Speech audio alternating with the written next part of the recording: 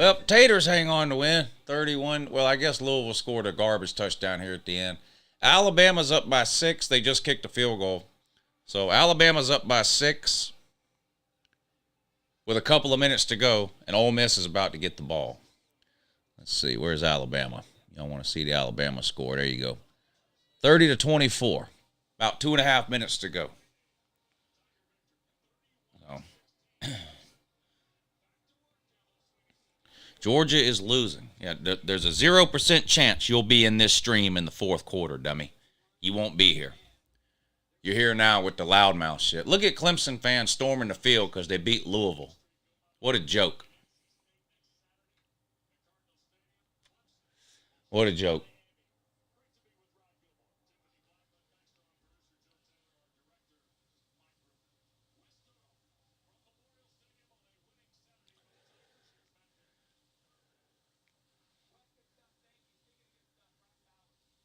All right, the good news is the Clemson game is over, so we'll get to see the start of the Georgia game coming up on ESPN here in just a minute. Couple of minutes to go in the Alabama-Ole Miss game. I've been standing up live streaming since 3 o'clock over on the Patreon page, so I'm going to sit down for these next few minutes until the Georgia game starts, but then don't worry. I'm not capable of sitting down during the Georgia game, so I'll be up and running around and with the yelling and screaming routine like I normally am. Don't worry. Don't worry. I'm also going to watch TCU in Texas and Washington and Oregon. Those are the 3 games I'll be watching live in here tonight. Georgia, Mississippi State, TCU, Texas, Washington, and Oregon. So that's what I have on the TVs. But, of course, I'll be keeping up with all the primetime games. All right, Ole Miss got the ball on their own 29. Pass complete on a swing route in the backfield. Picks up about 3 yards. 1:45, and the clock is ticking. Ole Miss has 2 timeouts. A touchdown and an extra point will win the game. Can they do it? I don't know. No. About to find out. 2nd and 7, Ole Miss picks up the first down. So 1st and 10, clock stops on a first down, 1:25 to go.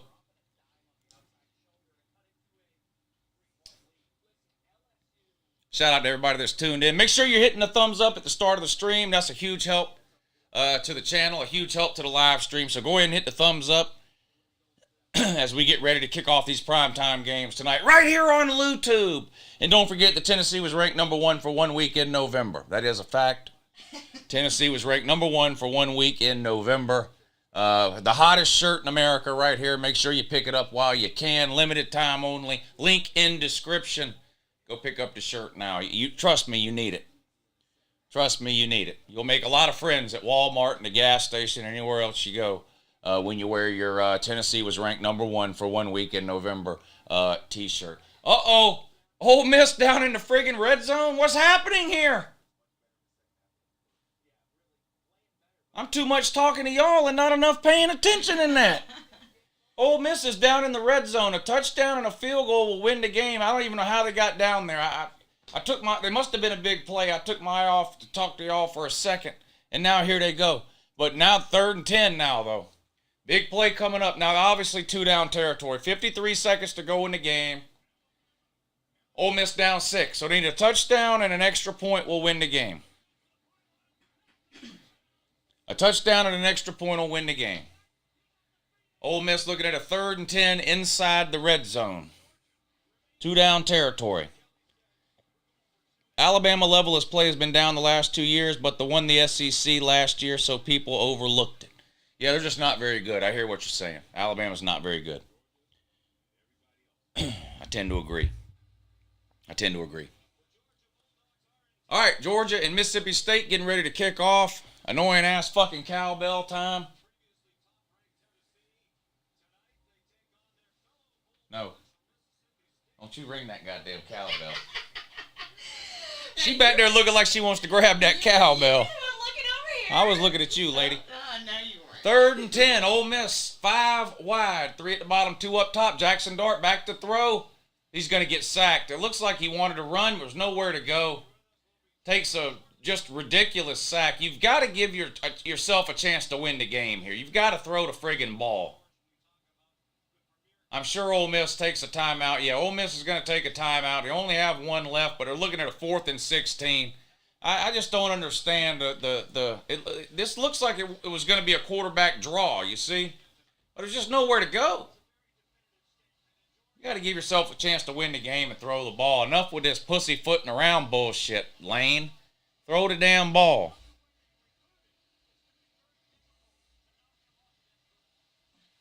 Pussyfooting around, huh? Yeah, so it's going to be this is going to be the ball game coming up here. A 4th and 16 play for Ole Miss. They're down 6. They're in the red zone, but they need a touchdown and an extra point to win the game. Mississippi State, rather, getting ready to take the field. Home game against the number 1 ranked, number 1 team on the planet, the Georgia Bulldogs, who just got done 7 days ago beating the absolute dog shit out of something called the Tennessee Vols.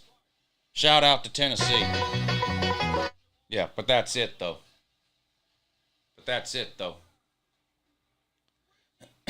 Jackson Dart stinks. Well, he definitely ain't Matt Corral. I'll tell you that right now. He's definitely not Matt Corral. That's a fact that I don't think anyone's going to argue with you about. He's definitely not Matt Corral.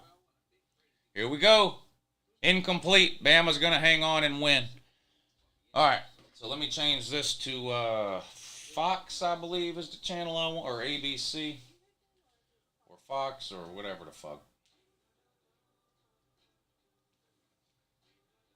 Washington at Oregon, TCU at Texas.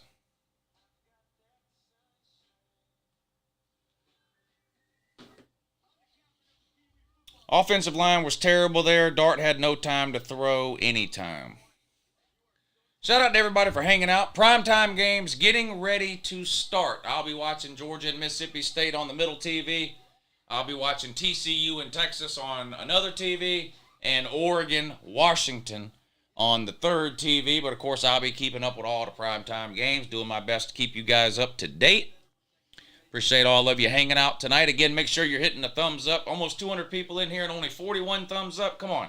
If you're not excited about watching the primetime games, then why are you here? And if you are excited, hit the thumbs up. We ought to be able to get to 100 thumbs up. That's what we ought to be able to do. Or maybe I'll just go back to starting soon. Start soon when the thumbs up gets where they need to be. No, I'm just kidding. I don't want to do that. But hit the thumbs up, though. Let's see. Should we take roll? We'll take roll. If I call your name, you have to hit the thumbs up. KJ Bryant, Marie Just Me, JJ, Vandy Dandy, JR, Jess C, Savage Dog, Wet Blanket, Homegrown Cowboy, Luke Walker, JC, Berto Mac, Berto, Harry Vol, First Comes Rock, Paxton, Vandy Dandy West, Lath Musa, Matthew Walker, Red Bull Insider RBI, okay? Will Nance, Bad Dog, Chicks Dig the Slutter. Is that true? It might be. Marion Turner, Griffin Erdorovsky, Joe Pierce, Liam, Kazoo, Shadow, Kitty Fishing. I'm not going to lie, man. That sounds like a pedophile name. I know, I see how it's spelled like kitty cat, but when you just say it kitty fishing, it sounds like a pedophile name. Dawson Gentry, Paul Slaughter, BK, Flint Rivers, Gamecock Edits. Dummy is here. I wonder what team do y'all think he's a fan of? Could be Tennessee. Could be Ohio State. No. Could be LSU.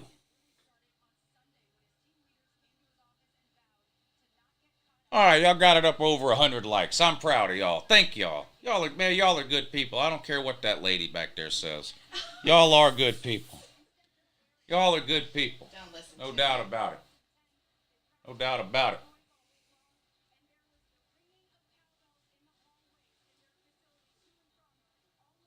All right, getting ready to get underway here in Stark Vegas.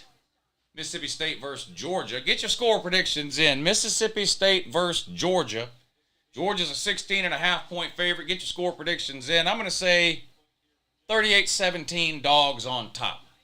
38-17 Dogs. That's going to be my score prediction. 38-17. The real Bulldogs will beat the fake Bulldogs. Georgia 38, Mississippi State 17. Georgia won the toss and elected to kick off. Kickoff goes through back of the end zone for a touchback. Mississippi State will take over 1st and 10 on their own 25. First possession of the game. Georgia can clinch the SEC East for what, the 5th time in the last 6 years? With a win tonight, Georgia will clinch the SEC East for the 5th time in the last 6 years. Georgia just owns the SEC East. It just is what it is. It just is what it is. Let's see these score predictions. 35-13, 43-24, 42-17, 24-21, 31-10. Holy shit. Big Ronnie, you need to go to the doctor, dude. He says Mississippi State 45, Georgia 7. You need to seek mental help. Pass complete on first down for Mississippi State. Good for about 2 or 3 yards over the middle. It's going to be 2nd and 7 coming up for Mississippi State. Will Rogers, of course, quarterback for Mississippi State. Mississippi State throws the ball about 45 times per game. They really don't even try to run the ball. They only run for an average of 80 yards per game. 2nd and 7. Will Rogers in a shotgun again, back to throw. Incomplete over near the sideline. 3rd and 7 coming up for Mississippi State. Ball was overthrown. Does it make you a bad Vol fan if you buy that shirt? No. It's just a funny shirt. I don't care who you are. Even if you're a Tennessee fan, shit's funny. Atomic Shark, stop tagging me in every one of your... It's annoying. If I don't respond to one of your comments, it's not because I don't see it. It's because it's not worth responding to. So quit typing the same things over and over again. Or I'm going to show you the door. Ban you? Okay. You say ban you. Okay. Say no more, fam. Have a great day. Have a great day, sir. Or lady, whatever you are. Here you go. Here you go, lady. Here you go.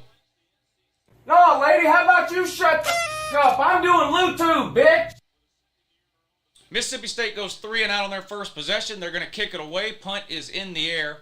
Not a very good punt. Short punt. Does take a Mississippi State roll down inside the 30 to the 27-yard line. It's going to be down there. 1st and 10 coming up for the best team on the planet, the Georgia Bulldogs. Led, of course, by my favorite nephew, Starkville Bennett. Let's go, Starkville. Let's do this, Starkville. Let's go, Starkville. Don't disappoint your Uncle Lou. The guy asked me to ban him. Shit, I'm a nice guy. I do what people ask. He asked me to ban him, so I banned him. Hopefully this channel can survive without him. I'll keep my fingers crossed. All right, 1st and 10 for the Dogs. First possession of the game for Georgia. Mississippi State just went 3 and out on their first possession. 14:07 to go in the first. A win for Georgia will clinch the East. And we've got a flag down already for Georgia. Must be a false start. Them damn cowbells. Them damn cowbells. Why is Mississippi State the only team in the country that's allowed to bring fake noisemakers into their stadium? A bunch of fucking hicks. Who just carries cowbells around? I guess people from Mississippi State. Mississippi State! Mississippi State! So 1st and 15 now for the Dogs. Play action pass. Bennett rolls out, throws, complete. Marcus Rosemy-Jack Saint with the catch. Picks up about 7 or 8 yards. It's going to be 2nd and about 7 or 8 now.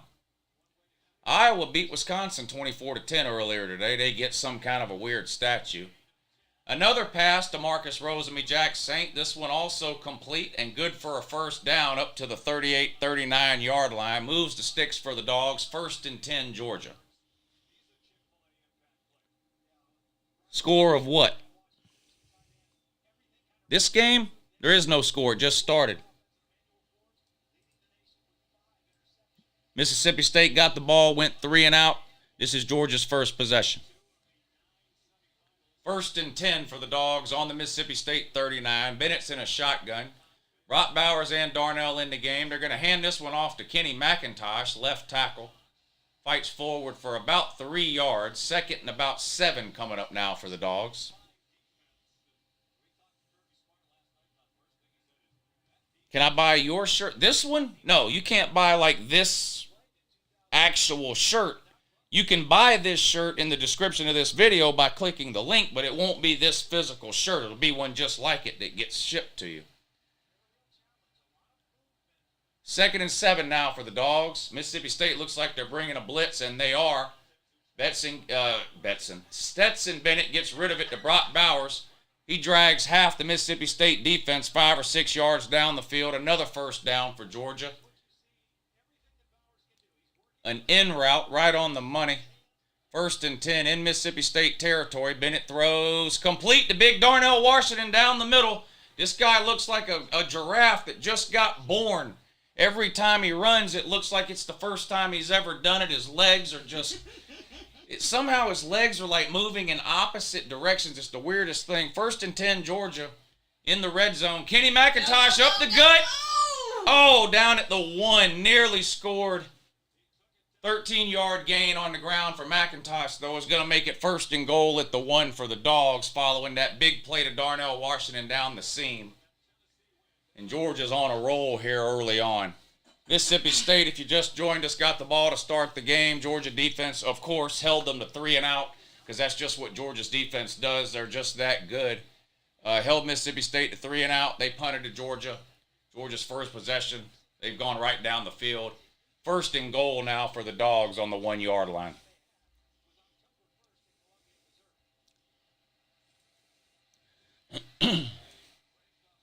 Dogs up to the line. Bennett under center. He fumbled. I don't know who got it. Bennett fumbled the snap. I think Georgia jumped on it.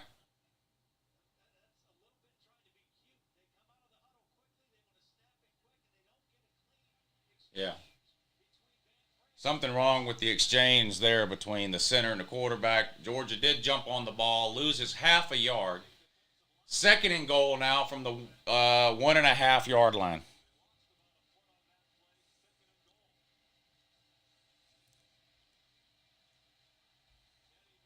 Hand off, Kenny Mack. Wow, nowhere to go. Lost a yard or 2. No blocking at all on the left side that time. Lots of push by the Mississippi State defensive line up front. Nowhere for McIntosh to go. He ran into a wall there. Ran into a wall.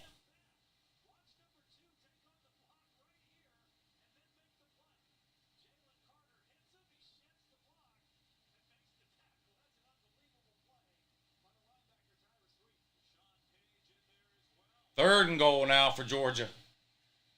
On the 3, is that what they're going to say? What did he lose on that last play? He had to have lost at least a yard. Jalen Carter in the game at fullback, our defensive lineman. Play action pass. Bennett throws to a wide open Brock Bowers touchdown. Nice play call there. Nice play call there. Came out in a goal line set. Stetson under center. Jalen Carter in at fullback. Play action pass. No one picks up Brock Bowers. He's standing all by himself in the end zone. Touchdown, good guys. That's right. Just like that, Dogs go up 7-0. It's not that hard, folks. It's not that hard. It's just that your team is fucking terrible, and Georgia isn't. That's all there is to it. Not that hard, people.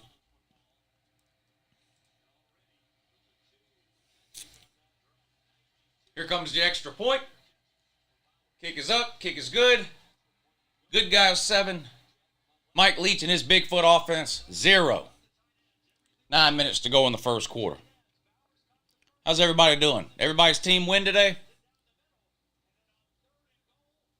Type the name of your team in your comment section today if your team won. Type the name of your team in the comments section today if your team won. Let's see. Let's see what fans we got in here. Tennessee fans, Bama fans, LSU fans, Notre Dame,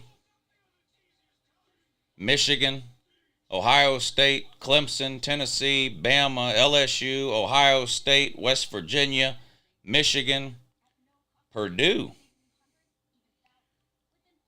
Notre Dame, Tennessee, and Vandy. You have 3 teams? Wow, that's not good, my dude.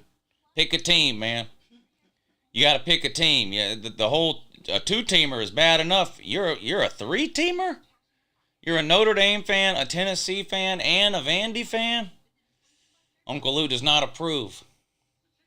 I do not approve of that.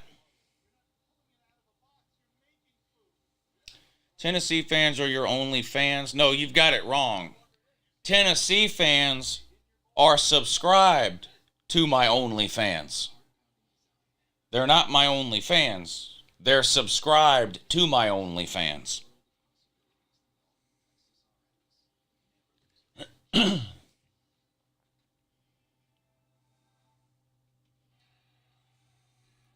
Choose Notre Dame? All right, good. Enough of that Tennessee and Vandy nonsense.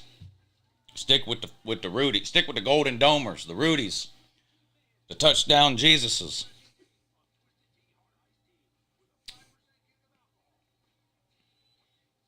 Yeah, I've got the hottest feet pictures on the internet. That's a fact.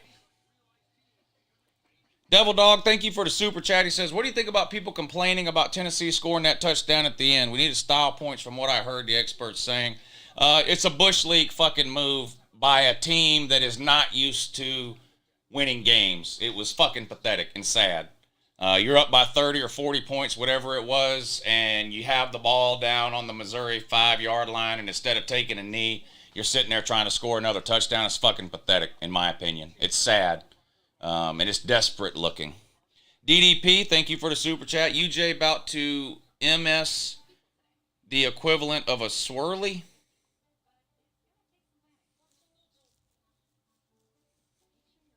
You know what a swirly is, right? Yeah.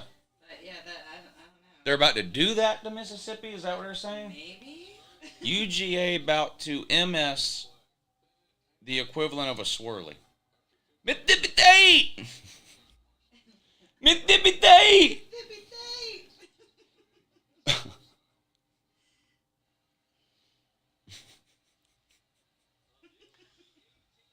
Washington and Oregon is underway. TCU and Texas kicks off at 7:30. Those are the other 2 games I'm keeping an eye on. Got Georgia and Mississippi State on the TV in the middle. And, of course, we got the scoreboard pulled up. We'll be checking scores all throughout the night. Georgia kicks off after taking a 7-0 lead. Just like the last one, that one also goes through the back of the end zone for a touchback. Mississippi State will take over 1st and 10 on their own 25. Mississippi State went 3 and out on their first possession. Joseph NR, thank you for the super chat. He says, Uncle Lou is the South Park of college football. He trolls super hard but says things no one wants to hear but needs to hear. That's a fact. A lot of people don't like, in fact, it's not even, a lot of times it's not that people disagree with what I say.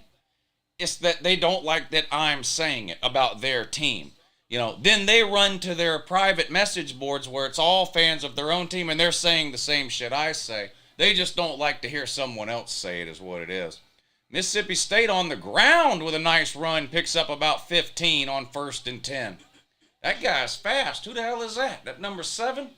Marks, little bitty guy. Off left tackle on 1st down, picks up about 15. Looks like it was designed to go up the middle, but he bounced it outside. Nobody home for UGA. Big gain for Mississippi State. 1st and 10 on the Georgia 39 now. Will Rogers in a shotgun. They run a jet sweep. Georgia was ready for it that time. Pop Johnson and Jalen Carter on the tackle. Loss of a yard or 2 there. 2nd and long coming up for Mississippi State now. Mr. Leahy, thank you for the super chat. What's your top 3 moments in your life as a Georgia fan? Oh, God. The entire 2017 season was a lot of fun.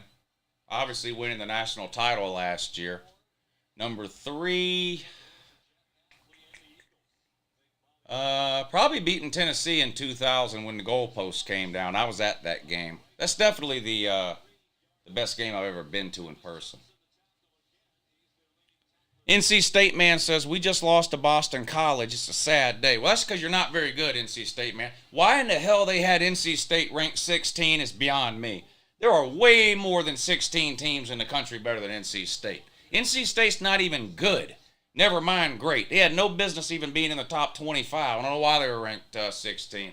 3rd and 6 for Mississippi State on their own 43. Draw play, nowhere to go. Jalen Carter tackled the running back basically before he ever even got the ball. 4th and about 7, and Mississippi State's going to have to kick it away. That was quick. Punt team coming out. Yeah, Georgia's going to get the ball back here after this Mississippi State punt that's coming up now. Yeah, NC State is terrible. I mean, the reality is the ACC is not any good at all. Clemson and North Carolina are good teams. Neither one of them are great. They're good.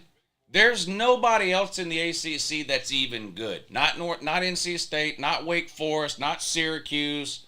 The ACC is just terrible this year. As you know, you just have those kind of years sometimes, and that's the case for the ACC. Nice punt by Mississippi State. Gets the ball down to about the 12-yard line. Georgia will take over right there, 1st and 10. Dogs on top, 7-0 over Mississippi State. A little over halfway through the first quarter.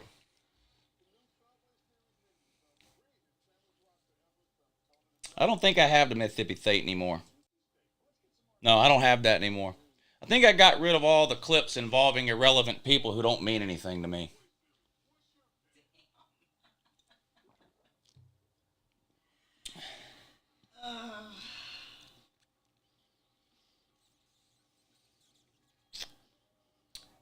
Jane's Film wants to know if 27 points is more than 13. Yes, 27 points is more than 13.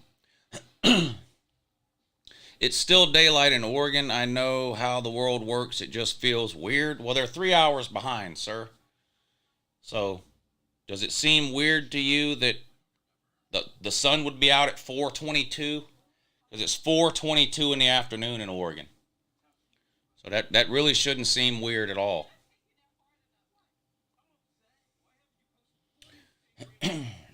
Jalen Carter should be the number 1 pick. Well, interior defensive linemen aren't as valuable as edge rushers.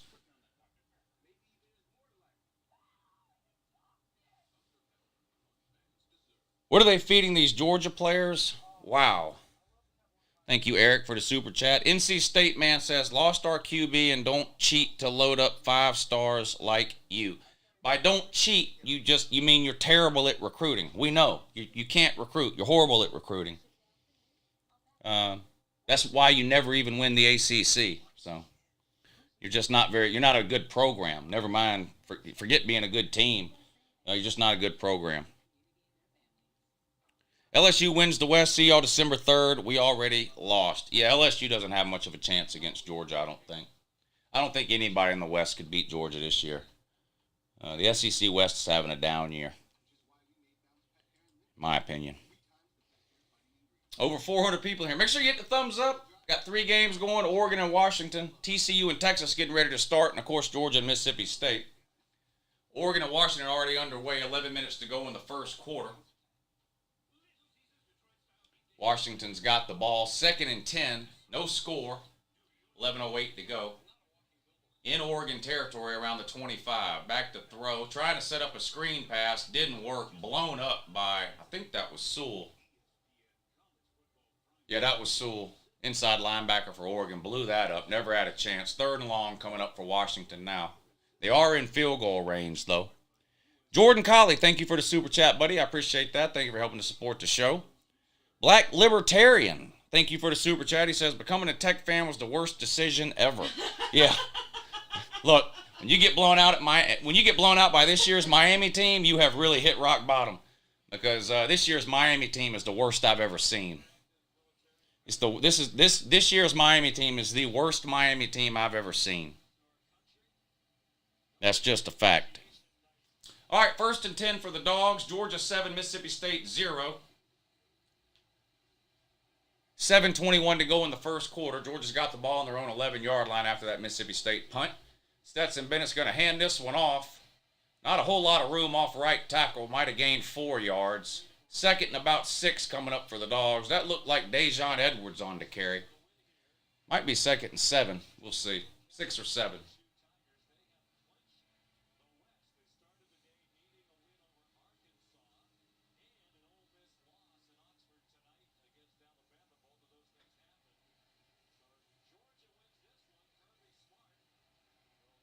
2nd and 6 for the Dogs on the 15. Lad McHonky comes in motion.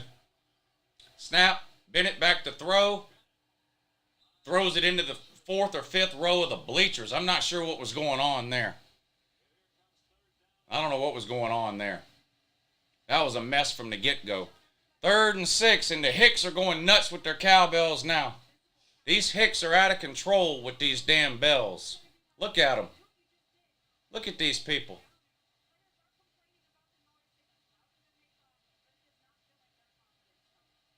If that ain't about some Green Acres shit, I don't know. 3rd and 6 for the Dogs. Bennett the shotgun. 4 wide receivers. 3 up top, 1 at the bottom. Bennett back to throw. Good protection. Complete, but short of the first down. Is going to be a yard short. Got to the 20. Needed to get to the 21. You got to love a 5-yard curl on 3rd and 6.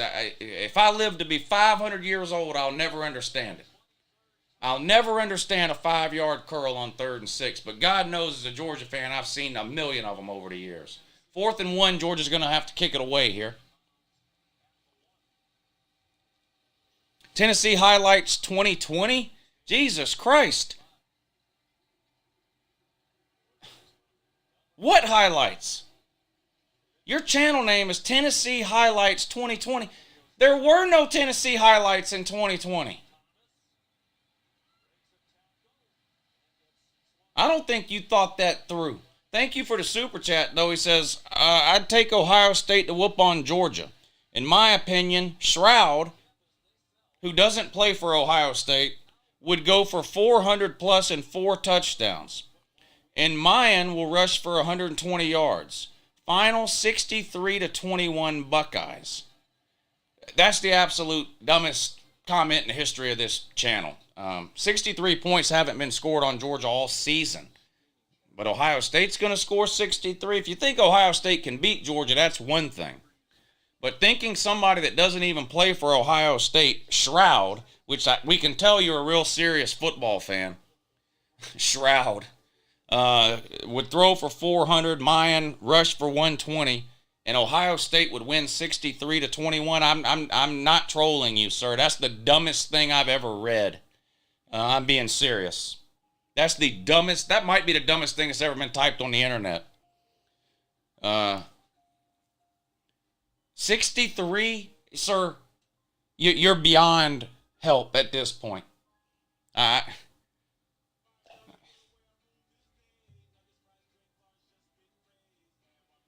Ryan Maggard, thank you for the super chat. As a Florida fan, I just got to say you have a better singing voice than I would have thought. Also, G5 Billy, the real deal. Just a fair warning now. Heating up on the trail and on the field. Yeah, they beat South Carolina today, so they're probably going 15-0 next year. RB Smata, thank you for the super chat. He says, I don't know, but something about this stadium rings a bell. I see what you did there, Smata. I see what you did there. That was a knee slapper. Yeah. 63 points on Georgia, huh?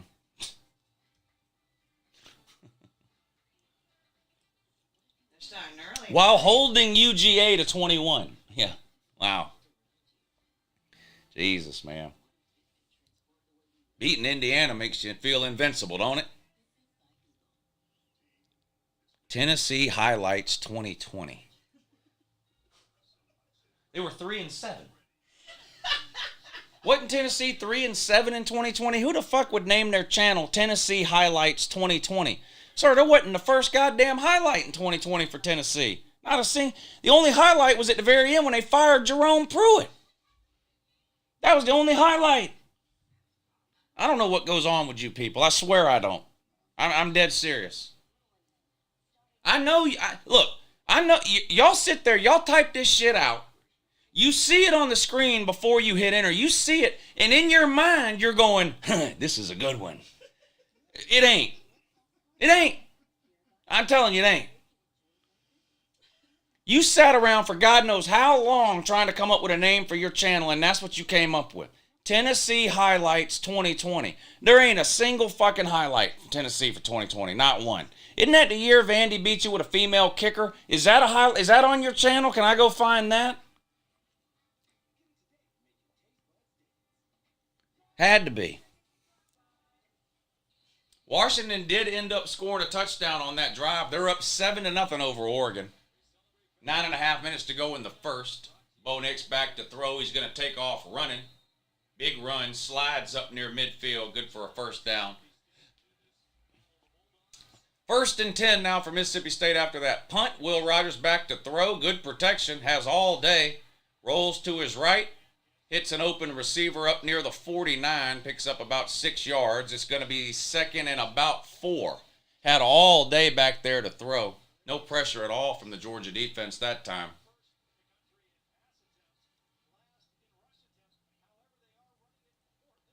2nd and 4. Handoff up the gut this time goes nowhere. It's going to be 3rd and 4.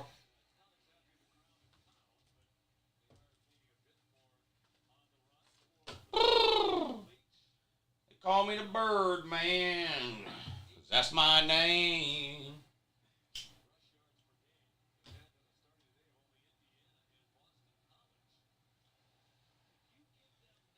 Third and 3 for Mississippi State, right at midfield. Will Rogers shotgun. Georgia's defensive line shifts.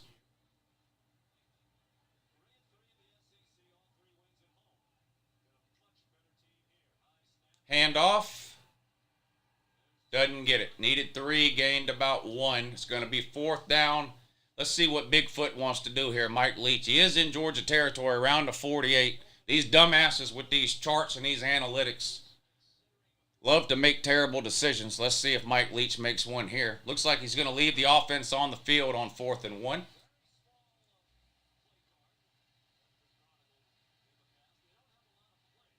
Three wide to the bottom of the screen for Mississippi State. 1 wide up top. Will Rogers in a shotgun. 4th and 1. Georgia 49. 10 seconds on the play clock. Will Rogers is looking around. Now he's ready. 4 seconds on the play clock. Snap. Throw. Batted down at the line. Incomplete. Turnover on downs. You can take your analytics, turn them sideways, and shove them up your fucking ass, Bigfoot looking motherfucker. Fucking paying these goddamn coaches $6, $7, $8, $9, $10 million a year to drool on a fucking chart and go, the chart says go for it, boss. Chart says go for it, boss. Any fucking idiot can do that. These chart readers, man, are idiots. Nick Saban, Lane Kiffin, Butch Jones. But the chart said, you just gave Georgia the ball at midfield instead of punting them back inside their 10, you idiot. Big dummy. Enjoy your channel and knowledge, Lou. Go Vols. Thank you, Bowman. I appreciate that. Nathan, thank you for the super chat. I'll read that in just 1 second. 1st and 10 Dogs on their own 49. Bennett under center. Milton in at running back now. They're going to hand him the ball. Boy, we've ran that play 20 times this year, and it hadn't worked a single time. That slow, long-ass, delayed counter play out of with Bennett under center, it hasn't worked a single fucking time. And what a shock it didn't work there either. Maybe take whatever part of the chart that's on and throw that away too, Monken. Speaking of charts. Nathan says, good morning, Uncle Lou. Looking forward to potentially hearing about Tulane on the Your Season is Over video. Go Knights and go Dogs. Cowbells suck. Yeah, Tulane went down to Central Florida. I had picked Tulane to win that game, but they let me down. Bennett back to throw on 2nd and 12. Goes deep. He was hit as he threw. Intercepted.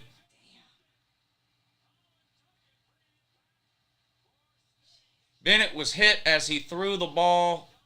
The ball fluttered up in the air, 20 yards short of the wide receiver, right into the arms of Mississippi State safety. That's not really on Bennett. Believe me, I'd love to get mad and run around this room and yell and scream and throw one of those bar stools across the room, but that's not really on Bennett. His arm was hit as he was throwing the ball. Ladd McConkey was actually wide open. Bennett was hit as he was trying to throw. That's just one of those deals. I can't even get mad. And believe me, I look for any opportunity I can to get mad at Stetson Bennett, but that's not one of them. By Insanity, thank you for the super chat. He says, Ohio State wide receiver caught touchdown after having 4 ACL injuries. That's good. always like to see people come back from injuries. 4 ACLs, though? Wow. I never heard anybody having 4. Will Rogers back to throw over the middle. Oh, nearly intercepted. Bobbled by Christopher Smith and dropped. Nearly back-to-back interceptions there on 2 consecutive plays. Right off the hands of the wide receiver. Hit Christopher Smith right in the hands. He just wasn't ready for it on the deflection there. Johnny on the spot, right in the right place at the right time. Couldn't come down with it. 2nd and 10 now for Mississippi State. Will Rogers in a shotgun, back to throw. Nearly intercepted by Pop Johnson that time. Hit him right in the gut. Man, that's why these folks is playing defense, ain't it? There's a flag down, too. What are they going to call here?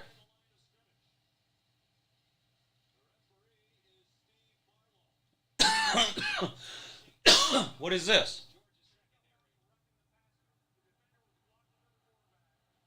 Oh, no foul. Okay, no, they picked it up. No penalty. No penalty.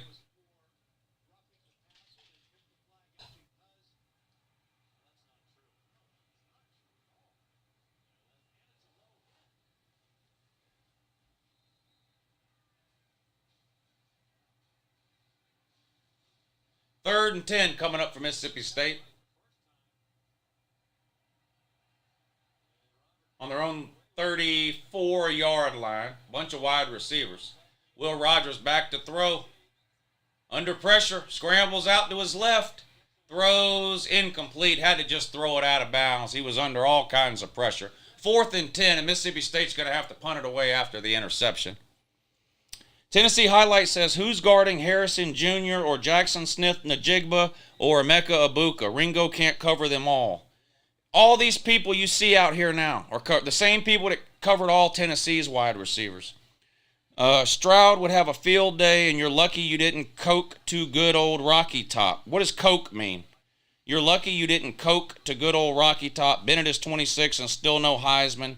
1980. Well, Georgia won the title last year, 2021, not 1980. Ohio State hadn't won it in 7 years. Ohio State's never beat Georgia, ever, in history. They've lost to them every single time they've played. Ohio State really can't beat anybody in the SEC. You're 2-9 against the SEC all time in the postseason. And if you run into Georgia, you're going to be 2-10. Ohio State's soft as fuck. They trot 5 boxes of Kleenex out onto the field, called it an offensive line. Their defensive line has a name, image, and likeness deal with the MyPillow guy. Your linebackers are out there looking like a bunch of oversized beanbags. Ohio State's the softest team in the country. That's why they never do anything. All that talent, not a single national title. There's not a coach in America that does less with more than Ryan Day. 3, 4, 5 NFL wide receivers every single year. Quarterbacks putting up 4,500 yards, 5,000 yards a year. No national titles. Incomplete on 1st and 10, intended for God knows who. I have no idea. And per normal, every time this pisses me off about this jamoke here. Every time Stetson Bennett throws an incomplete pass, he looks right at the wide receiver and starts doing shit like this. Like the wide receiver did something wrong every single fucking time. It really pisses me off. If I was a wide receiver, I'd have to tell Stetson to stop don't do this shit to me ever again. Or I'm going to come back here and slap the shit out of you. 2nd and 10 for the Dogs. Pass complete at the line of scrimmage. No gain at all. Bell on the catch. One of those little bubble screens, but for whatever reason, there wasn't a single blocker out there. 3rd and 10 coming up for the Dogs.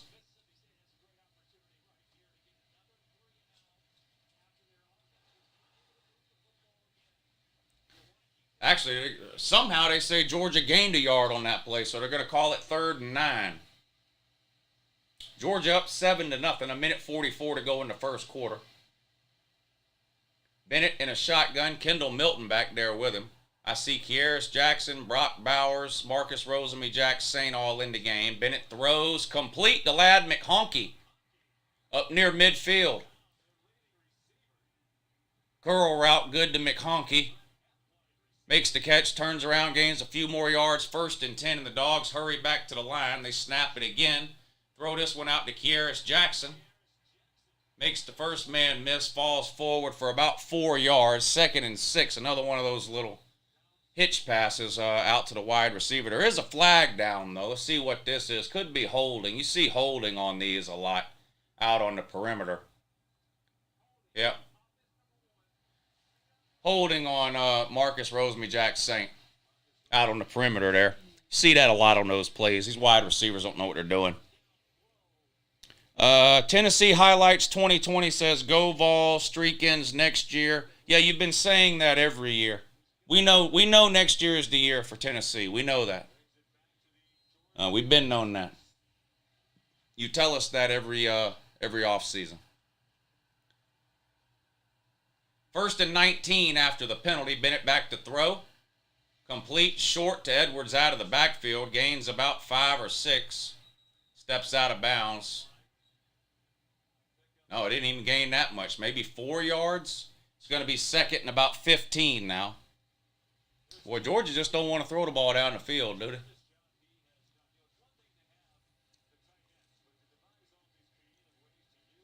TCU going down tonight? Yeah, I picked Texas in that one.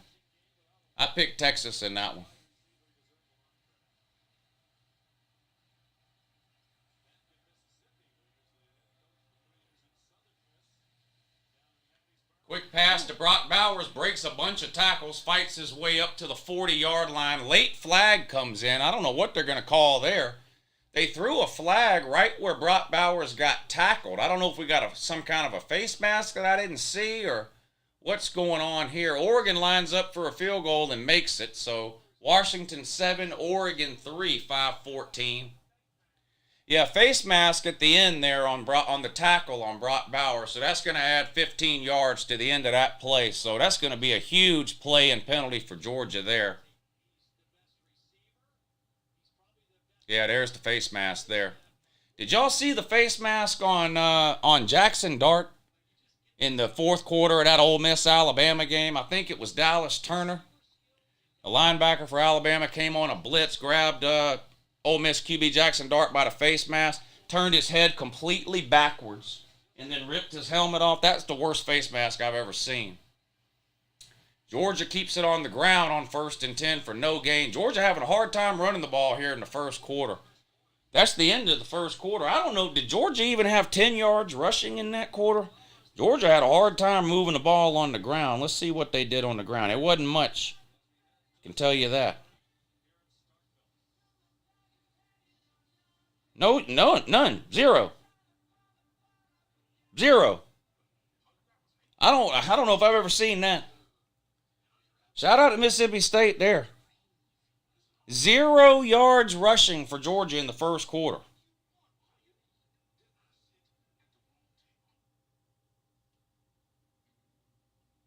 Oh, no, I'm sorry.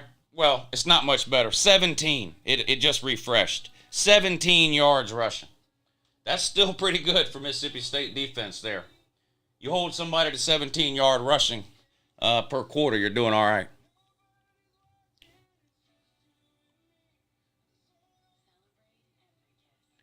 Yeah, you do that, you're doing all right.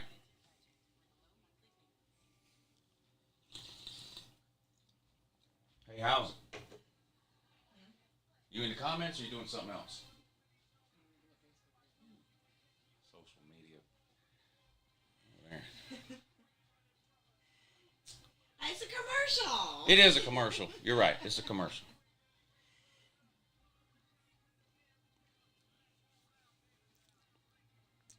See who's in here hanging out. Marie's still in here. What's up, Marie? Yeah, we do need the run game. Flint Rivers, Ryan W., Ezra Mitchell. TCU and Texas should have been a big noon game, says your boy Jay. Well, TCU and Texas is on ABC, and Fox Big Noon Kickoff only does their pregame show from Big Ten games because Fox is biased towards the Big Ten. Every pregame show Fox has ever done on that Big Noon Kickoff pregame show, which nobody watches, by the way. Every single pregame show they've ever done has been a Big Ten game. This is a Big 12 game, and it's not on Fox. And Fox is biased. Unless the game is on Fox, they're not doing the big noon pregame thing from there because they're biased towards the Big Ten. Yep, just a fact. Cry down below. Georgia needs a playmaker? Yeah. I don't know how they're 6th in the country in scoring without any playmakers. It's weird. 3rd in total offense, 6th in scoring, but they got no playmakers. It's just strange. Yeah. Is that the new one? They ain't played nobody, they ain't shown me nothing, and they ain't got no playmakers. If only Brock Bowers could make a few plays, or Ladd McConkey, or Marcus Rosemy-Jack Saint, or Kenny McIntosh, or Stetson Bennett. If only one of those guys could make a few plays here and there, Georgia might actually be pretty good.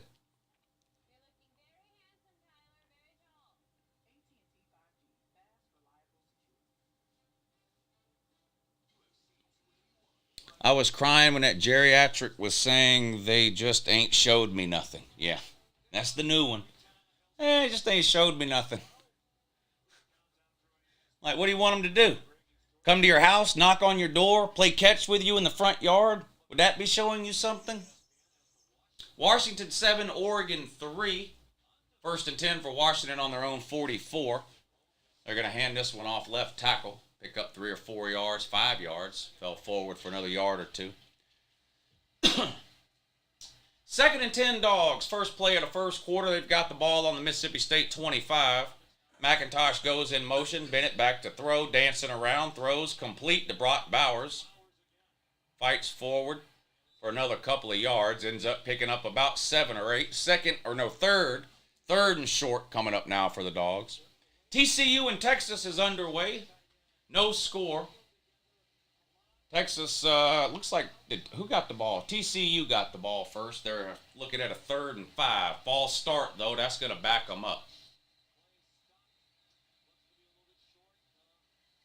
They blew the play dead short of the first down, so it's going to be 4th and about half a yard for UGA.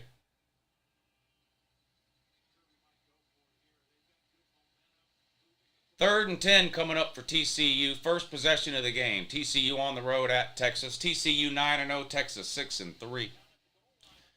4th and half a yard for UGA, and they're going to keep the offense on the field. They need to get to the 15 for a first down. Ball's placed on the 15 and a half right now. Max Duggan throws incomplete on 3rd and 10. TCU is going to have to kick it away on their first possession. Bennett under center, 4th and 1. Bowers in motion. Snap. Bennett, quarterback draw, good for a first down. Moves the sticks. 1st and 10, Georgia on the 14. Mark Salyers, thank you for the super chat. Brock Bowers is a living, breathing Chuck Norris meme. He is fun to watch, isn't he? He has to come back for another year, too. He's a true sophomore. So he's got to come back next year. Devil Dog, thank you for the super chat. He says, LouTube and Josh Pate are the kings of college football content.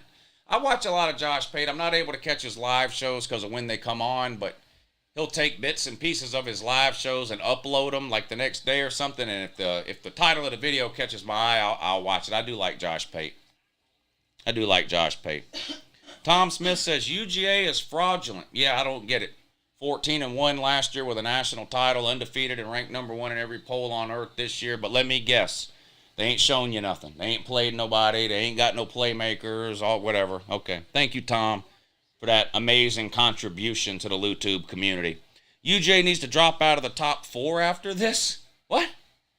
They're winning 7-0. They're about to be, well, shit, did they just fumble? Georgia needs to drop out of the top 4 because they're beating Mississippi State. I don't know what's wrong with some of you. Some of you, I think, are just trolling. Some of you are so dumb you actually believe the stupid shit you say, though.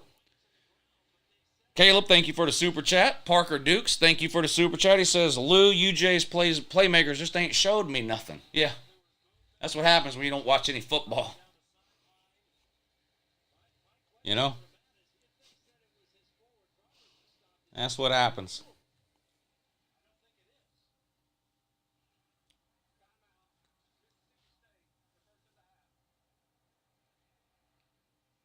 Mississippi State took a timeout. I don't know if they're trying to get a review here or what they're doing.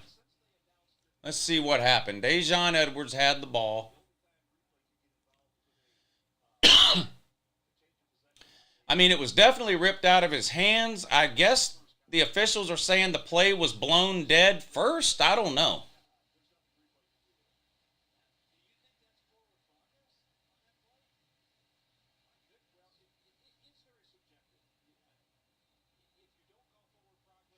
I guess if they blew the whistle, they blew it too soon, and that should have been a turnover.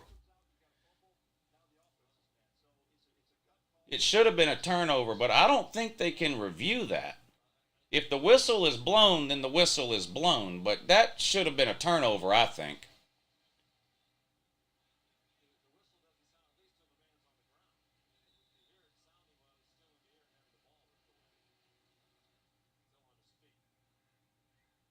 And so I mean, I don't know what they're going to end up doing, but it looks to me, I don't know if that's something they can review or not, but it seems like that should have been a turnover.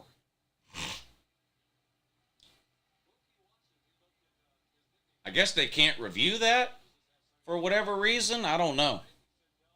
That should have been a turnover. It should be Mississippi State's ball right now.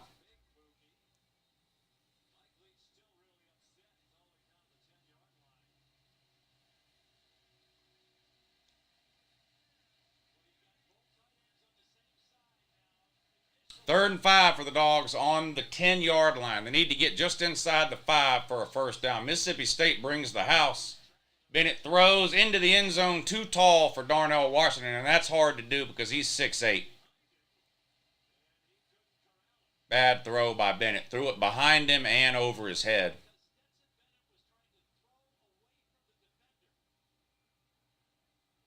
Fourth and 5 coming up for the Dogs.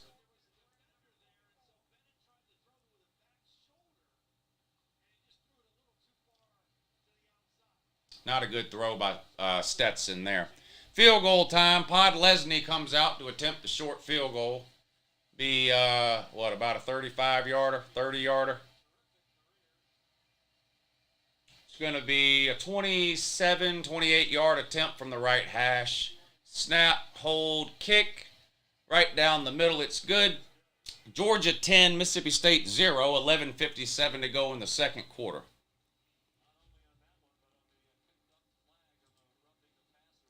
Every whistle be blown is what caused that not to be reviewed. Well, the whistle wasn't blown until after the turnover, so it wasn't the whistle. The whistle didn't blow until after Mississippi State had the ball. Michigan is 10-0, but their fans on Facebook still complaining about them playing 1975 football. Well, it's normal for fans to complain. I do it all the time. Georgia's undefeated, and I complain constantly. Just because you're undefeated doesn't mean you're a perfect team. Kirby Smart complains in every post-game press conference. We should have done this. We should have done that. We should have done this better. We should have done that better. So, just because you're 1-0 or 5-0 or 9-0 or 10-0 doesn't mean you're perfect. How about your South Carolina bet, Lou? So far, so good. They didn't come back and win, did they?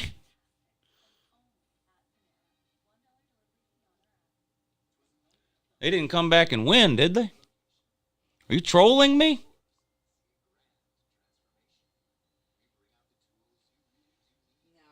No, they lost 38-6. Yeah, my bet's looking good. Both of them. My South Carolina bets are looking good. Both of them.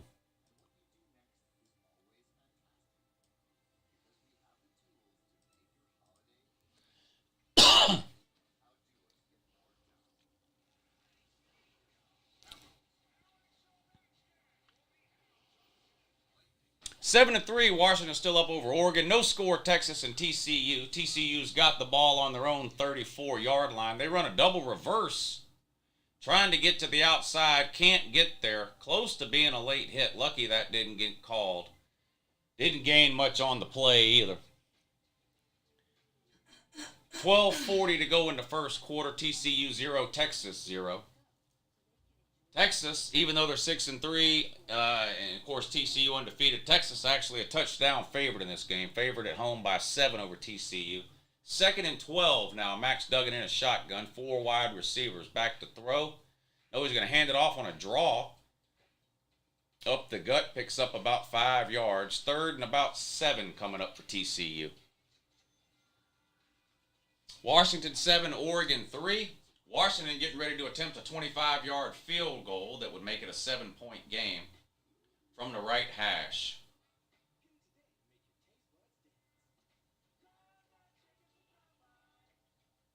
Snap, hold. The hell is that kicker doing? I don't know what happened there. Now there's a flag on the play. Delay a game on a field goal attempt?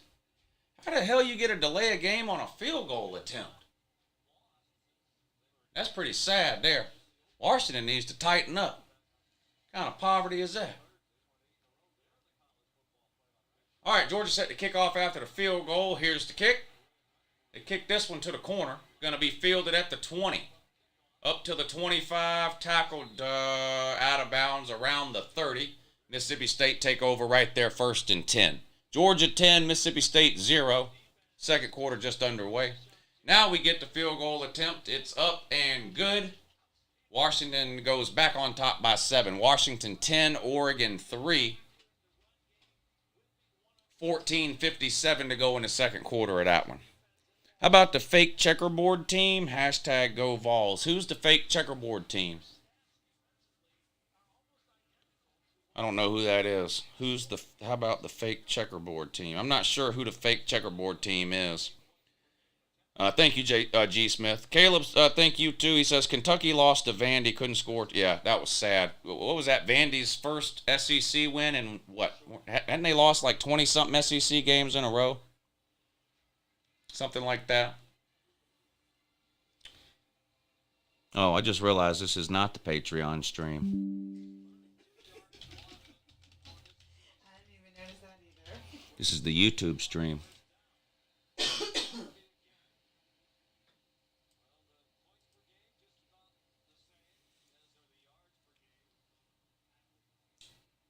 Flag down in the Texas TCU game. Not sure what it is.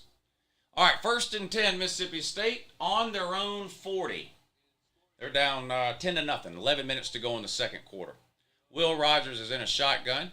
He's going to hand this one off, bounces it outside, finds a little bit of a seam, falls forward for a couple of yards maybe. 2nd and about 7 coming up for Mississippi State now. Hey, Lou, when State beats the Bulldogs tonight, are we going to get one of those Georgia was ranked number 1 for 1 week in November t-shirts? If that happens, yes, I will make one, order one, and wear it. But you know as good as I do that that's not going to happen, and you wouldn't bet 1 dime on it. Hitch pass for Mississippi State, caught at the line of scrimmage, and good picks up a 1st down, too, and also. Nolan Smith on the sideline. He's probably out for the year. That's a shame, too. That's a shame. 1st and 10 for Mississippi State at midfield. They've already picked up a couple of 1st downs here. Will Rogers throws towards the sideline. Caught just short of the 1st down marker. Picks up 8 or 9. 2nd and short coming up for Mississippi State now. Jay Rizzle Drizzle says, can't wait for LSU to whip UGA in the SEC championship game. Tired of listening to you UGA yahoos. East had 1 good team last year and 2 good teams this year, and you think East is king? Laughable. There's not a human being alive that thinks the SEC West is better than the SEC East this year, including you. So I'm not sure what you're talking about there. And LSU is going to get skull drug up and down the field by Georgia in the SEC championship game. You know it, I know it, and the American people know it. Crimson Kings, thank you for the super chat. Tennessee throwing it with under 2 minutes into game, up 100 points is pathetic. Yeah, I talked about that earlier. It's a poverty program that's not used to winning. They're just a desperate team, desperate for any pats on the back or validation that they can try to get, running the score up when they're already up 30-something points in the last minute of the game instead of taking a knee like any respectable program would do. But what do you expect from the Voltards?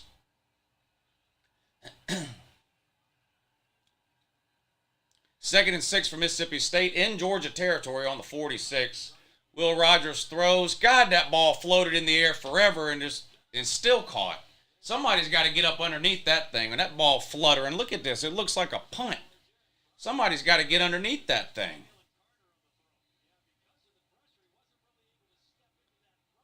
First and 10, Mississippi State. This is their best drive of the game. Georgia 10, Mississippi State 0. 8:50 to go in the second quarter.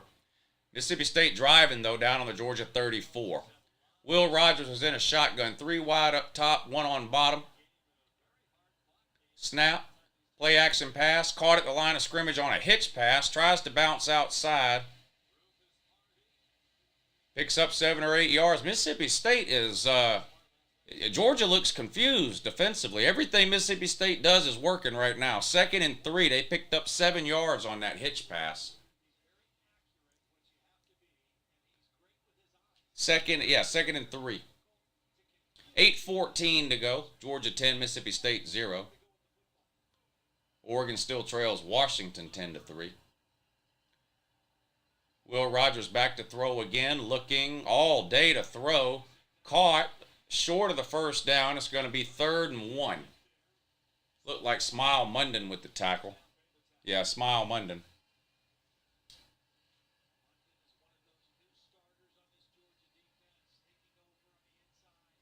Well, they're going to call it 3rd and 2. 3rd and 2 on the 27. Will Rogers in a shotgun again. See what they do here.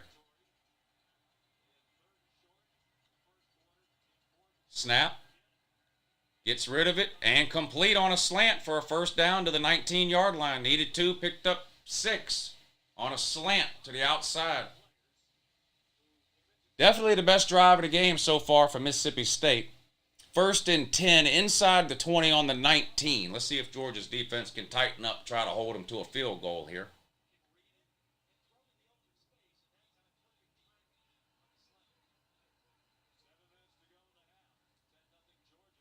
Toss sweep this time. Nowhere to go. Well, made something out of nothing there. Should have been tackled for about a 2-yard loss. Instead, trips himself forward somehow and picks up a couple of yards. Zion Lowe couldn't bring him down in the backfield. Ended up gaining a yard on what should have been a 2-yard loss. 2nd and 9 coming up for Mississippi State. Oregon with a 1st and 10 deep in Washington territory on the 25. They're down 10-3. Handoff up to Gut, only gains a couple. 2nd and 9 now for Mississippi State. On the Georgia 17, they bring a man in motion. Will Rogers back to throw under pressure, but gets rid of it. Incomplete. Had to throw. Oh, my God. They're going to get Georgia for pass interference here on an uncatchable ball. I don't know. Why are you pass interferencing the guy? There's no way he's going to get to that ball. Just don't touch him. Pass interference on Kamari Lasser. You can't do that, buddy. You can't do that.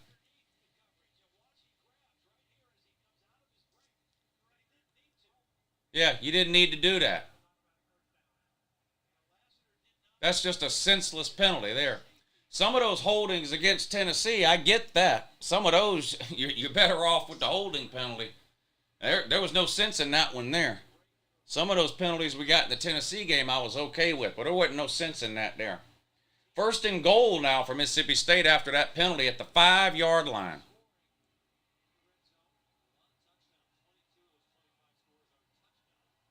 They bring a man in motion across the formation. Will Rogers back to throw into the end zone. Incomplete.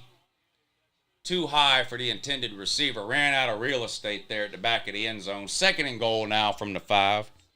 Is the Ohio State versus Michigan going to be alive?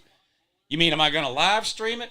I'm sure I'll live stream it. I just don't know yet whether it'll be on YouTube like this or whether it'll be on Patreon. That's up to the Patreon members. I put a poll up on my Patreon page every week, and they vote on what time slot they want me to stream on Patreon. And then I pick one of the other 2 time slots, and I do that on YouTube. So I won't know until the week of the game whether the Ohio State-Michigan game will be on YouTube or on Patreon. I won't know until the week of the game.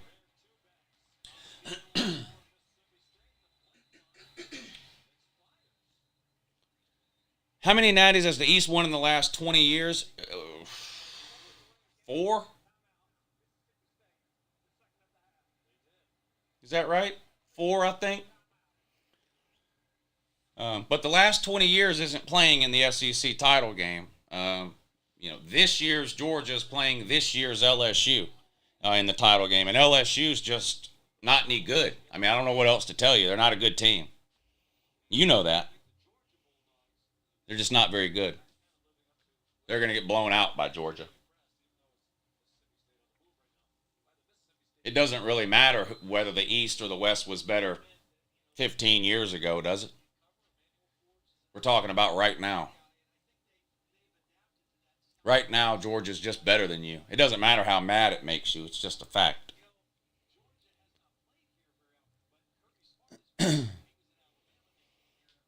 I'm extremely confident that Georgia will beat LSU. Yes, extremely confident.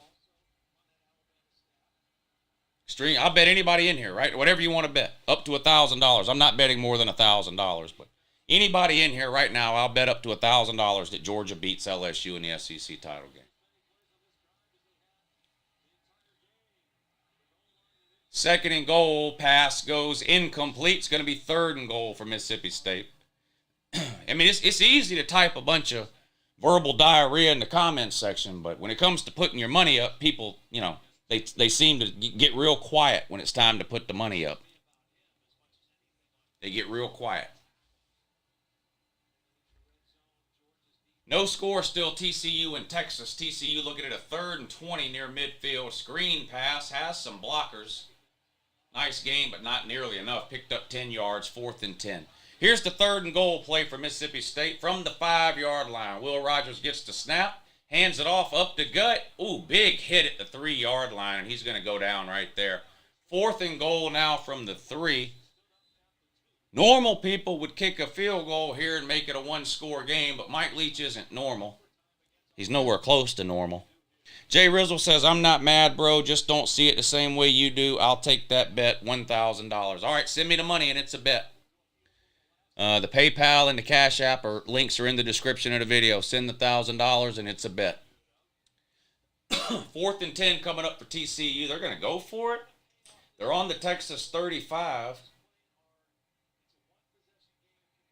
Delay a game. Maybe they're just wasting time, want some more room to punt, I guess. Still no score in that one. Mississippi State is going to actually line up for the field goal here. I think they're going to get a delay a game. What is going on with teams? Washington got a delay a game on a field goal not 5 minutes ago. Now, Mississippi State gets a delay a game on a field goal. Savage Dog says he ain't sending that shit. Yeah, probably not. He'd be better off just setting it on fire than he would betting it on LSU to beat Georgia anyway.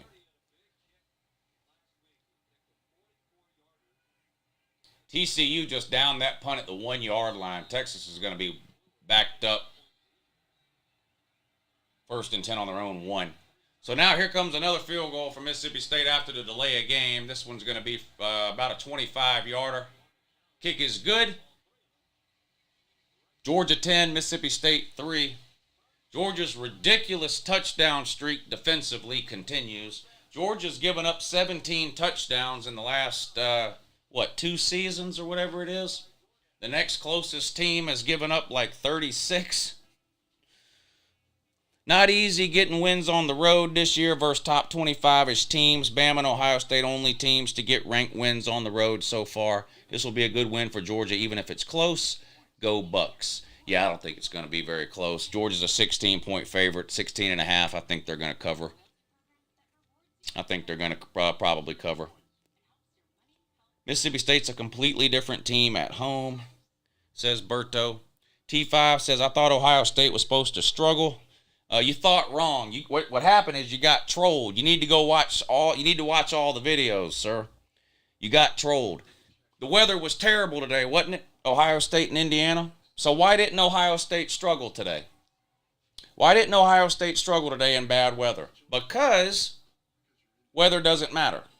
And now Ohio State fans know that. It took me 24 hours of trolling them for them to come to that realization, but now they finally figured it out.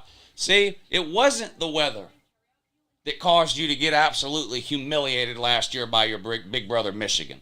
It wasn't the weather that caused you to barely beat a 3-win Nebraska team last year. It wasn't the weather that caused your lines of scrimmage to get dominated last week against a 1-8 Northwestern team. It wasn't the weather in any of those situations. It's just the fact that you didn't play very good. That's it. Today the weather was horrible. You played good, and you blew out a bad team. Now Ohio State, man, has finally figured it out.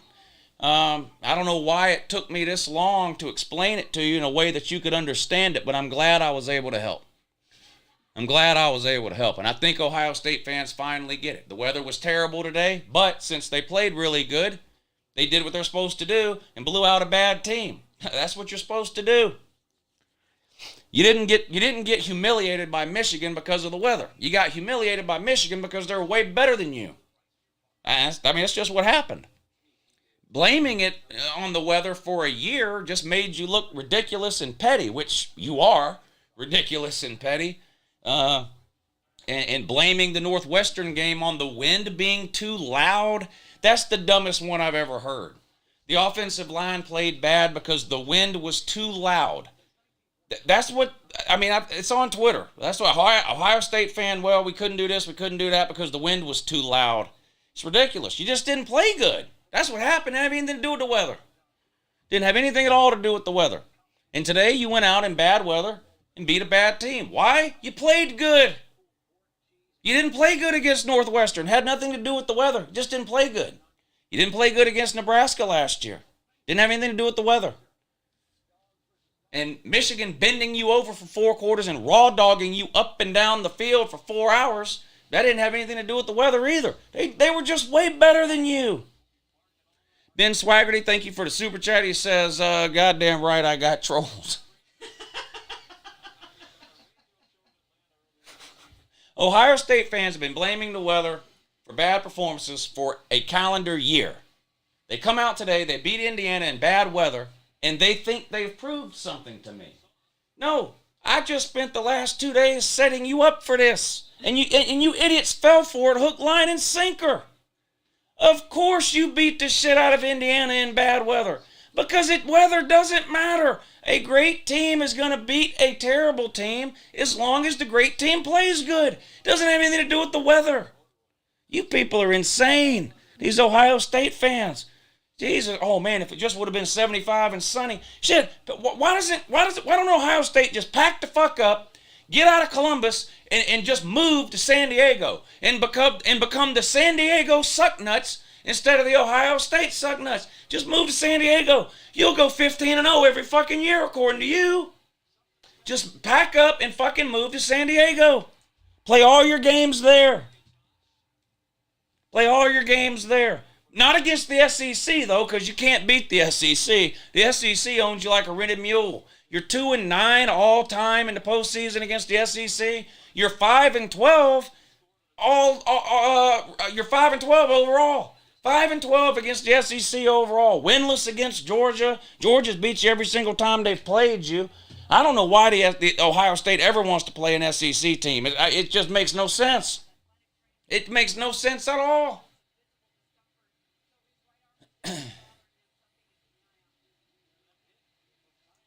Way over there rubbing on Stetson Bennett's arm. Well, how about just put Carson Beck in then? God forbid we play a real quarterback. 1st and 10, empty backfield for Stetson. Yeah, Stetson's arm hurt so bad that we're going to do an empty backfield on 1st and 10. Quarterback draw, Stetson picks up about 6 yards. 2nd and 4 coming up. Just take this guy out. He's bending over and doing all. You see what is he fucking... He look, Stetson Bennett out here like the old man in his shoe. Look at this motherfucker. He's out here like the old man in his shoe. I mean, he's 27 years old, but still. Come on, dude. He's out here with all this when he gets up, and he's got some kind of girl that's got a rub on his elbow every time he comes off the field. Just put Carson Beck in, coach. Now he rolls out, gets rid of it, going deep down the field to no man's land. I don't know what the fuck that was. I ain't throwing that to Mike Leach. I don't know what the hell he was doing there. 3rd and 5 coming up for the Dogs. The weather ain't played nobody. Yeah. Ohio State fans versus the weather is the greatest rivalry in all of sports. Period. Period. There is no bigger rivalry in all of sports than Ohio State fans versus the weather.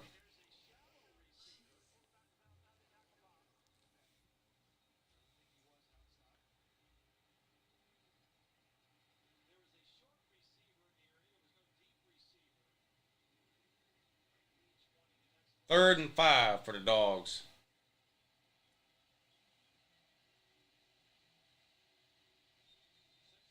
You know what I like about Mike Leach? He doesn't give a fuck how he looks. I was gonna say He doesn't care. He doesn't care. looked crazy just then. He just goes into the store and goes, I want that sweatshirt that says State on it. I want it 4 sizes too big.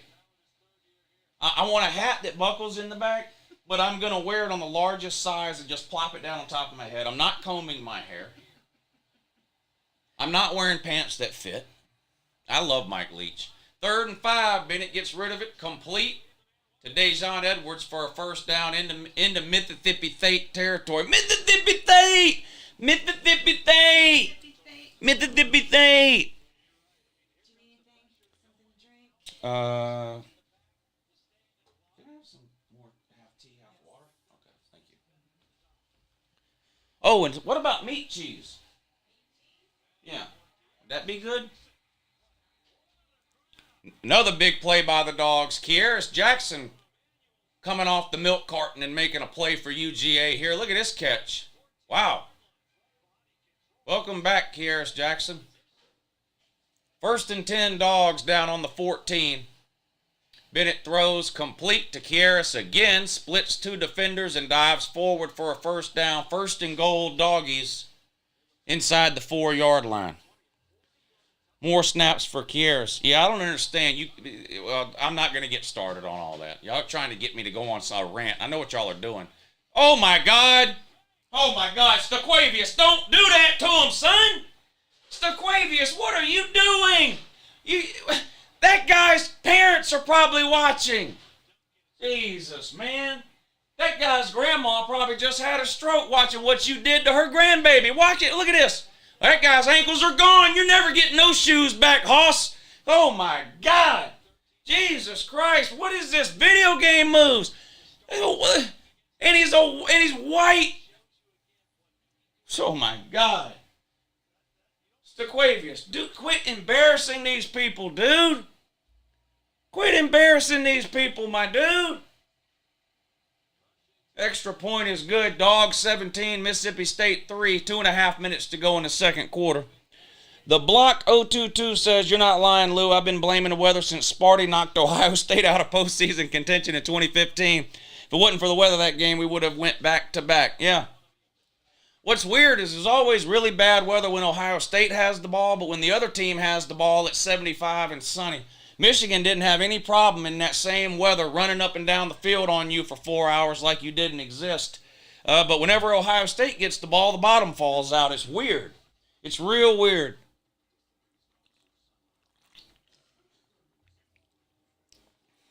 Selective meteorology? Yeah, that's right, Nature Boy.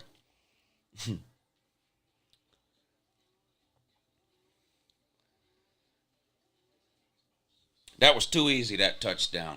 Well, my nephew Starkville makes it look easy. Zach Bolton says the White Allen Iverson. Go Dogs and that. Yep.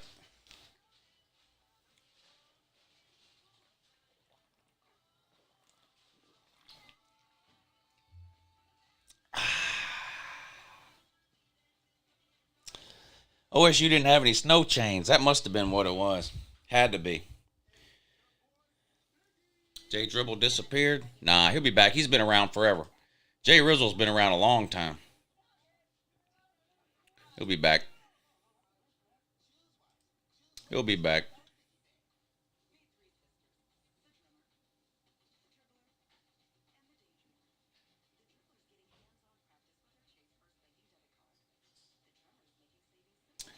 Berto, I just got that. You didn't have to do that, man. You didn't have to do that, man. I'm serious.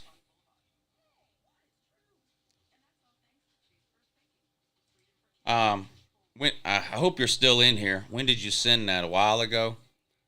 I hope you're still in here, but you didn't have to do that, man. You do enough. You didn't have to do that. Thank you, though. Jay Rizzle Drizzle says, check your PayPal. It just got real. Let's check the PayPal.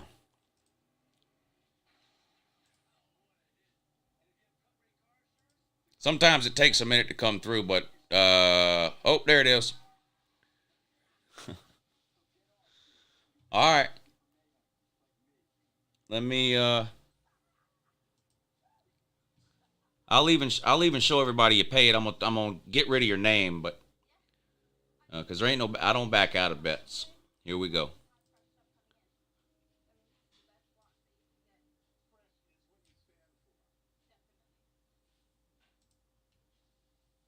All right, there you go. I told y'all, Jay Rizzle been around forever. Y'all, they were saying you ran off, Jay Rizzle. I said, no, he didn't run off. He's been around here forever. And yeah, it's still funny to me, though. I'm not going to lie. It is still funny to me. Because Georgia's going to be like a 17-point favorite. You could have took that $1,000 and bet it on the money line somewhere and got like plus 250 on your money, but what are you going to do? Good luck. Appreciate your donation and your contribution to the channel. Oop, wait a minute. Sorry. Don't pay no attention to that.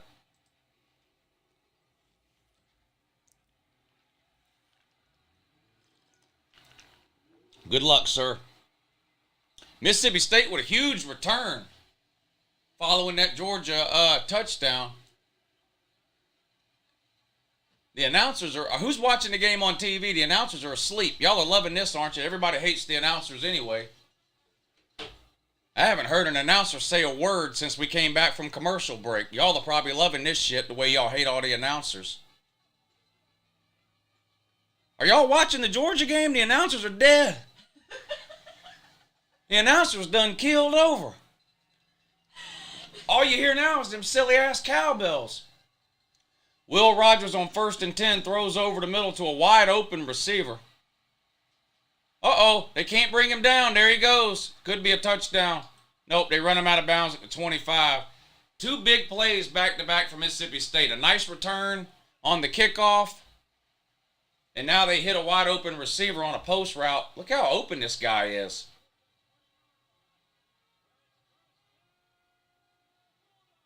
The announcers are literally dead. You can hear the stadium PA guy. But the announcers are literally dead. 1:54 to go until halftime. Georgia 17, Mississippi State 3. But Mississippi State is down around the Georgia 20. Apparently this is the only camera angle we're going to get, too. Will Rogers has to throw that one away. 2nd and 10. Skycast. Why am I watching Skycast? For some reason, they've done changed the ESPN feed to the Skycast feed. Look at this dumb shit they've done did now. What is ESPN doing? 2nd and 10. They done screwed something. Somebody in Bristol done hit the wrong button somewhere. Will Rogers back to throw again. Complete on a short crossing route. Gained a couple of yards maybe. 3rd and long coming up for Mississippi State. I'm watching network and no announcers. Yeah, I've got it on ESPN, but you see where it says, if you're watching on ESPN, you see where it says Skycast in the corner of the screen? This is something ESPN will do sometimes on an alternate channel. They'll show you the Skycast view of the game with no announcers, but they shouldn't be showing this on ESPN. This should be the regular broadcast. Somebody's done screwed something up in Bristol somewhere.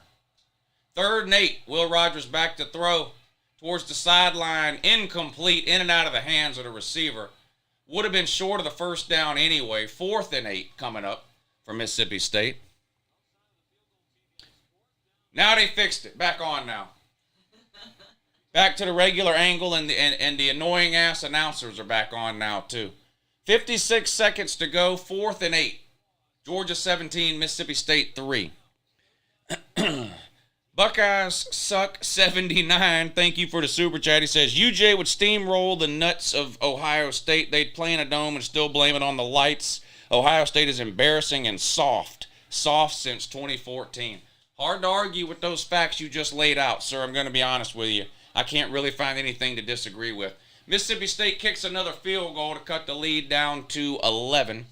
Georgia 17, Mississippi State 6, 51 seconds to go in the second quarter. Georgia's got all 3 timeouts left, and they get the ball to start the third quarter.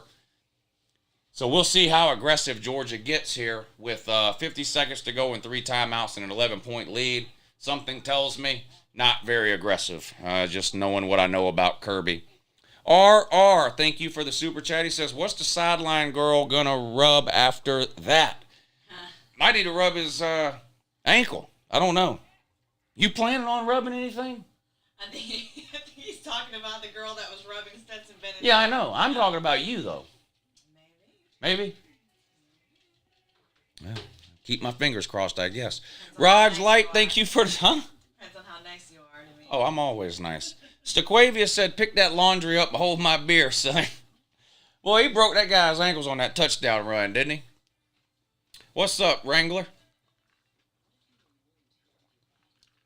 Dabo's mad as hell that he lost his Kleenex endorsement, says Scatter covered a jump. Yeah, for a long time, Kleenex was sponsoring Dabo Swinney because he used to cry at all his post-game press conferences. But Ohio State's done become so soft that Kleenex has yanked their endorsement from Dabo, and Kleenex has now got an exclusive agreement with Ohio State to sponsor their lines of scrimmage on both sides of the ball because they're just so damn soft. Ohio State, they're just so soft. So damn soft. Meat cheese? Meat cheese.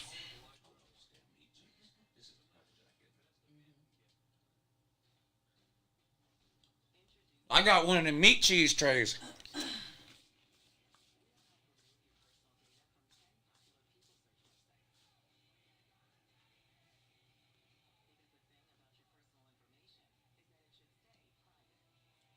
Still no score, Texas TCU.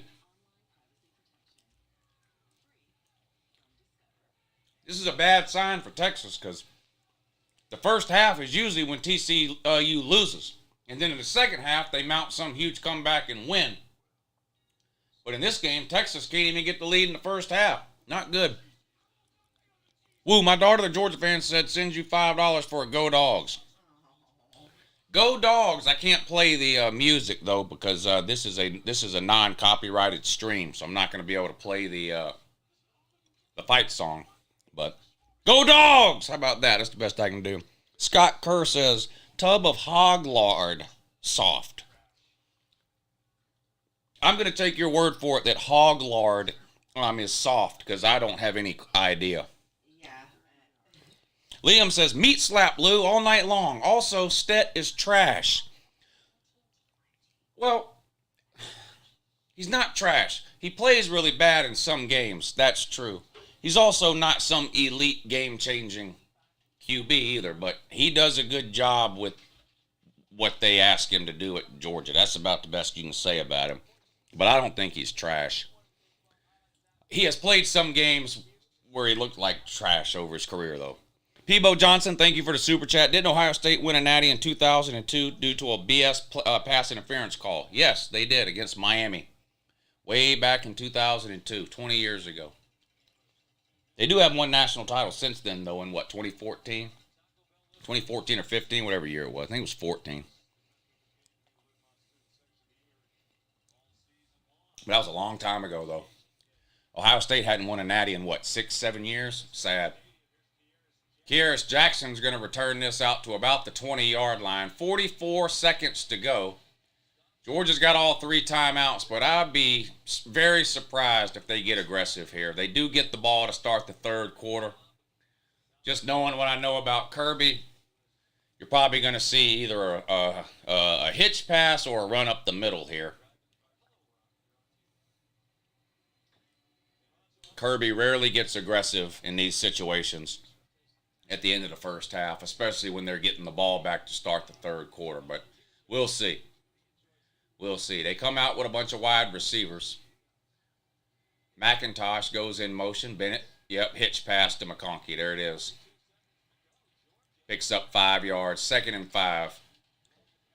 I called that one, hitch pass or a run up the middle. They went with the hitch pass, and they're not even going to use their timeouts. See, 30 seconds to go. Back to throw. Incomplete.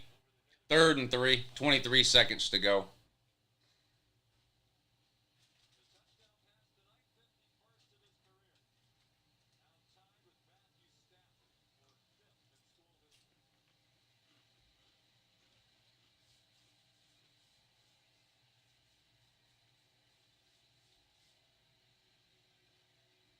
Empty backfield. See, this is what don't make no sense. You don't use any timeouts, but then you go empty backfield like you're trying to do something.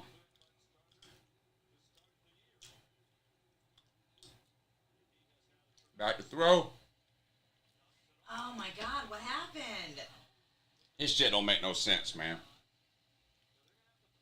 That didn't make no sense at all.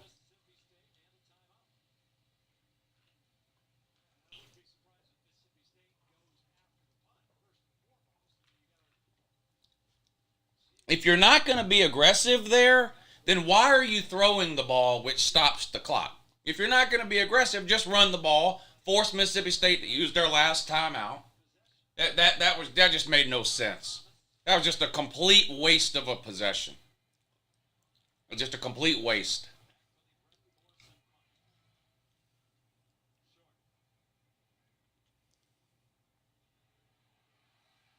Now watch them run this back. See? That's on you, Kirby. That's on you, Kirby. That's 100% on Kirby. Wow. That's 100% on Kirby. 100%. That's on Kirby.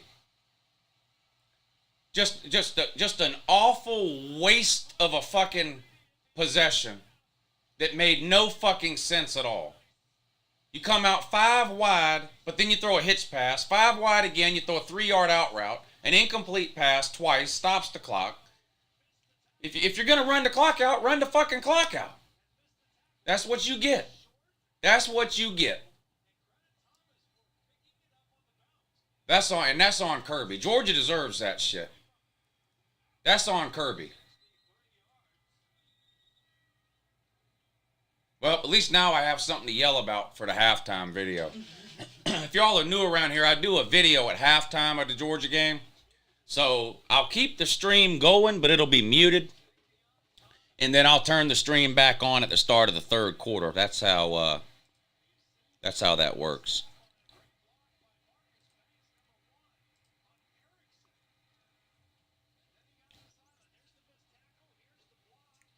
I don't understand that. Kirby gets the ball back with all 3 timeouts. You either get aggressive and try to score, or you try to run the clock out. Kirby does neither. He did neither. He comes out empty backfield, 5 wide, shotgun, throws a hitch pass for 2 yards. 5 wide, empty backfield, shotgun, throws an incomplete pass to nobody. 5 wide, shotgun, throws a 2-yard out route. That doesn't make any sense. You're stopping the clock with every incomplete pass. You're punting the ball back with Mississippi State with a timeout, which turns out they didn't need because they returned the damn kick. But that's just piss poor, horrible end of half clock management right there by Kirby. Just fucking ridiculous. And 100% on Kirby. And I don't want to hear Kirby blame it on nobody else either. Kirby could have got on the headset and said, what, 5 wide, throwing the ball? No, we're going to run the clock out. Or if you're going to go 5 wide, throw the fucking ball down the goddamn field. You're not going to go 45, 50 yards and get into field goal range by throwing 3-yard out routes. So what the fuck are you doing? You fucking dumbasses. Analytics say go for 2, right? I'd probably go for 2 here too, though, make it a 3-point game.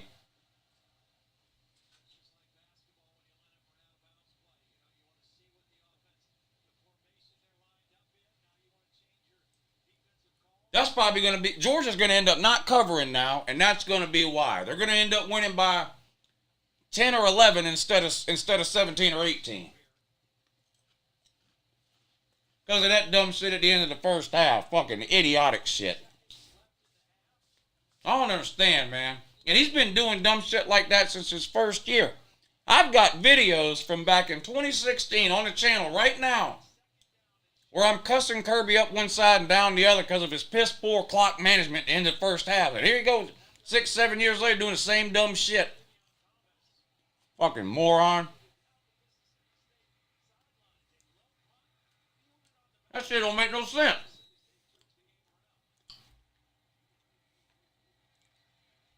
All right, here comes the 2-point conversion. This is an untimed down, so Mississippi State's still going to have to kick it off to Georgia. Incomplete. Incomplete.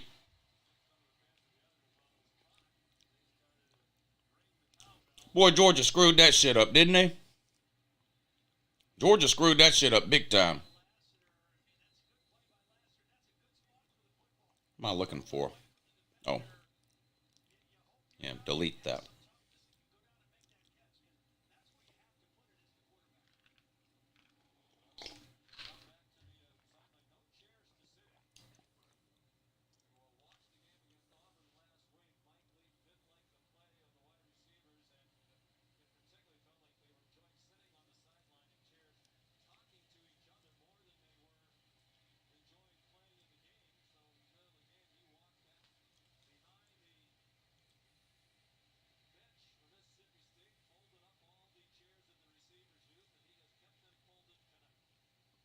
That shit's hilarious. The Mississippi State wide receivers aren't even allowed to sit down on the sideline because of some...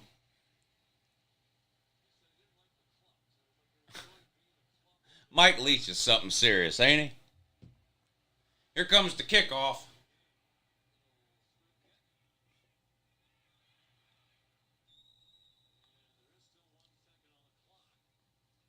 Now we got 1 second.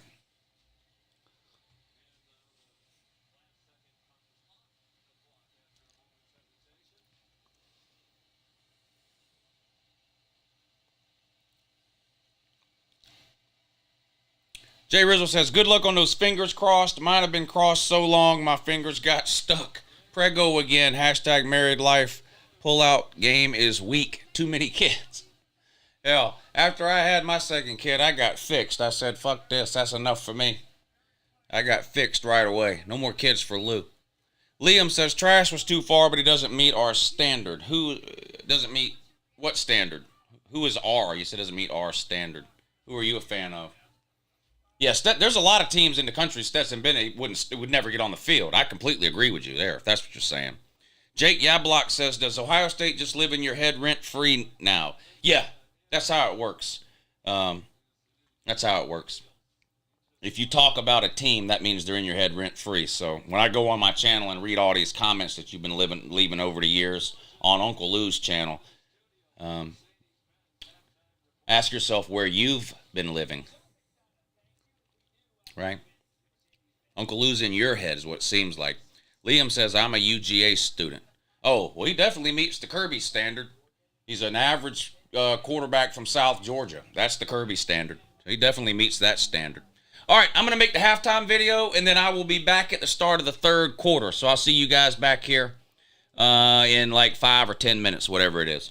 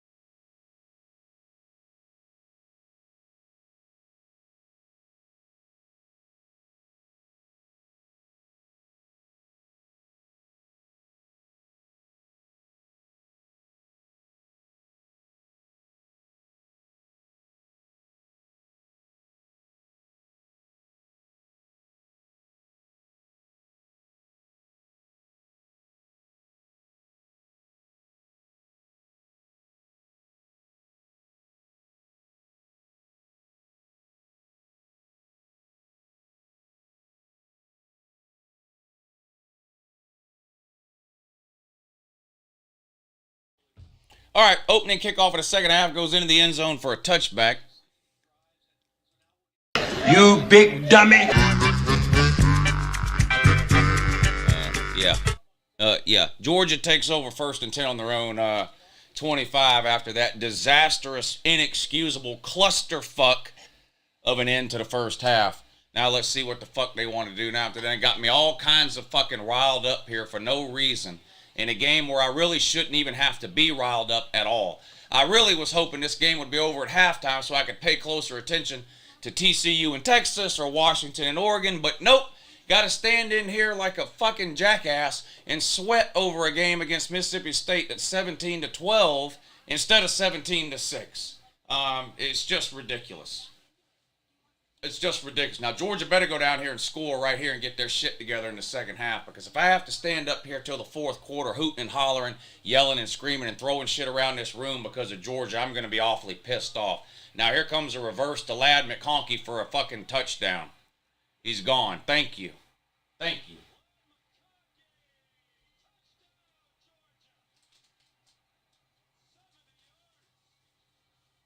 Now these fucking trolls in the comments section have done shut the fuck up before I even got a chance to read their troll comments from the end of the first half. But let me read them now, because I'm a man of the people, and Uncle Lou loves the trolls. Does OSU just live in your head rent-free now? No. Zero Cool, thank you for the super chat. Kirby was aggressive, but they couldn't get the first down. What? Kirby was aggressive? We threw a hitch pass at the line of scrimmage in a 2-yard out route, sir. It doesn't get any more conservative than that. Is Rod 15 minutes away from Starkville?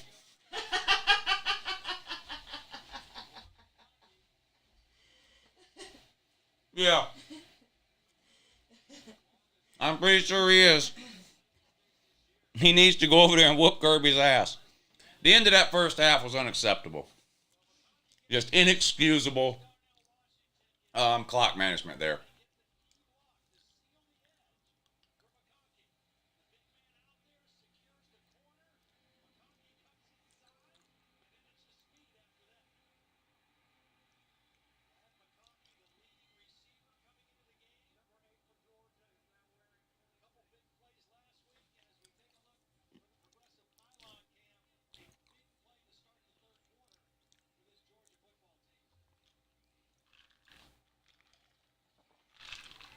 Are y'all surprised by this TCU-Texas game 0-0 with a minute to go? I'm a little surprised. Now, Texas, okay defense, but TCU's defense has been pretty bad this year, honestly. I'm really surprised that Texas at home hasn't been able to score at all so far in the first half. 0-0 with 1:13 to go. Y'all, that's surprising to me. I picked Texas to win. Now, I wouldn't be shocked if TCU won the game, but I am shocked that we're getting ready to go to halftime with no score here. That's surprising. Georgia's kickoff goes into the end zone for a touchback, so with less than a minute gone in the third quarter, Georgia has already scored. Mississippi State getting set for their first possession of the second half now. Is it windy in Starkville? Yeah, blame the weather. I can always just blame the weather like the Ohio State man. A little surprised, thought TCU had this by now. Yeah, I'm surprised it was just no scoring at all. Like I said, I haven't been able to pay as close of attention to that game as I wanted, so I don't know. Are any of y'all watching that game closer than me? Are the defenses playing really, really good, or have there been a bunch of turnovers, or the offenses just look terrible, or like what's going on? How'd that guy get that wide open? What was that? Mississippi State with a big play on first down to a guy. There was nobody in the same zip code. I don't know what happened there. That had to be a busted coverage. Are we going to get any pressure on Will Rogers today, too? That would be weird if we did, wouldn't it? Be strange, wouldn't it? 1st and 10, Will Rogers back to throw again. Swing pass to a running back in the flat. Nice play by Kamari Lassiter. Dropped for about a 3 or a 4 yard loss there. Good closing speed there by the corner, Kamari Lassiter. Cut that play down before it ever got started. 2nd and long coming up now for Mississippi State. Texas has had an amazing defensive performance. Okay, Texas offense is making mistakes. TCU can't beat the Texas defense. Okay. As a Buckeye fan, I want to keep hearing Lou talk shit. Well, you're in the right place then. We played better this week after Lou went on his tirade. Right.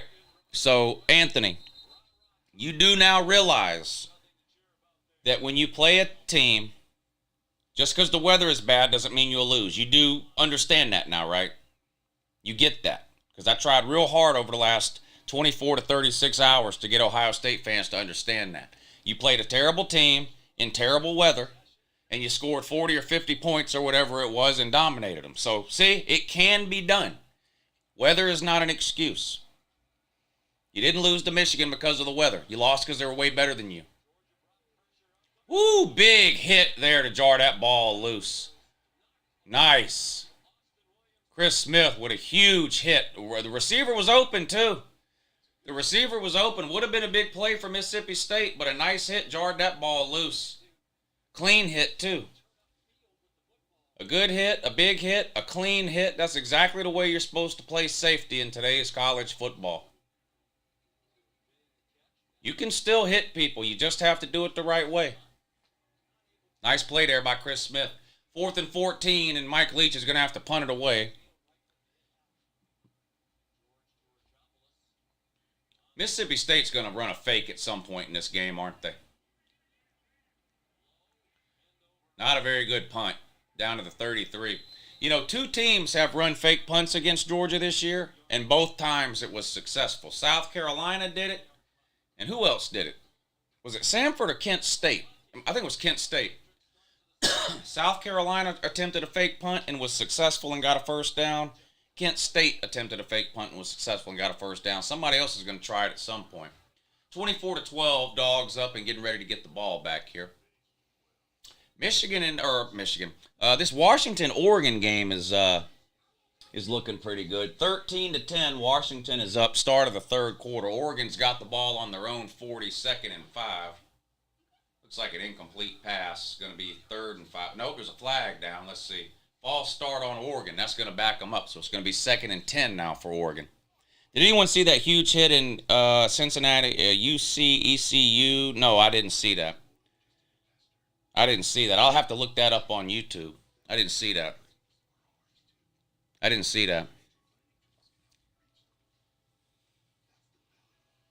Well, who is it? Oh, wait a minute. 3-0 TCU. Yeah, they just kicked a field goal. Minute 20 to go until halftime. TCU up 3-0. Bad news for Texas, too. Texas has been a really good first half team this year and a really bad second half team. It's been the opposite for TCU. TCU usually plays their best ball in the second half. So if you're a Texas fan, you wanted Texas to get out to a lead here and then kind of hope they can hang on in the second half. But it looks like we're going to go to halftime with Texas trailing here. So we'll see what that means for the second half. So Georgia got a touchdown off a missed hold block in the back. Huh? Got a fumble back. Refs picked up the flag for Irish Russian Power. This is Mississippi State. Refs, chill. You must be confused. What are you, one of these fans that blames the refs all the time? I don't blame refs for wins or losses, sir. Oh, touchdown, Oregon. Huge play on a post route. Nice throw by Bo Nix, too. Hit the receiver in stride on the 1-yard line. Strolls into the end zone for a touchdown. Oregon's going to take their first lead of the game. That puts them up 16-13. Extra point will make it 17-13. Nice play by Bo Nix here. Heisman candidate Bo Nix, by the way. Feels weird to say that. Stood in the pocket, took a huge hit, but delivered a perfect throw on a post route right down the middle of the field. Receiver had the defender beat by a couple of steps, and the throw was right on the money. Hit him right in stride. Nice throw by Bo Nix there. Ethan Rimmer, thank you for the super chat. Brian Mitchell, thank you for the super chat. What do you think about the Tennessee game versus Missouri? A little sloppy for Tennessee in the first quarter, but that didn't surprise me, honestly. Senior day and coming off the emotional game against Georgia last week. Thought they turned it on in the second and third quarter and looked pretty good. But unfortunately, the way Tennessee chose to end the game makes them look fucking pathetic and sad. You're up 40 points against Missouri with 20 seconds to go in the game. You've got the ball in the red zone, and instead of taking a knee like any decent team and any decent head coach would do, you try to run the score up on Mizzou so you can score 66 points instead of 59. It just made Tennessee look pathetic and sad and desperate, really, like a team that's not used to being in that situation and position and doesn't know how to handle it. It just looked pretty fucking sad to me at the end. Texas throws a complete pass just short of the first down. It's going to be 4th and less than a yard. 48 seconds to go. 2nd and 8 for the Dogs now after the Mississippi State punt. I missed the first down play reading the chat there. Another empty backfield for Stetson Bennett. 5 wide receivers. 2nd and 8. Bennett back to throw. Goes deep. Incomplete pass intended for Marcus Rosemy-Jack Saint. Probably should have been caught. It's a pretty good pass. Went right through his hands, really. I mean, it was good coverage, I guess. But you got to catch that, don't you? Yeah, you got to catch that, I think. You got to catch that. 3rd and 8 for the Dogs.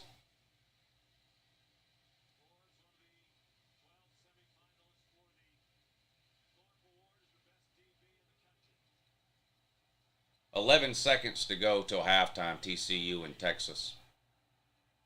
Stetson in a shotgun with K-Mac back there with him. Bennett back to throw on 3rd and 8. Good protection this time. Gets rid of it. Goes deep again. Caught by Kyrus Jackson.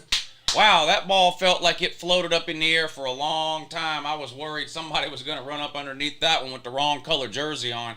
But Kyrus Jackson comes down with it on a post route. Boy, look how long this ball stays up in the air. Boy, God, that worried me. That safety almost got over the top in time. Look at that number 3 there.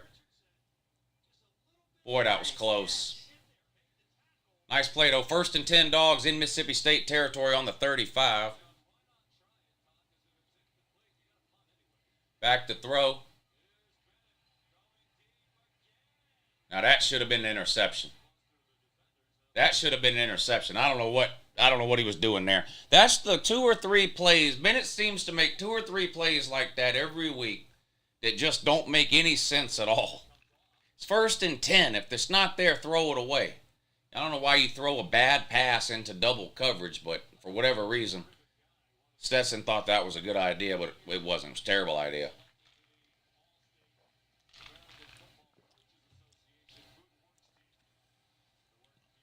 Second and 10, they're going to hand it off to K-Mac this time. No room.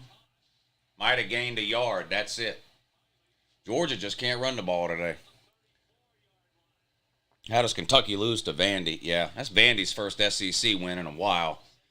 Disappointing year for Kentucky. After the last couple of years, it seemed like Kentucky was trending upward. You felt like maybe they would finish 2nd in the SEC East this year.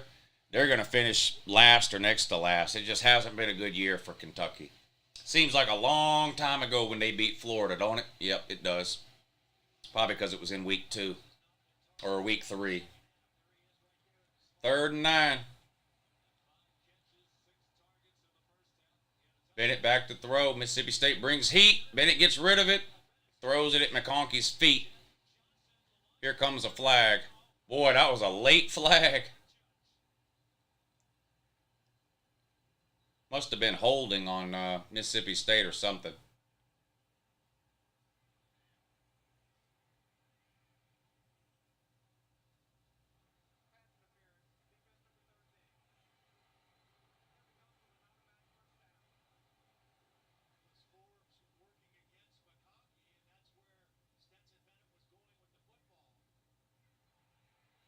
Pass interference on Mississippi State, I guess. Automatic first down for the Dogs, down to the 20. 10:05 to go.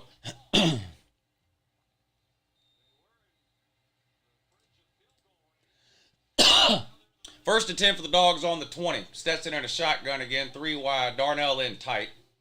They're going to hand this one off. McIntosh, again, not much room. Gained about 3 yards. This might be the worst I've seen Georgia run the ball all year. Having a hard time moving the line of scrimmage offensively. This is pathetic. Reps were bought off. What reps? Reps of who? What are they representing? 2nd and 7 for the Dogs.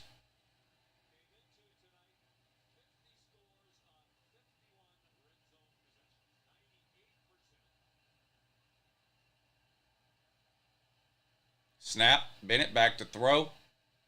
Over the middle. Caught. Touchdown, Dogs. Ladd McHonkey. Ladd McHonkey with his 2nd touchdown of the 3rd quarter. And the Dogs are starting to pull away now. Well, 550 people in here. Get ready to see that number start going down.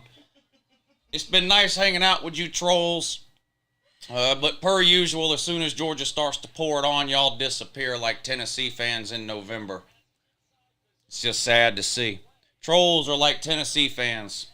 The trolls in the second half when Georgia pulls away in a game are like Tennessee fans in November. They just disappear. They just go away. Down to 545 now. It'll go even lower.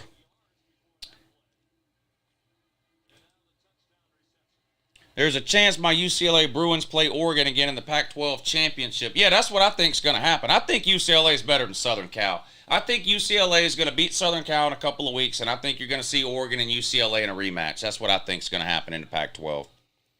These refs looking how they normally do for Bama versus UGA. 17 points gifted to them from the refs. Lou, if I leave, I want you to know it's not because I'm a troll. It's because it's past my bedtime. Okay, Jake. I understand, buddy. Sweet dreams. I understand. Dogs on a roll, yeah. It'll be interesting to see if Washington can pull off the upset. Yeah, it's been a tight game. Oregon just took their first lead on a touchdown a few minutes ago. They're up 17-13, but it's been a tight game. It's been like a 3-4 point game the majority of the game. Are you a Falcons fan? No, I don't really watch the NFL. I mean, I watch the NFL every once in a while, but I don't care nearly as much about the NFL as I do college football. There's certain players I like to watch in the NFL, but I don't have a favorite team in the NFL. The Block 022 says thank you for the super chat. He says, little known fact. The roots of the Ohio State versus Weather rivalry date back to the 1950 Snow Bowl. The Weather upended Ohio State 9-3 that day. What a shame. Ohio State fans been fighting with the Weather for, what is that, 72 years? Unreal. One of the longest running rivalries in all of sports. Ohio State fans versus the Weather. Scott Kerr says, I like the t-shirt, Lou. Thank you, Scott Kerr. Thank you. It is a pretty good t-shirt. I designed it myself. I sure did. Keaton says, hey, Lou, can I join you? Go Buckeyes. What do you mean, can you join me? What do you want to do? Come over? Yeah, come on over. Michael Sprague says, Tennessee sucks. You're not going to get any argument out of me on that. That I can promise you. Yeah, I promise you that. Thank you all for the super chats. I appreciate that. Uhr should have stayed hurt. His stock was way higher than how he has played. Brian Mitchell says, go Big Orange. Give us a flip off. We know you're scared. Scared of what? GBO, what does that mean? Go big what? Orange? Give us a flip off. We know you scared. Huh. What, like this? There you go. Lou, we have 2 of the 3-seat same coach set. We have 2 of the 3-seat same couch set. They are awesome. You talking about these?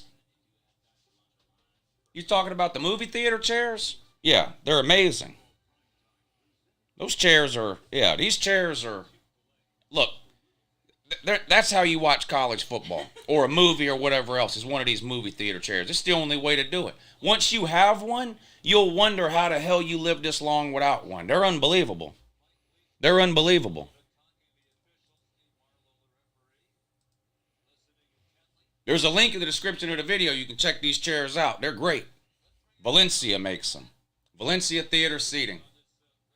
They're unbelievable.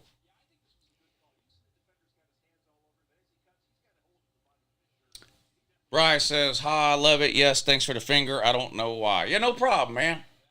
No problem. Like I said, ask and you shall receive. Mississippi State's going to return this kick out to the 20, the 25. Dropped around the 28-yard line. 1st and 10, Mississippi State. They trail 31-12 with 9 minutes to go in the third quarter. Ohio State hired Al Roker for offensive coordinator. That's how serious they are about defeating the weather. I heard, and I don't know if this is true, I heard if Jim Knowles doesn't work out as defensive coordinator, that Ohio State is really considering bringing in Jim Cantore. Oh, my God. Who said that? RR, thank you, sir. I hope you don't mind. But I'm writing that down to possibly use in the Your Season is Over video tomorrow. That is great. That really is. The whole Al Roker and then the whole Al Roker and Jim Cantore reference is really good. I'm going to write that down if you don't mind. I may end up using that in a Your Season is Over video or something at some point. I'm writing that down in my list of copious notes here. Ohio State, Al Roker. That's really good. Jim Cantore. I like that. I'm going to borrow that from you if you don't mind, RR. 2nd and 10 for Mississippi State. They pick up a couple of yards on the ground. 3rd and long coming up for Bigfoot and Mike Leach. Bri says, I'm a huge Tennessee fan and I love your stick. Thank you, Bri. Thank you, Bri.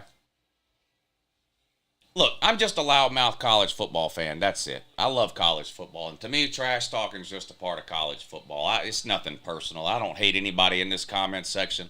I don't even hate any team. Trash talking is just part of the game to me. That's all.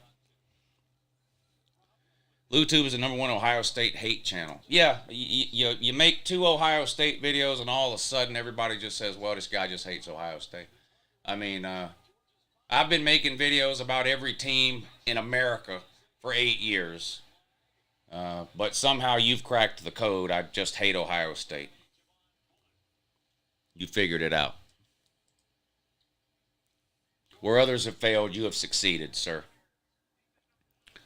You're lying, Lou. About what? Because I rarely lie. So what is it I'm lying about? I've heard you be respectful of Ryan Day. I'm just sitting on you. Well, get off my lap. You're damn right, man. It's fun for us, finally. Yeah. Yeah. It is easier to talk trash when your team is good. But look, I was on here before Georgia was good, okay? I've been on here since 2014. So I was on here in 2015 when we were so bad we fired Mark Richt. I was on here in 2016 when we lost to Vanderbilt and Georgia Tech in the same damn season. I didn't run and hide. I showed right up on video when the game was over. That's the only way to do it. Talk your trash before the game. If you win, you show up and brag. If you lose, you show up and you eat your crow.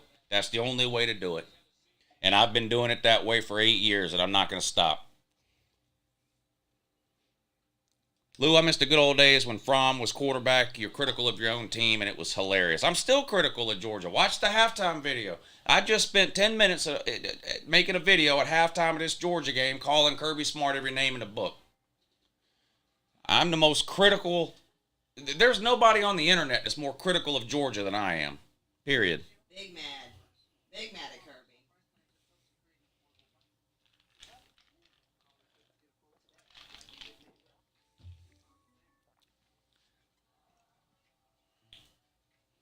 Washington just went up. I missed it. I wasn't watching. What, Darnell Washington did something? Will you stop being biased and admit that LSU is good? Whether UGA is better, LSU deserves this after the past 2 seasons. Well, it depends on what your definition of good is. Losing to Florida State? I mean, I don't know. I don't think LSU's a very good team. I don't think they're a top 10 team. I don't think LSU's a top 10 team.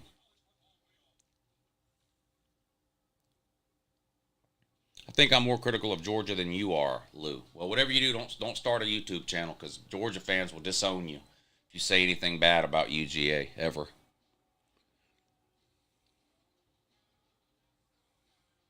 Hopefully Bullard is good, just banged up. Yeah, we need him. He's been a hell of a player this year.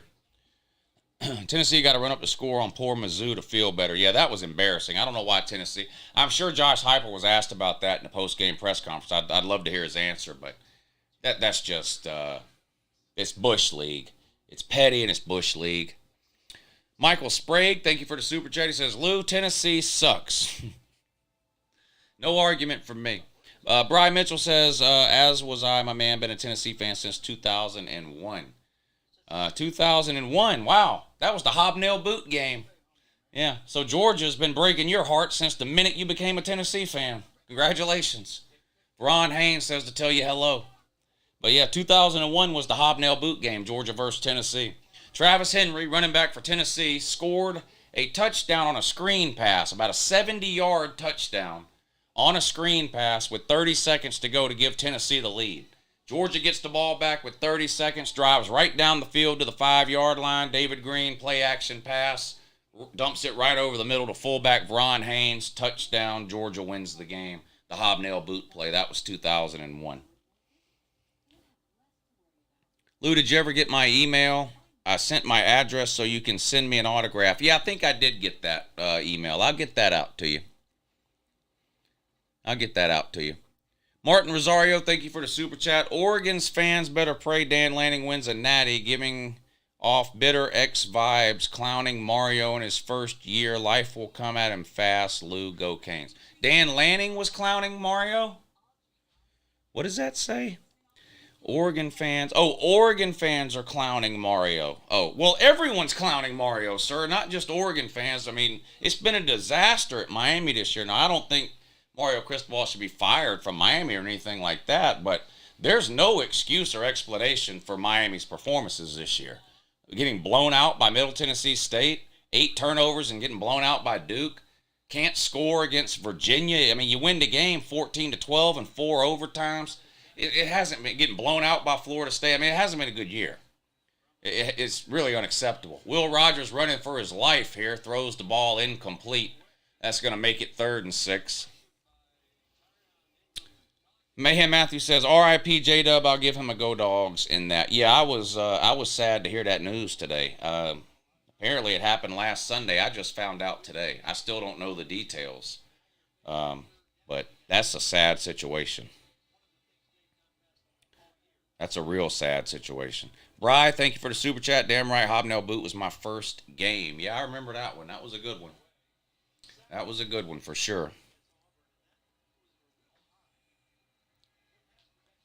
3rd and 6 for Mississippi State. They're down 31-12. Will Rogers back to throw deep down the middle. Overthrew a receiver who had a step on the defender too. Could have been a big play. Will Rogers overthrew the ball by about half a yard. Could have been a big play for Mississippi State. Instead, it's going to be 4th and 6, and Bigfoot's going to have to punt it away here. Look at that. Look at that. That could have. He might still be running. I guess that's the referee's fault too. I'm not sure. Let me check. Where's that guy with the referee? Was that the referee's fault too? Caleb says Alabama, Ohio State, or Michigan. Who beats UGA? Why would you put Alabama in that category? That don't even make no sense, man. Alabama wouldn't beat any of the teams you just named. I don't understand why you're even including Alabama in that sentence at all.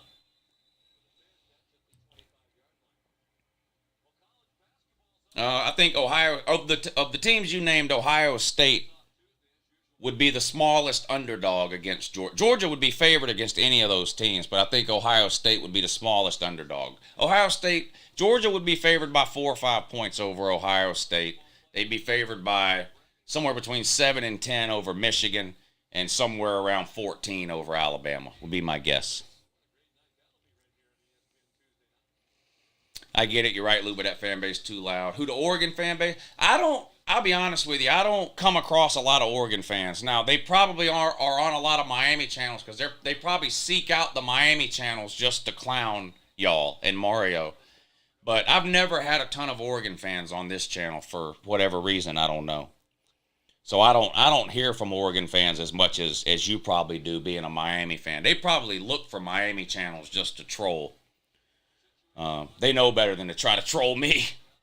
They can't troll me. They know better. They're West Coast people aren't good trolls. Can't troll the troll. You can't. Yeah. Thank you. You can't troll like she just said. You can't troll the troll. They know that.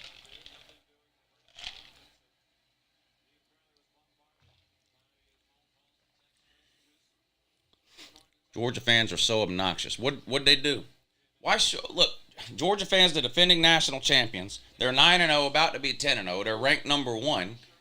I mean, how do you expect Georgia fans to act? Tennessee fans are like that dumbass Pepto-Bismol commercial, upset stomach diarrhea with that hand waving over their ass. Thank you, Raj.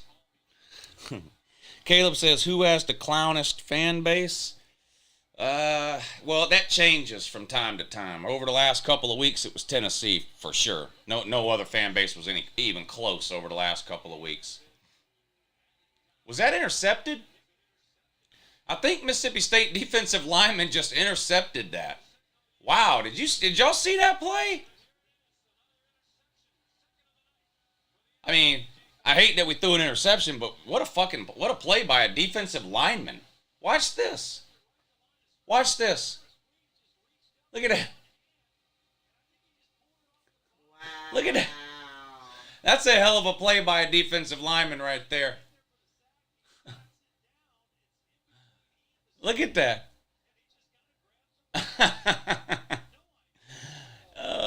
Everybody loves it when a defensive lineman does something, right? Look at that. That's a hell of a play by that D lineman there.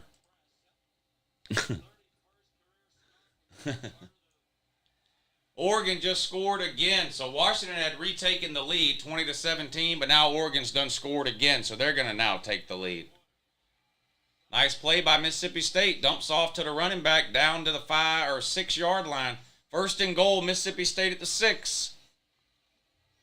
Brian Mitchell, thank you for the super chat. Hobnail was my first game. I was head to toe orange in Knoxville. My wife went there. I was wooing her at the time. Got yelled at by a Georgia fan that I looked like a pumpkin. I told them they looked like a tampon. That's what it's all about, my man. That's what it's all about. I can appreciate that. Thank you for the super chat, Brian. Caleb says people getting their money's worth from TCU in Texas. Yeah, that's well, Washington, Oregon, too. Touchdown, Mississippi State, wide open wide receiver on a corner route in the back of the end zone. It's going to be 31-20. They're probably going to go for 2 again. 31-18 right now. They're probably going to go for 2, which would make it an 11-point game. We'll see. I don't know what Bigfoot's analytics chart says.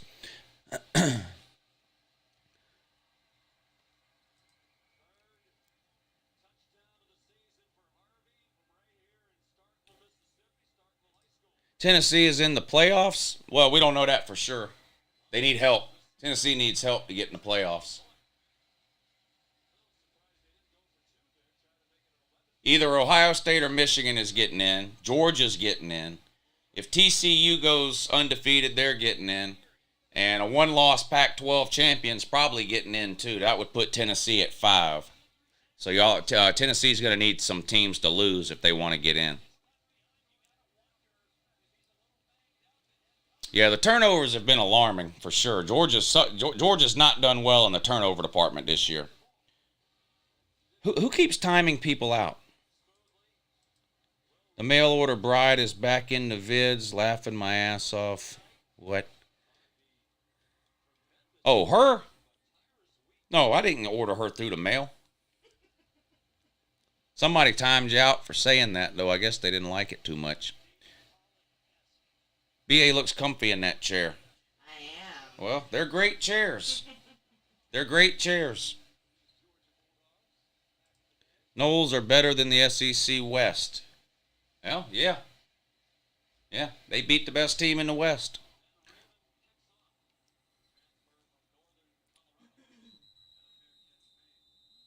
I'm going to have a stroke at 27 years old. Well, Johnny, welcome to the life of a Georgia fan, buddy. Being a Georgia fan will shorten your life expectancy. That I can tell you. Proud of my Vols bouncing back this week. Yeah, good on them for running up the score on Mizzou by scoring a garbage touchdown so they could have 66 points instead of 59. Good on them. I hope to see UJ again. Go Ducks, says Quackhead. I think if Oregon goes 12-1, they'll make the playoffs. I don't think the outcome against Georgia would be much different. We might not beat you by 46, but I don't think you're going to beat Georgia. Bennett back to throw. Tried to throw another interception. Had Darnell Washington wide open. What is Stetson doing? I mean, Darnell Washington is wide open 5 yards downfield. It's 1st and 10. Take the 5 yards. Watch Darnell Washington. He's wide open. But no, look, what in the world are you doing, Stetson? Stetson, you fucking idiot.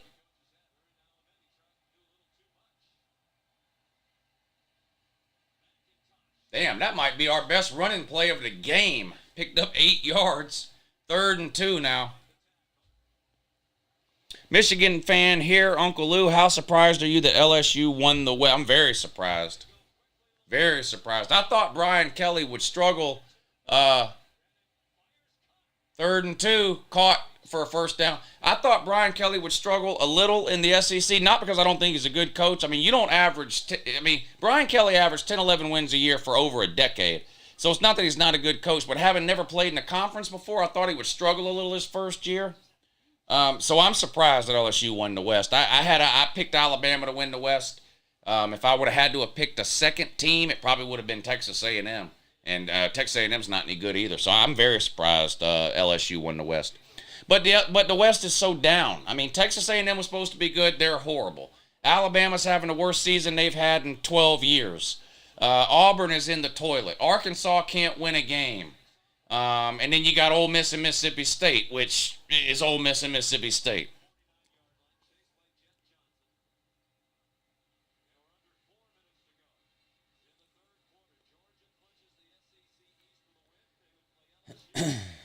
I told everyone that would listen Stetson would throw 3 picks this game after the Tennessee win. Well, I told everybody that would listen in the offseason Georgia was going 11-1 with a loss on the road at Mississippi State.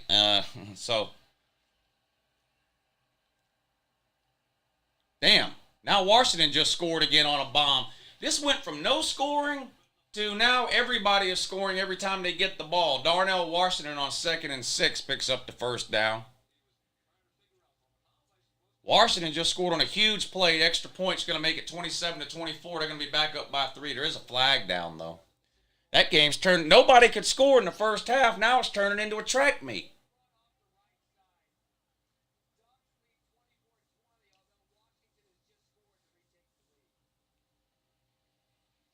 First and 10 for the Dogs, now on the 35.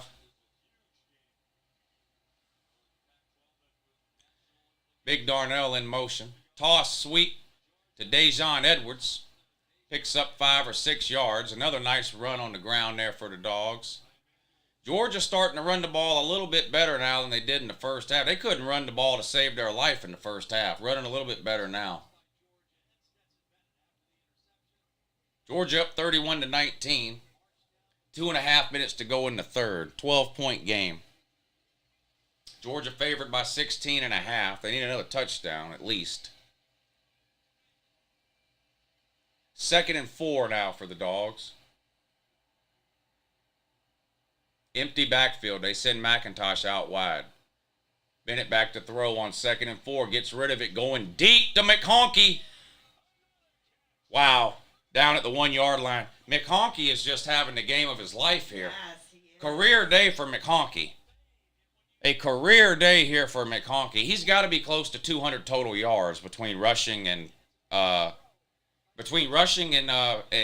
receiving. He's got to be close to 200 total yards. Dogs on the ground on 1st and goal. McIntosh goes absolutely nowhere. Gets thrown like a rag doll.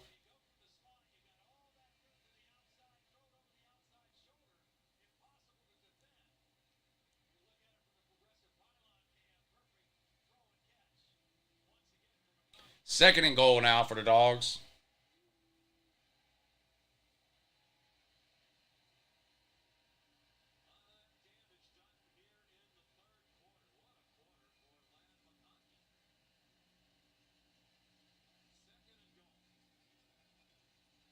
I formation here for the Dogs. Now they switch out of that.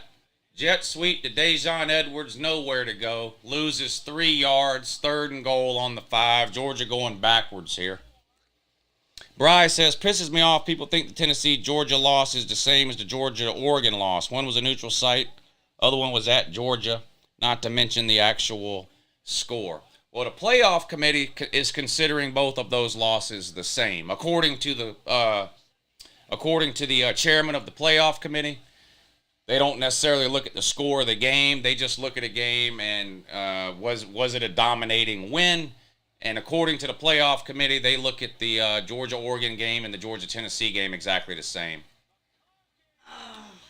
Dropped by Brock Bowers in the end zone. Pretty good coverage. Actually, I don't know if I'd say that was dropped so much as it was knocked away by the defender. So Georgia goes from 1st and goal at the 1 to 3rd and goal at the 5. They throw an incomplete pass in the corner of the end zone, and now they're going to have to settle for a field goal. Oregon looks like a bunch of city workers. Oh, out there in the hazard uniforms, the bright yellow. Yeah. I was thinking highlighter. Yeah. They look like highlighters. Quackhead says, people who can't see that Georgia's elite are either trolling or have serious brain damage. There's no team in America as good as them right now. Yeah, that's just a fact. You're right about that. You really think has no shot at getting in playoffs? Who? Tennessee? I didn't say that. I said they need help to get in. They do need help to get in. An 11-1 Tennessee, who doesn't even win their division, never mind their conference, is not going to get in over a 13-0 TCU or a 12-1 Pac-12 champion. It's just not going to happen. So, yes, you do need help. You need other teams to lose. That doesn't mean Tennessee can't get in. It just means you need other teams to lose.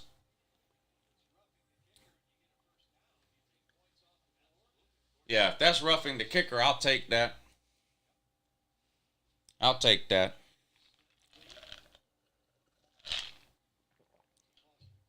$55-42. What does that mean?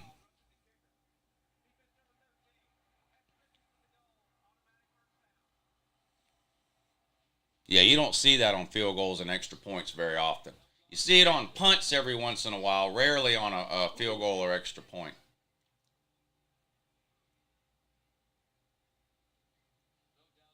That's definitely the right call, though. 1st and 20 for Oregon after a penalty. They're on their own 28. Hitch pass, caught. Picks up a few yards. 2nd and about 15 coming up for the Ducks. 1st and goal again for the Dogs at the 1-yard line. So right back where they started 5 minutes ago, Kenny McIntosh can't even get back to the line of scrimmage.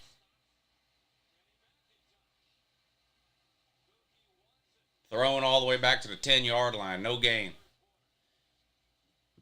Boy, I bet this is burning Kirby Smart up.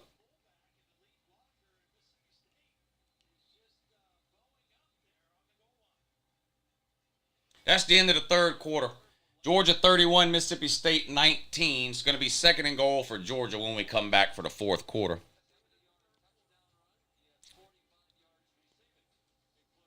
Tennessee beats Georgia on a neutral field. Yeah, right. Right. Georgia absolutely dominated. Tennessee did absolutely nothing. I mean, there's no way. Nobody watched that Georgia-Tennessee game and came away thinking, yeah, you know what? If Tennessee had them on a neutral field, it wasn't even close. Home field advantage gives you 3 or 4 points, man. Georgia absolutely dominated and completely shut you down. That was just total domination from start to finish.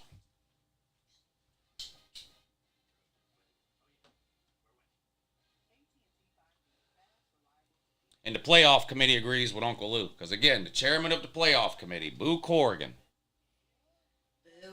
Boo Corrigan, chairman of the playoff committee. You can look it up. They asked him about it. What do you think about Georgia versus Oregon and Georgia versus Tennessee? And he said, we don't look at the score. We look at did the winning team dominate? And in the case of Georgia and Oregon and Georgia and Tennessee, Georgia dominated both teams. They look at both of those wins the same, or both of those losses the same. They look at the Oregon and the Tennessee loss exactly the same. That's what they said. Now, maybe you think the playoff committee is lying. The chairman of the playoff committee is lying. I don't know. But that's what the chairman of the playoff committee said. So, and no, I don't think you'll get in over a 12-1 Oregon if Oregon goes 12-1. I don't think you'll get in over a 13-0 TCU if TCU goes 13-0. You're not getting in over the SEC champion, Georgia, and you're not getting in over the Big Ten champion, whoever that is. So you need one of those teams to lose, at least. Georgia's getting in regardless. Georgia could lose the SEC championship game. They're still getting in. That would be the worst case scenario for Tennessee. If Georgia loses to LSU, Tennessee's not getting in, no matter what else happens. Because Georgia and LSU will be the two teams that get in. Tennessee will be on the outside looking in. So that would be the worst case scenario for Tennessee is if LSU beat Georgia. But don't worry. You don't have to worry about that. It's not going to happen. It's not going to happen.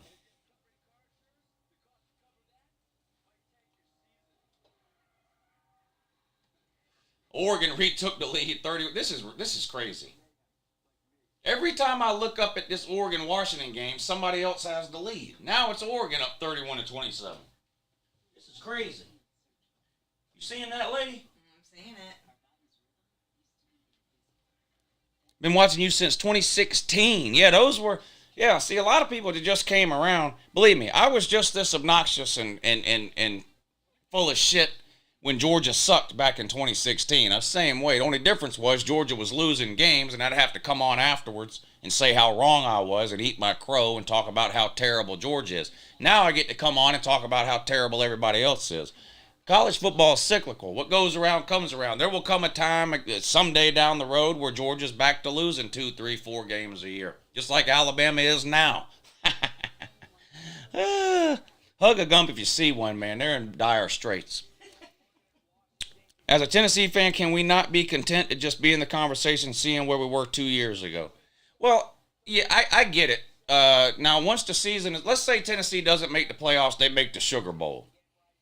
You might be disappointed when you first find out you don't make the playoffs, but come February or March when you're looking back on the season, you'll be happy with the way the season went as a Tennessee fan, no matter how it goes from this point forward. All right, Dogs, tight formation again. Bennett back to throw. Caught. Darnell Washington. What is that? That's only like the second or third touchdown he's ever scored. Bennett still didn't want to throw him the ball. Did you see Bennett look everywhere else besides Darnell Washington first before he finally threw it to him?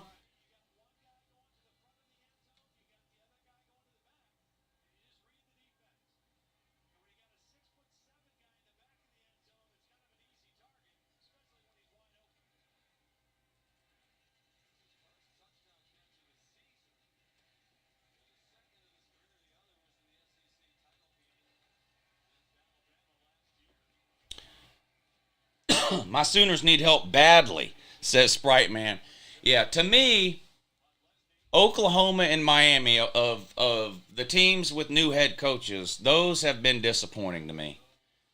Those have been disappointing. I mean, nobody expected Miami or Oklahoma to win the national title this year, so that's not what it's about. But there's really not really any excuse for the overall records that Miami and Oklahoma have, even with new head coaches. It's there's too many unacceptable losses for Miami and Oklahoma. It's been a bad year by any measure. Even if you take into account the fact that they both have first-year head coaches, it's just been an unacceptable season. Bri, thank you for the super chat. He says, give me a break, Lou. You know Tennessee has a shot if we get another chance, and it's pretty likely Pac-12 or Big 12 winner will have 2 losses. Well, it's possible. It's definitely – look, Tennessee's got the 3rd or 4th best odds right now of making the playoffs, so I'm not saying they can't. I'm just saying they need help now. They need other teams to lose. That's all I'm saying.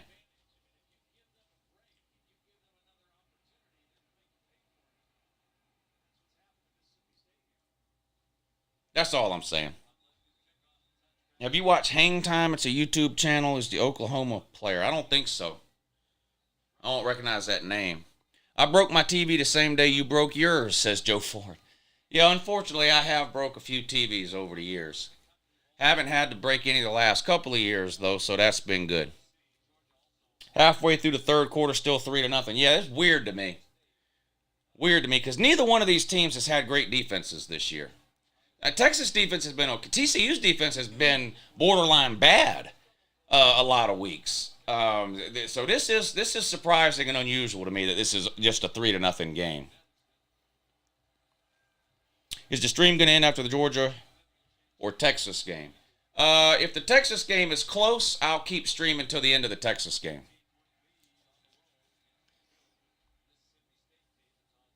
I'm gonna make a post game video when the Georgia game ends, but I'll come right back and hang out for the end of the Texas game. Can TCU survive a playoff game? No. No. TCU would lose to any playoff team. Will TCU drop to 5 by how they are playing, even with a win? No. No. Will Rogers back to throw? Pump fake. Scrambling around. Now has to get rid of it. Throws it out of bounds. It's going to be 3rd and 10 now for Mississippi State.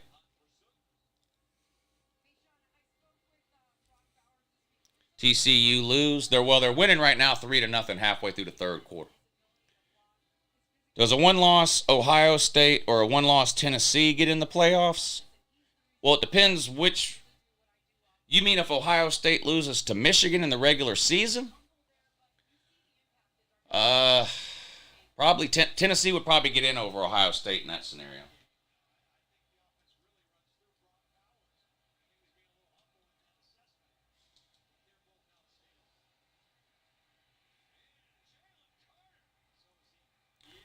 Jalen Carter with a sack on 3rd down for the Dogs.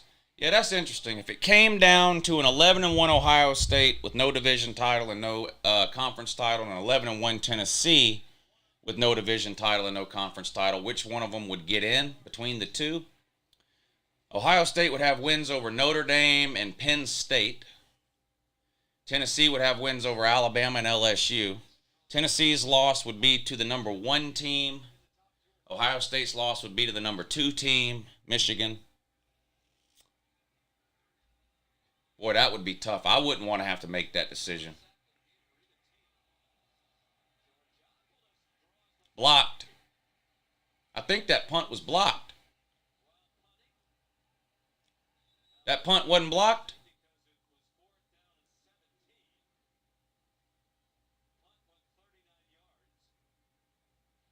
Was it blocked? Nope, not even close. What? Wait, how's that? He didn't even touch him.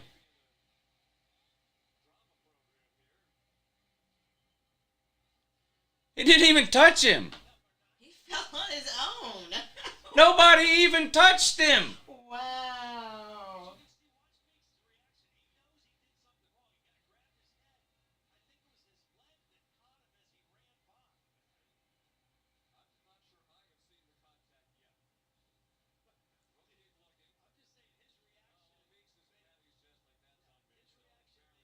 Did he? I don't know. It must be on a different angle. I didn't see him touch him.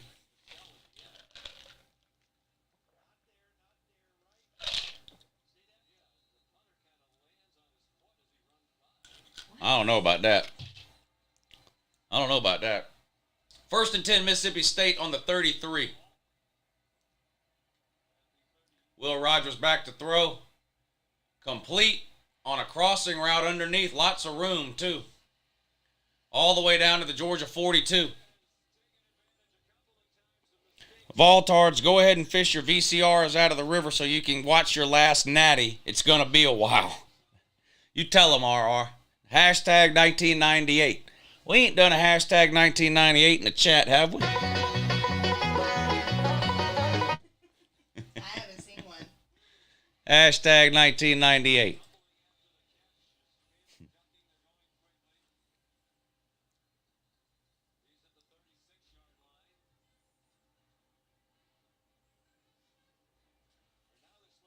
Yeah, NC State lost to Boston College.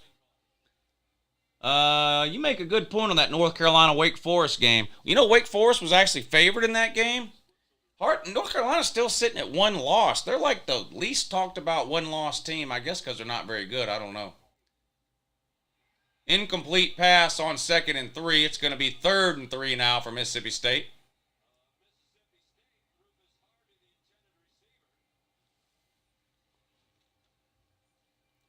Damn, we lost 200 watchers since I ran the trolls off. Damn, ever since Georgia started dominating, we lost 200 trolls. Man, I hate to see that. Barner and Texas A&M are pathetic. Yeah, what's the score of that game? 7-0, Auburn's up. Does that say third quarter? God dang. Two terrible teams there. Two terrible teams there. 3rd and 3. Will Rogers back to throw. Caught over the middle for a first down inside the 30 to the 28.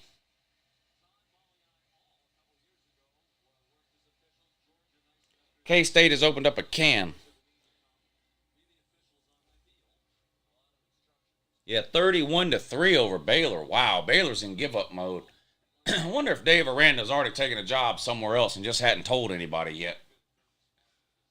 Could be. Could be. That's terrible.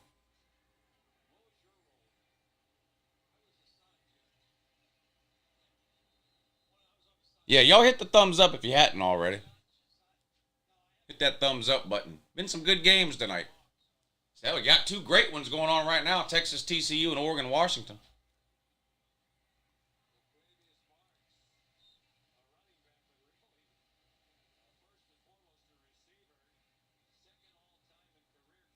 Second and 6 for TCU. They pick up a first down out across the 20 to the 22. Quarterback Max Duggan with the carry.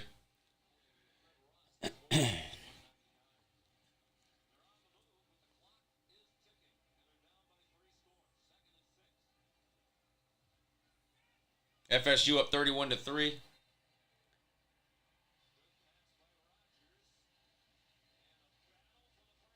Wow, tough run by the Mississippi State wide receiver there to pick up the first down in the red zone, it looks like now.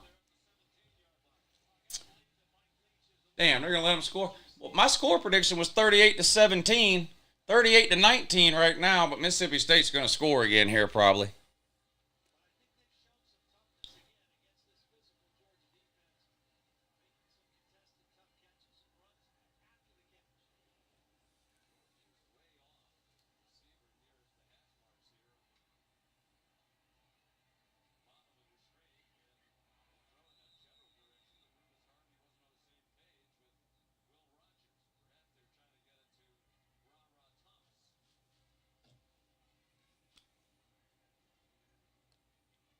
Uh-oh, big play, TCU down the sideline, 30, 20, 10, 5, touchdown TCU.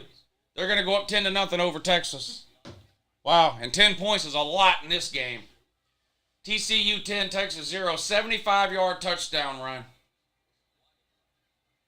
Breaks the game open finally. 10-0 TCU is going to be up. 2nd and 10 for Mississippi State on the 17. They're going to hand this one off. Has a hole. Hits it hard, too. Boy, that guy's running hard. That number 7 for Mississippi State runs tough.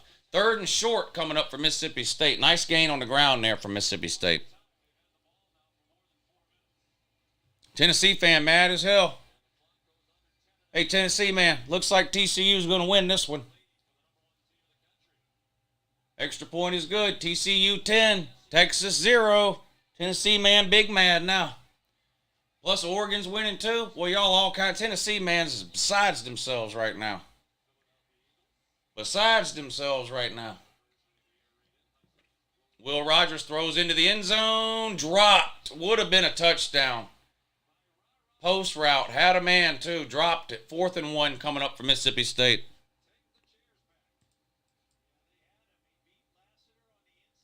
Yeah, Baylor, man, this is not good here. Y'all are getting absolutely humiliated by Kansas State. Not good. Not a good showing for Baylor. Not a good showing for Baylor, man. 4th and 1. Mississippi State's going to go for it, of course. This is an illegal formation. They got too many men on the line. They only got 3 people in the backfield. Look, all 3 wide receivers are on the line of scrimmage. Look. Y'all see that? That would have been an illegal formation by Mississippi State anyway. They had too many men on the line of scrimmage. They had too many men on the line of scrimmage. That would have been a penalty had they ran that play. No wonder Mike Leach won't let the receiver sit down. Yeah, I hear you. I hear you. Luda, who do you have winning the Big Ten West? The Big Ten West is horrible. It doesn't even matter who wins the Big Ten West.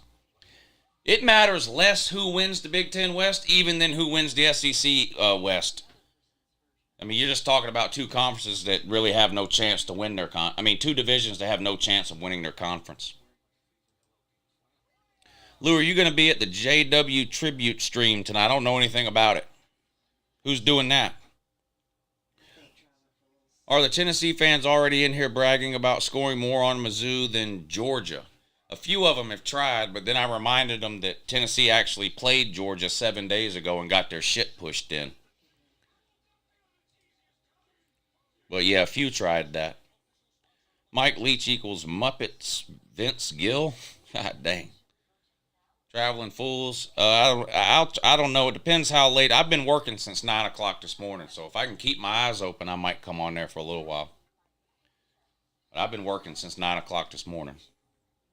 How confident are you with Beck if he is QB1 next season? I'm confident. I mean, look what we've done with Stetson Bennett. It obviously doesn't really matter who we put at quarterback. Casey Elgin says, dumbass is in here. Well, I don't know. There are a few, I'll tell you that. I'm amazed Lou is still awake. Well, I'm all right now. I mean, it's only 10 o'clock. I'm good right now. But I know Traveling Fools, he don't normally start his live streams till 1 in the morning or something.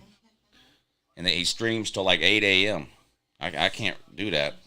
Being awake. What? You know what that means? Coffee time. Oh, yeah, I'll take a cup of You want a cup of coffee? Are you through this? Yeah, it sounded good, but Yeah. then I ate one or two and I just wasn't hungry.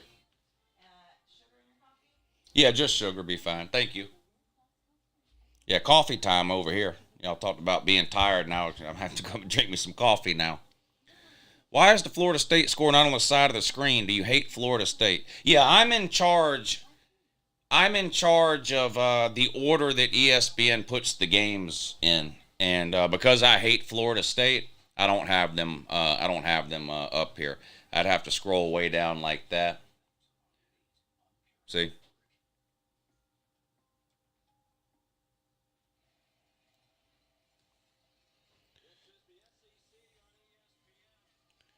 Yeah, Jeff Webster passed away last Sunday.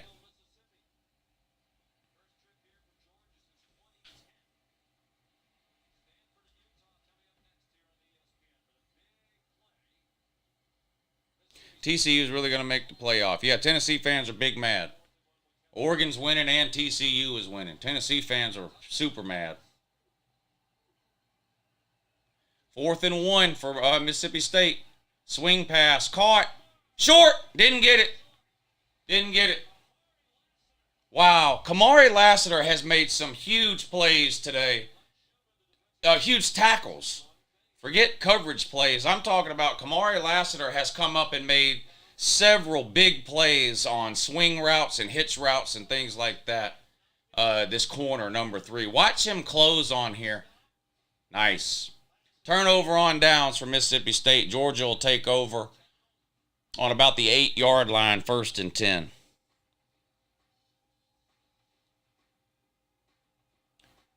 I think Jimbo's about to get fired. No, they can't afford to fire him. Jimbo's not getting fired. They can't afford it. Jimbo will be back next year.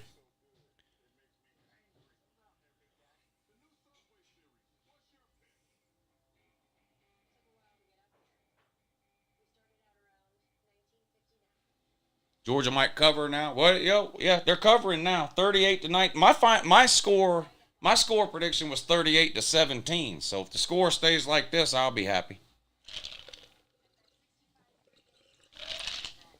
I've heard Tech fans running their mouths about keeping it close with UGA. They couldn't even keep it close with Miami.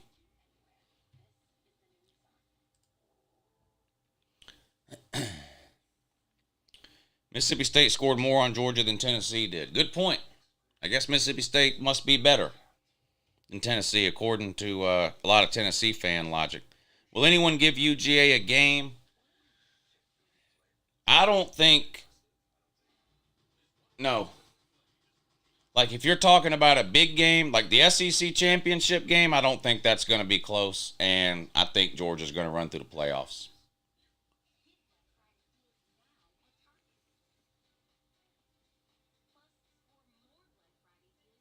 Mike Leach is really good at giving out wedding advice. Is that true? Mike Leach is good about talking about a lot of things that don't have to have anything to do with football. That's why I like watching Mike Leach press conferences. Not for what he says about the game, but for all the non-football shit he always says. Texas about to score? Yep, you're right. They're in the red zone. 3rd and goal, though. Oregon's still up 31-27. They've got the ball in Washington territory. Handoff on 2nd and 5. Looks like he got the first down. He did. 1st and 10, Oregon in Washington territory. Oregon's up 4, looking to add to the lead on this drive here. Tennessee fans are so mad they can't stand it. Oregon's winning, and so is TCU. Boy, that's not good for the Tard Man. Not good for the Tennessee Tard Man.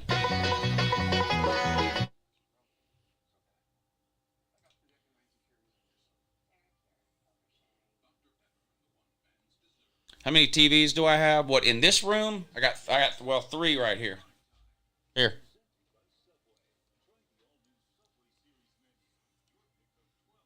One, 2, 3, and then 2 computer monitors.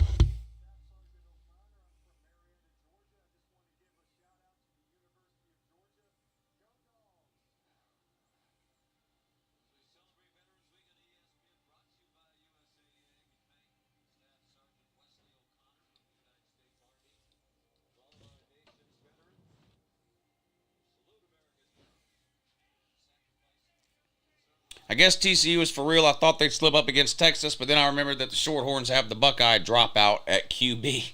I picked Texas to win this game, too. I thought Texas would beat them. And they still might. They still might. But this was probably TCU's best chance at a loss, though. I guess TCU... Oh, I just read that, didn't I? Where's Tiger Baskins been? I saw him on Pete's show last night. I would rather Georgia lose a playoff game to anybody but Tennessee. Oh, you don't have to worry about that. They're not losing a playoff game to anybody. Oh, yes. Yeah. Coffee time. Y'all keep me up too late. Y'all keep me up too late. Don't forget, if you want one of these awesome, exclusive, limited time only, Tennessee was ranked number 1 for 1 week in November t-shirts. The link is in the description of the video. Make sure you check it out. Get them while they're hot. Get them while they're hot. 2nd and 7 for the Dogs. They're going to keep it on the ground with Milton. He picks up 2 or 3 yards. Not much more.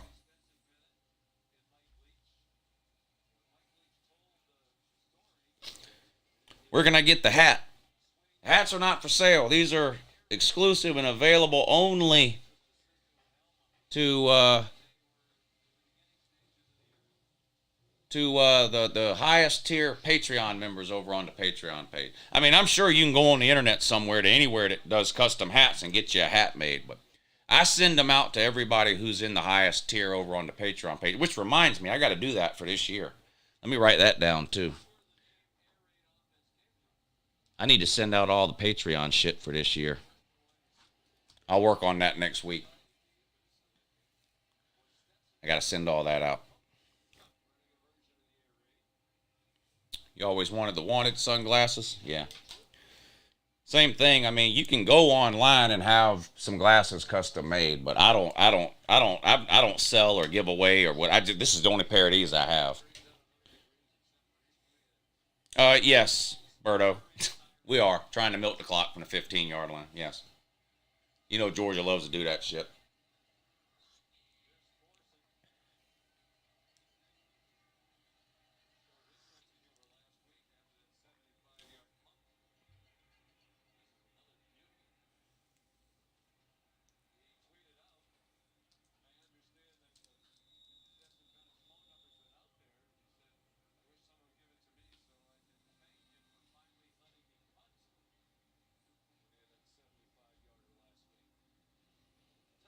Uncle Lou, I have to say that I've never did get my Patreon shirt from last year, but if you know a veteran, you can give it to them. I will sub to Patreon soon after I get back on my feet. All right, buddy.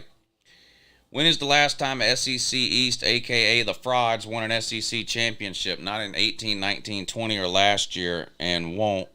Roll Tide, roll. When was the last time Alabama was even in an SEC championship? Because it won't be this year. You guys are fucking garbage. Y'all are horrible.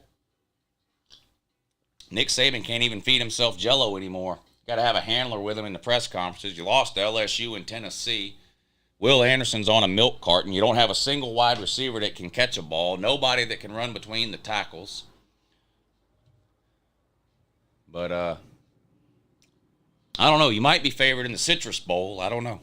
You might be favored in the Citrus Bowl. We'll see. But if you figure out what 17, 18, and 19, and 20 have to do with right now, you let me know.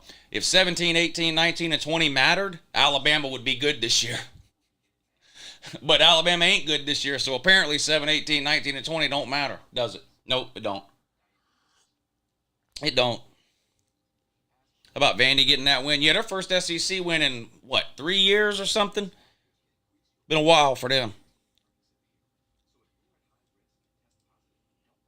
What about Ohio State smoking your ass? What, Georgia? Ohio State's never smoked. Ohio State's winless against Georgia, so I don't know what you're talking about. There's never been an instance in which Ohio State smoked Georgia. There's never even been an instance in which Ohio State beat Georgia.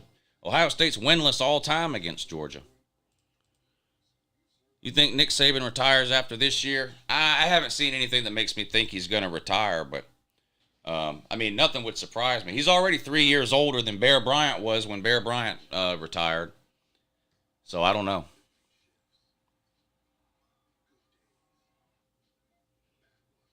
McConkey reminds me of Cooper Kupp. McConkey reminds you of the best wide receiver in the NFL? Come on. That might be a little bit of a stretch there.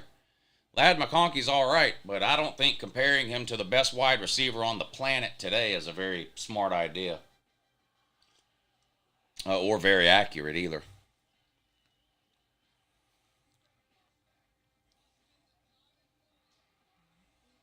Who do you think goes to Auburn?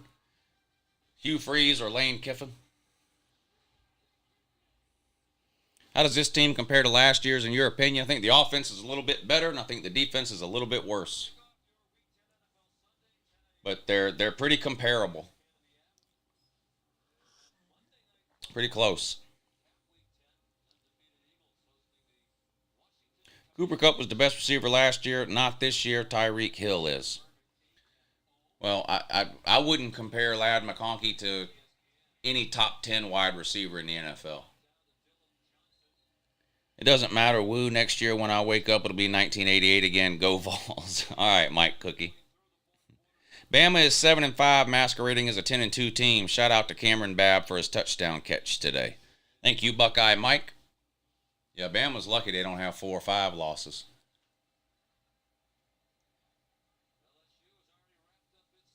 Second and 3 for Mississippi State on their own 30. Under 7 minutes to go in the game. Will Rogers back to throw. Under pressure, gets rid of it. Incomplete at the feet of a wide receiver. He was under all kinds of pressure. 3rd and 3 coming up now for Mississippi State.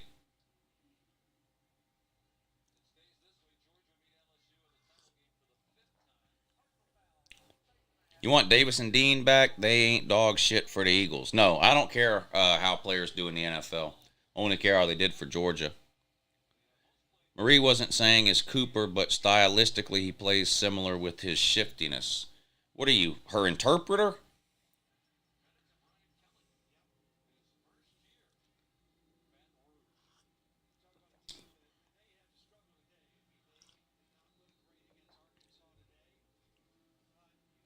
What take on LSU versus Dogs SEC title game? I think Georgia will be favored by somewhere between 14 and 17 points. I don't think it'll be a close game. I think Georgia will win relatively easily. No gain on 1st and 10 for Mississippi State. Tackled out of bounds at the line of scrimmage. Ringo is overrated? Okay, well, he's going to be a first-round NFL draft pick, so either way he's going to be a multimillionaire, whether he's overrated or not.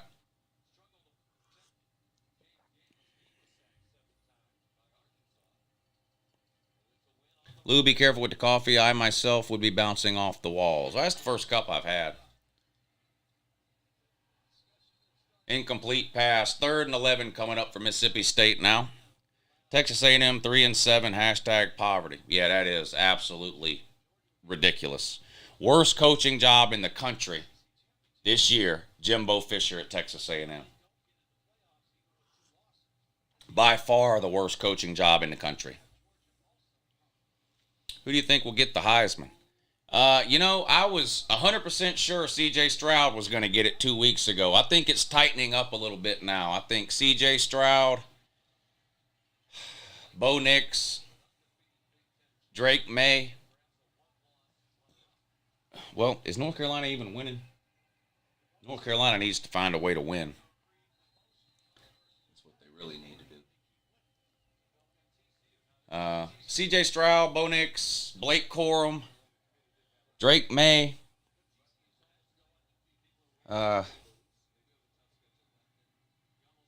Hendon Hooker. I don't think Hendon Hooker's going to win it, but he's in the. If you're putting a list of 5 or 6 people together, Hendon Hooker probably be on that list. I think it's hard to say who's going to win it right now. I thought C.J. Stroud had it locked up a couple of weeks ago, but I'm not so sure now. 4th and 8, Mississippi State's going to go for it on their own 47-yard line. 5 minutes to go in the game. Incomplete pass. Georgia takes over on downs. 5:17 to go. Drake May, and by the way, I hate his ass. If you just look at the numbers, Drake May is blowing everyone else away. He's got more yards and touchdowns than C.J. Stroud. He's completing 72% of his passes. He's got 500 rushing yards, 4 or 5 rushing touchdowns, and that's all before today. I don't even know what his numbers are today. But Drake May, what Drake May has done at North Carolina, there's not a quarterback that's had a better year than Drake May. And the Heisman tends to be a stats award given to somebody on a really good team, right? North Carolina runs the table, finishes 11-1, plays Clemson in the ACC title game. It's going to be hard not to at least consider him, I think. Ohio State won't be talked about until the Michigan game. Yeah, that's true. That's going to hurt Hendon Hooker too, because no one's watching any Tennessee games the rest of the year until they either play in the Sugar Bowl or the playoffs, because it's Missouri today, South Carolina next week, and then Vandy. So people are just going to forget about Tennessee for their last 3 games of the year. I think that'll hurt Hendon Hooker. Hendon Hooker had a chance on the biggest stage of the year to prove he was a Heisman contender, and he shit himself for 4 quarters.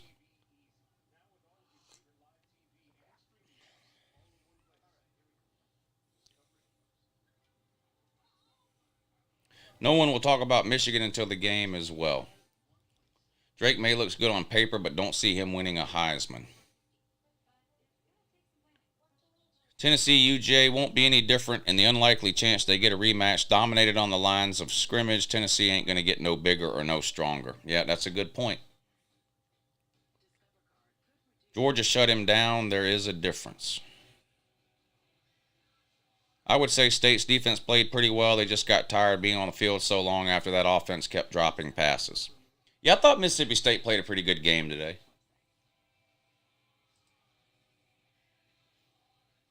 Mississippi State probably played a better game than Georgia. I mean, Georgia had some ridiculous turnovers.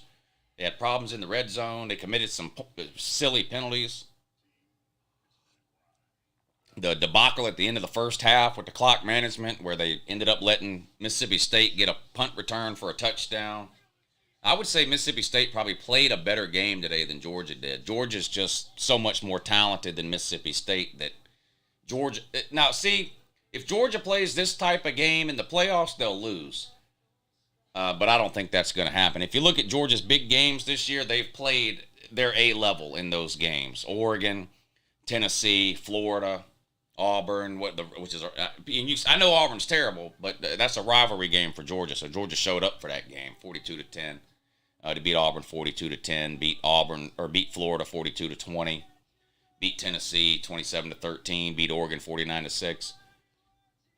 But if Georgia were to show up and play like this in the playoffs, then yeah, they could lose, because those playoff teams are going to be a lot more talented than Mississippi State. But in a game like this, Mississippi State, Missouri, Kent State, Samford, Vandy, South Carolina. Well, they played good against South Carolina, but Georgia's just so much more talented. They don't have to play their best game to win. Did TCU just score again? Yes, they did. TCU just scored again. Tennessee man crying into his Cheerios now. Plus, Oregon's about to kick a field goal, too, right after that. Wow.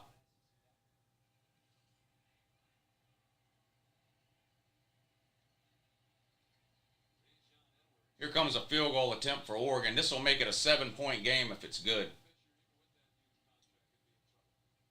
And it is good. 34. Oregon 34, Washington 27, 4 minutes to go. 12 and a half minutes to go, TCU and Texas. Texas has TCU 17, Texas 3. So TCU up 2 touchdowns with 12 minutes to go. Oregon up 1 touchdown with 4 minutes to go.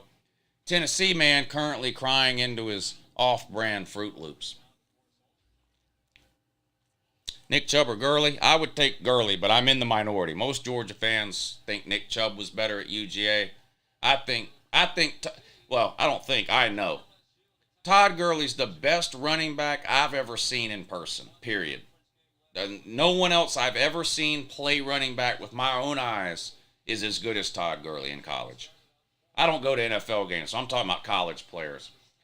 Todd Gurley's the best college running back I've ever seen with my own eyes.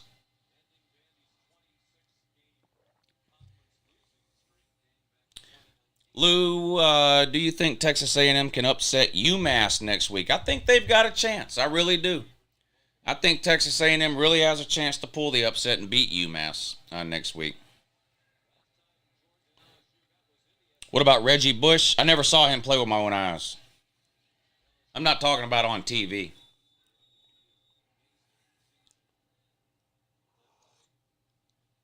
Reggie Bush was fun to watch in college too, though. But I didn't see him. I saw him only on TV. Lou, do you think Texas A&M can upset UMass next week? Yeah, somebody asked me that like 15 seconds ago, and I haven't changed my mind yet. North Carolina's at the 1-yard line. That's good, I guess. Was Herschel Walker before your time? I was born in 1978. Herschel played in 80, 81, and 82. So I never went to any games that Herschel played in. I've only seen it on, YouTube clips and old highlight clips and stuff like that.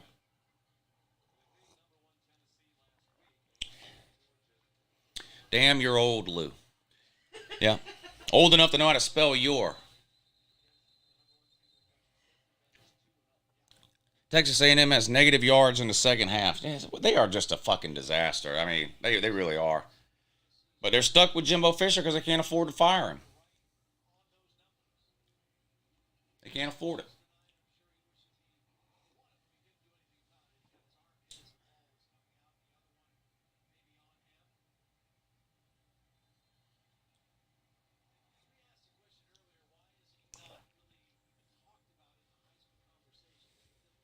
Do you think Stetson gets drafted? No, I don't. No, I don't. 2nd and 9 for the Dogs. Hand off to Kendall Milton, big run. Touchdown, Kendall Milton. Go. Look at there. Touchdown, Kendall Milton.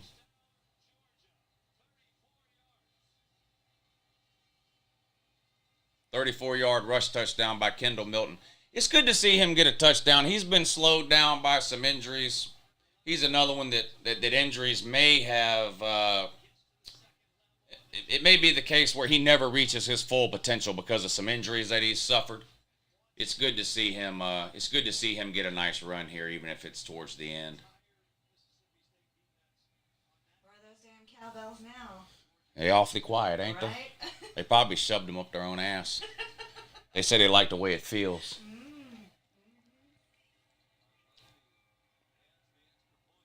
Are you excited for your freshman run in back, Lou? Could he be better than Gurley? No. I mean, you talking about Branson Robinson?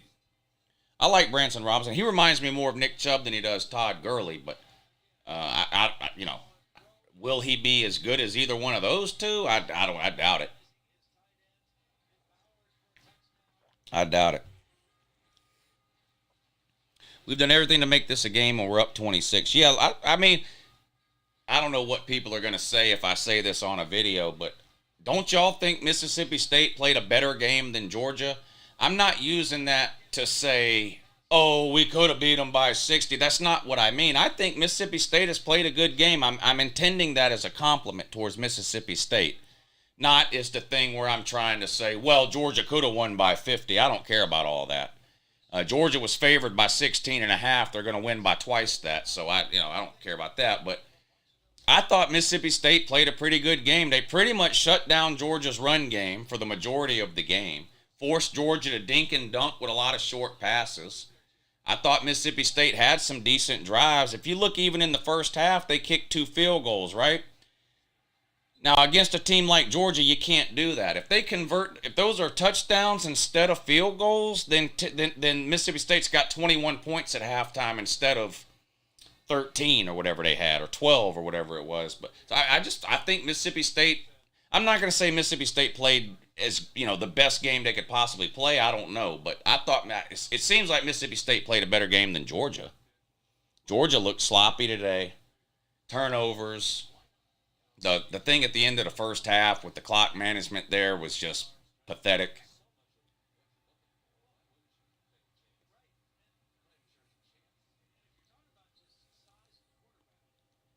Anyone know if Washington can win? Well, they could, but they're going to have to score a touchdown, and they're going to have to do it really quick.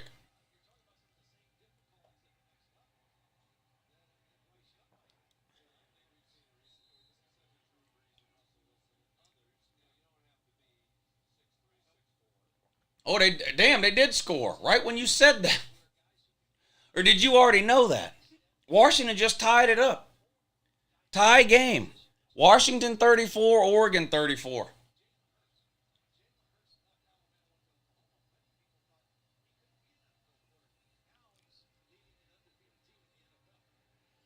I didn't know if you were trolling me. I saw him score and I said, oh, maybe he knew they already scored. Maybe I'm behind or something, and he knew that and he was trolling me. I literally looked up right when you said that. Washington scored. Tie game, and there's only a couple of minutes left in that one. We might be headed to overtime.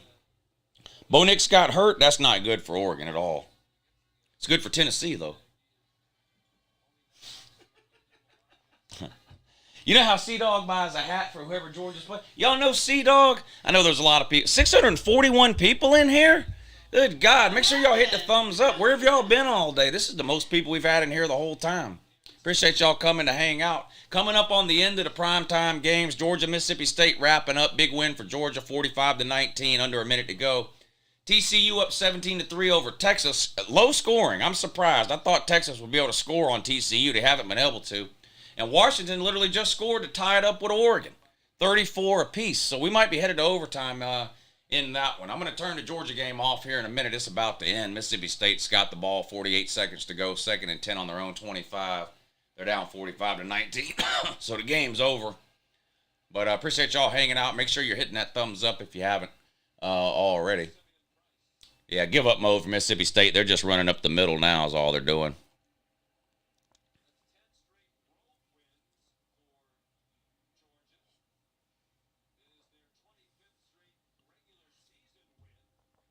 You're famous, Lou. That's why there's 640 people in here. I don't know about famous, but I sure do have a good time getting on YouTube and hooting and hollering about college football. Do you think Tennessee was the hardest game Georgia plays this year? I think they're the best team on our schedule, you know. Is that what you're asking? I mean, they're the best team that, you know, as far as the regular season goes, yeah, that'll be the best team Georgia plays. I guess that's what you're asking. I predicted 45-10 Georgia. You're pretty close. I predicted 38-17 Georgia. So I was off by one. Georgia scored one more touchdown than I thought they would. And I guess Mississippi State has a couple more points than I thought they would. They're going to put 2 seconds back on the clock and let Mississippi State run one more play for no reason. This has to be Ewer's worst game of the season. Yeah. And TCU, I mean, look, you don't get to 9-0 by accident, so I'm not saying TCU is not any good, but they've given up a lot of points this year. And Texas can't score at home. Home game for Texas. This would be a big win for TCU because nobody thought TCU was winning this game. Nobody. Texas was a 7-point favorite. I do live shows all week long. I couldn't find anybody that thought TCU was going to win this game. I do call-in shows, live show, all over. I couldn't find anybody that thought TCU was going to win this game, and they're up 17-3. Now Texas is. I haven't said all that. 4th and goal. Texas is going for it into the end zone, incomplete. So that would have been a chance for Texas to get back in the game. It was 4th and goal from the 9-yard line. They throw an incomplete pass. Turnover on downs. TCU will take over 1st and 10 with 9 minutes and 40 seconds to go. Texas is going to need to get a stop, and they still need 2 touchdowns just to tie it up. The Golf Week AM Tour. What's up, buddy? Good to see you back in here. I remember you from the other day. Great show, Lou. Go Gators. Say something good about Sunbelt Billy. He humiliated South Carolina today, which won Uncle Lou some money. So shout out to Sunbelt Billy. How about that? I had 2 bets on South Carolina that I made in the offseason. 1, they would win less than 8 games. Well, now that's a given. They can't win more than 8 now. Number 2, they would win less than 6.5 games. They're currently at 6 wins. 6-3 before today. Now they're 6-4. But so I needed them to lose their last 3 games. Florida, Tennessee, Clemson. I'm confident Tennessee and Clemson would beat them. If they were going to win one of those 3, I thought it would be to Florida. And Florida beat them today. So I'm going to win both those bets I made on South Carolina. Under 6.5 wins and under 8 wins. I'm going to win both of those. So shout out to Sunbelt Billy. Thank you, Billy, for helping Uncle Lou win some money with the under bets on South Carolina. So how's that? That's positive, right? That was positive. You'll take that, won't you? That's pretty good, right? Nick Koenig, thank you for the super chat. He says Nick's got hurt. They don't know if he's returning. Yeah, that's not good for Oregon because, clearly Bo Nix has been having the by far the best season of his career. I mean, Heisman candidate. So they got a new quarterback in there now. We'll see what he can do. Number 13, I don't even know who it is. Running back falls down, not good. 4th and 1, and the running back fell down. Why was Oregon going for it on 4th and 1? Why would you do that? Oregon might have just blown it right there. Why would they go for that on 4th down?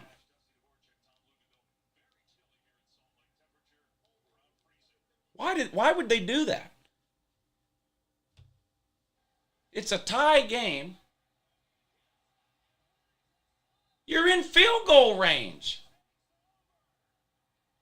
Why would you do that? Oregon's got the ball on the 35-yard line, 4th and 1, a minute and a half to go. Why wouldn't you? No, they're on their own side of the field. What are they doing? That's even worse. Dan Lanning, head coach Dan Lanning, what are you doing? Are y'all watching this? Oregon just went for it on 4th and a tie game, a minute and a half to go. Oregon's got the ball on their own 35-yard line, and you go for it on 4th. No, you punt the damn thing away. What in the world were they thinking? Now you give Washington the ball. They're already in field goal range. They're on the 32. All they've got to do is not turn the ball over and kick a field goal and win the game. Yep.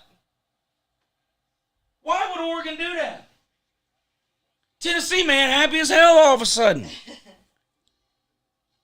What in the fuck was he thinking?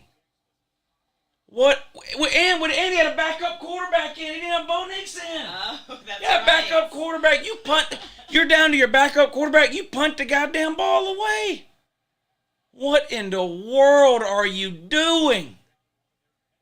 3rd and 1 now for Washington. 1 minute to go. They're already in field goal range. What in the world?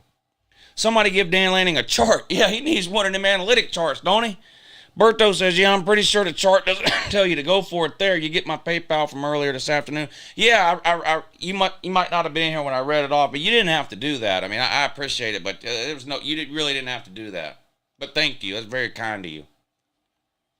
Very generous. 3rd and 1 for Washington. Here we go.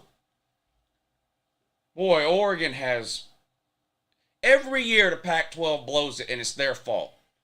Oh, he didn't get it. Now let's see if Washington, you think Washington is as dumb as Oregon is? What should Washington do here? They should punt it away. Huh? Kick a field goal. Yeah. They should kick a damn field goal. Not go for it. That's some dumb shit Oregon would do. You kick the field goal. You're up by 3. Oregon's down to a backup quarterback. Maybe they want to go into overtime. I don't know. Oh, my gosh. Just stop it. Jesus, man. Every year the Pac-12 just shits in their own mouth. And now they done did it again. Now they have done it again. Why in the hell would you go for it, Oregon, on their own side of the field? And guess what? The field goal is good. Yeah. The field goal is good.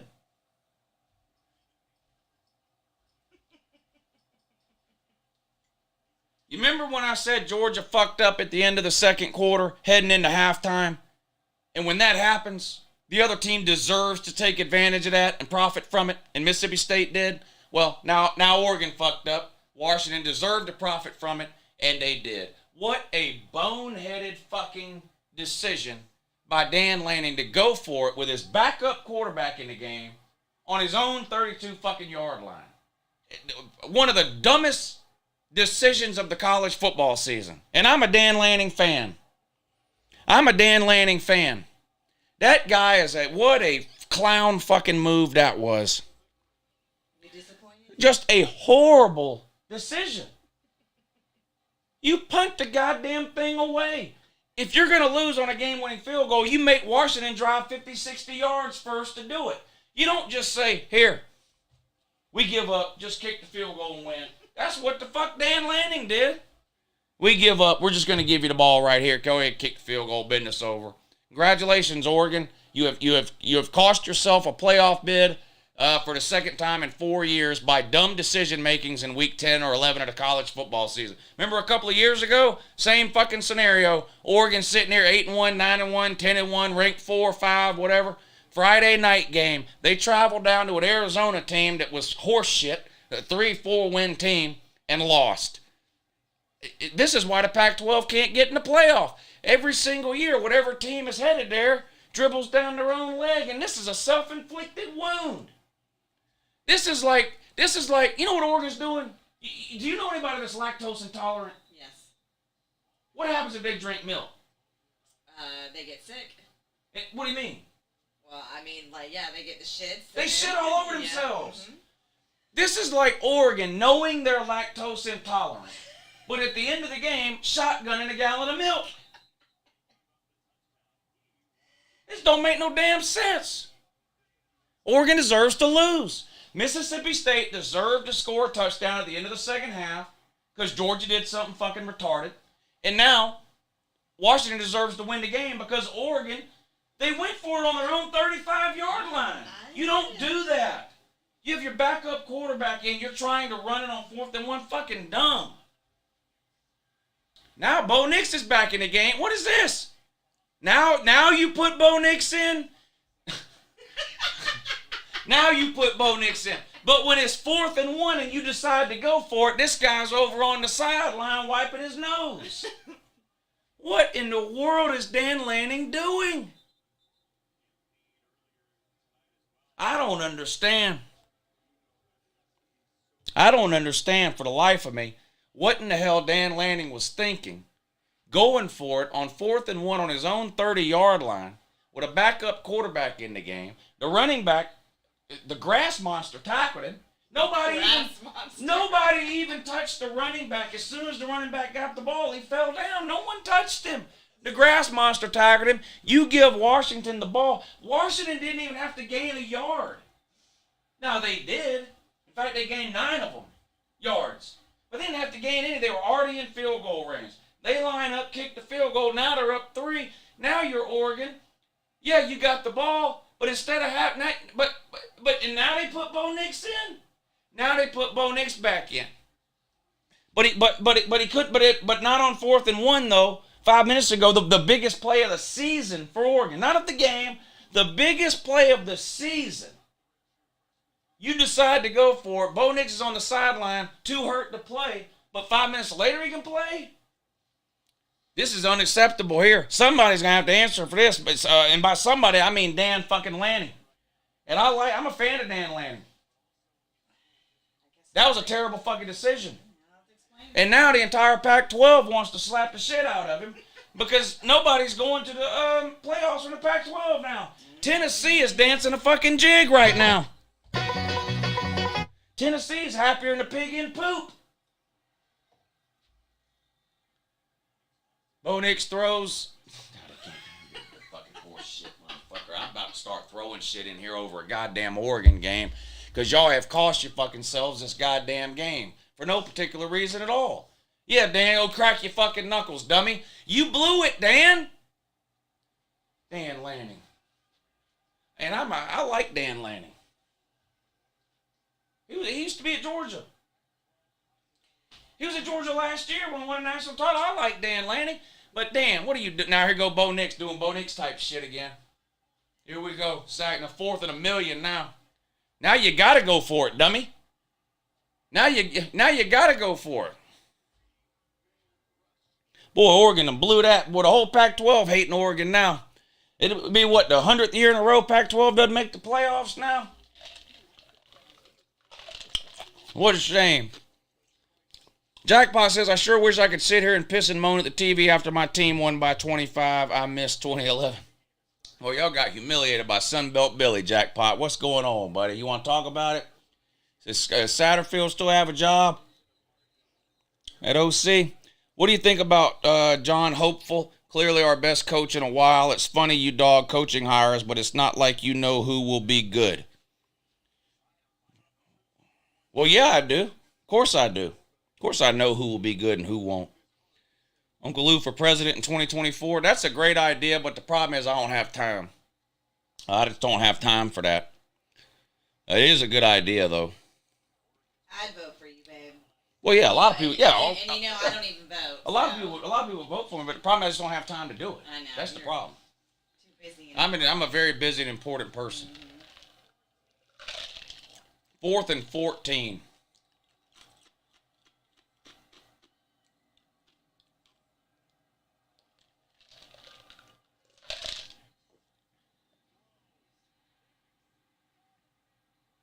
Wow. First down, Oregon on 4th and 14. This is confusing me and irritating me all at the same time, so I'm just turning that shit off. 1st and 10, Duckaroos. Bo Nix throws out in the flat, makes a man miss. Up to midfield, 14 seconds to go. Boy, Oregon just won't give up. They won't take no for an answer. I mean, you know, they got to make up for that bonehead. They're making life hard.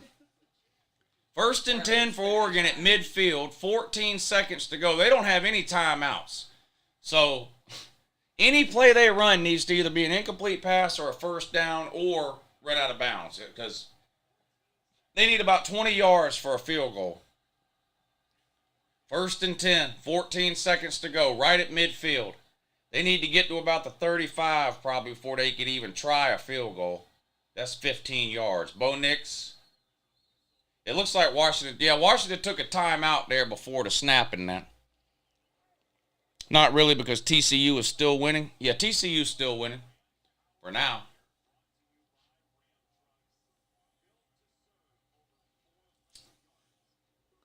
Is that complete or incomplete right there, lady? Incomplete. Hit the ground. Hit the ground. Yep. Incomplete then. Incomplete pass, the lady said on the Texas game. TCUD is legit. Well, it is today, but the problem is their defense has been terrible for most of the year. So I don't know what's going on. Texas can't move the ball on them. Everybody else got no problem scoring 25, 30 points on TCU. Texas can't get a first down. I still don't see why Lanning didn't play field position. Don't even get me started again, Visor. Man, I ran it for 20 minutes about that. I just now calmed down, man. What the hell's wrong with you? Getting them all worked up again. Yeah, don't get me all worked up again. Nobody need that aggravation. All right, 1st and 10 for Oregon at midfield, 14 seconds to go. 3 wide to the top of the screen, 1 on the bottom. They got a running back standing back there next to Bo Nix, too. Snap, Bo Nix back to throw. Scrambling. Throws complete, but short of the... No, good for a first down, so that'll stop the clock. But you better hurry up, Oregon, man. Quit laying on the ground. 6 seconds to go. You got to snap the ball quick. Down it. Spike it.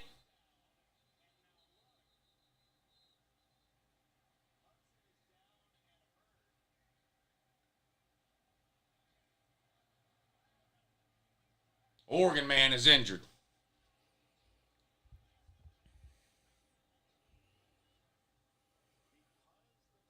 I would rather UJ play TCU. They played Michigan last season. I don't think it really matters who Georgia plays. Ain't nobody else showing me nothing.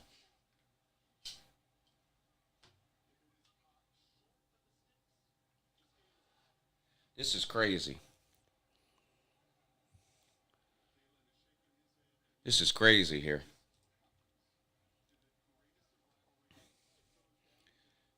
Yeah, Texas threw an interception. I thought that was a 10-second runoff. No, that's only on a penalty.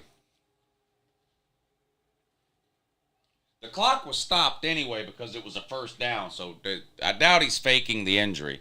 The clock was stopped. The clock was stopped because of the first down, so they would have Oregon just would have spiked the ball anyway to stop it. So.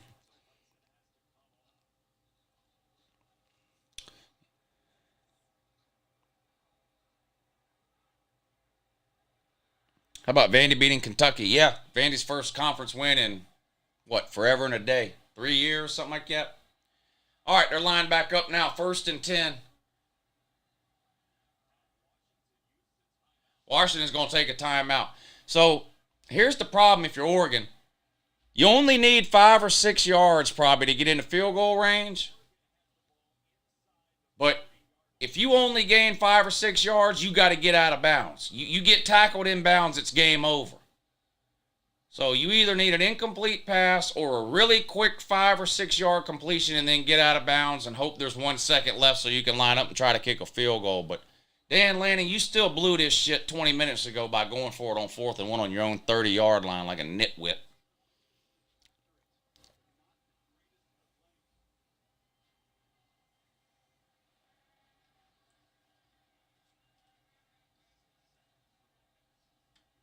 Six seconds to go.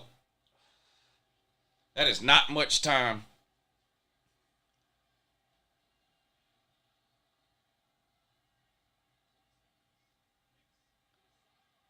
Wow. That's caught. Wow.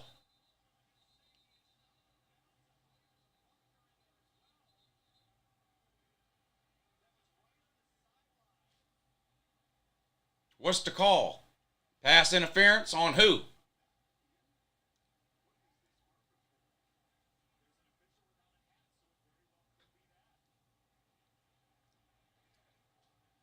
Did the receiver go out of bounds and then come back in bounds? If that's the case, it's game over.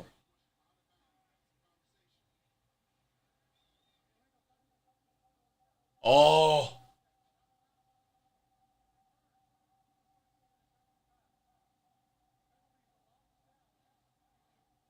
Damn. They're saying the receiver went out of bounds. Yeah, he did.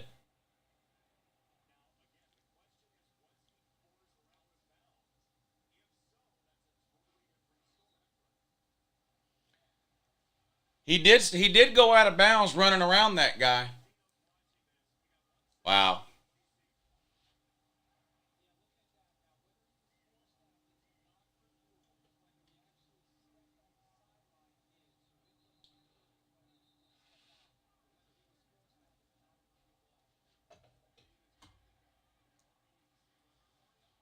I don't know. I guess Oregon's going to have to throw a Hail Mary here.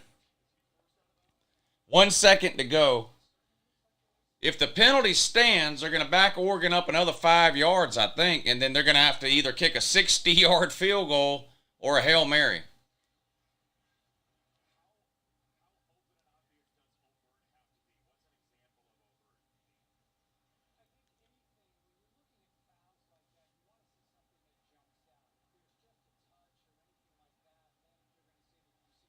Did he even step out?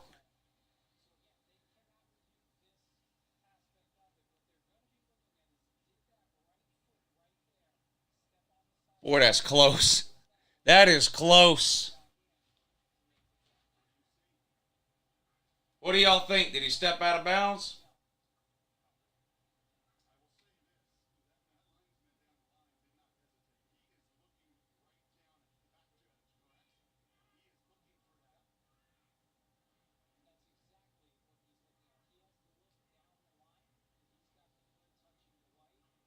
Boy, that's close.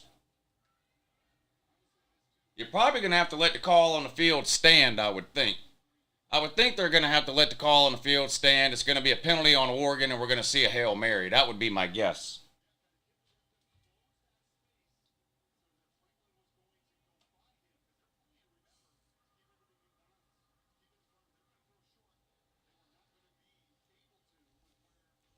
Wow. My guess is they're going to let the call stand, say he went out of bounds, back Oregon up 5 yards, and we're going to have a Hail Mary. That would be my guess here. Auburn actually going to beat A&M? Looks that way. Looks that way. TCU still up 17-3, 4.5 minutes to go in the third. TCU has the ball, looking at a 3rd and 5. They're in Texas territory on about the 34-yard line. Any points by TCU here and it's game over. Even a field goal puts the game out of reach. Field goal make it a 3-score game. Oh, TCU fumbled. Oh my God, scoop and score for Texas.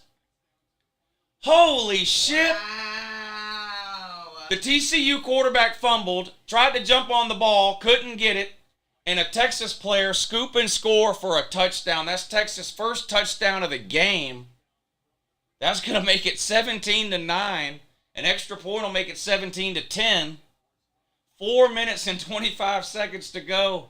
Wow. Even a field goal there would have made it a 3-score game and it would have been game over. Instead, it's going to be 17-10. Here we go. Call stands. The call stands. So I guess we're going to be looking at a Hail Mary here from Oregon with 1 second to go. Here comes the extra point for Texas. Unbelievable in this Texas game. Extra point is good. Wow. Wow. Watch this. Okay, here comes a Hail Mary from Oregon. Oh, my God. TCU. Here comes a Hail Mary from Oregon.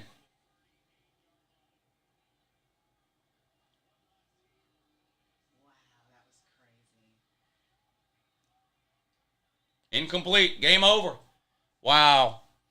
Oregon just shit down their own leg and cost the Pac-12 a playoff spot, most likely. Unbelievable. Unbelievable. Dan Lanning blew that big time. Boy, he's going to have some tough questions to answer in that post-game press conference. Going for it on that 4th and 1 on his own 30-yard line was one of the dumbest things I've ever seen a coach do. That was absolutely ridiculous.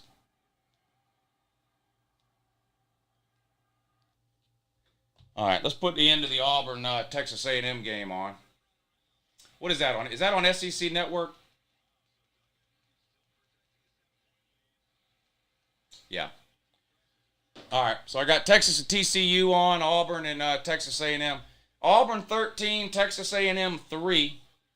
3:02 to go in the fourth quarter. Auburn's kicking off after that last score. There's the kick. It's going to be fielded at the 15. Returned up to about the 20, and that's it. 1st and 10, Texas A&M at the 20.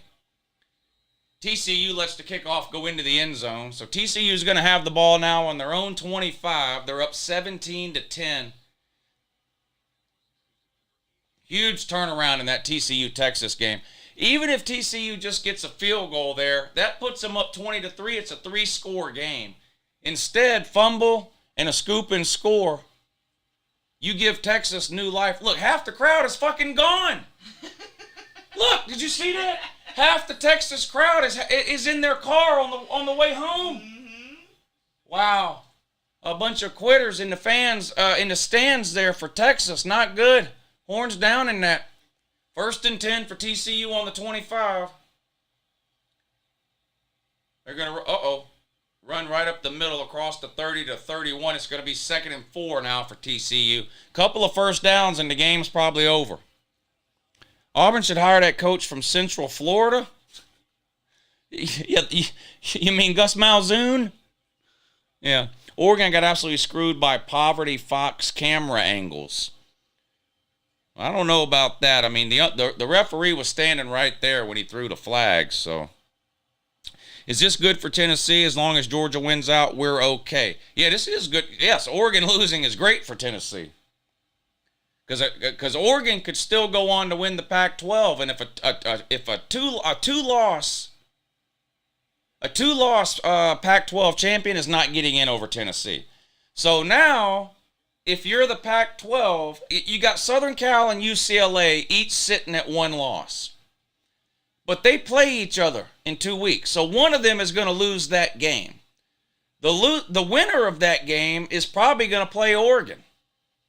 So let's just say Southern Cal beats UCLA. Let's just assume Southern Cal beats UCLA. You're going to have an 11-1 Southern Cal playing a 10-2 Oregon in the Pac-12 title game. If Oregon wins, they're a 2-loss Pac-12 champion. They're not getting in the playoffs over Tennessee. Now, if Southern Cal wins, they could get in over Tennessee. Because Southern Cal still has to play UCLA, a top 10 team, Notre Dame, a ranked team, and then possibly Oregon. That would be 3 ranked teams Southern Cal would have to beat. They would be a 12-1 Pac-12 champion. They might then would jump Tennessee. That's what Tennessee would have to worry. Basically, Tennessee's got to worry about any 1-loss or undefeated conference champion. Is basically what it comes down to. When the final playoff rankings come out the Sunday after conference championship games, Tennessee is going to have to worry about any undefeated conference champion and any 1-loss conference champion. TCU on 3rd and 4 picks up the first down. That's huge.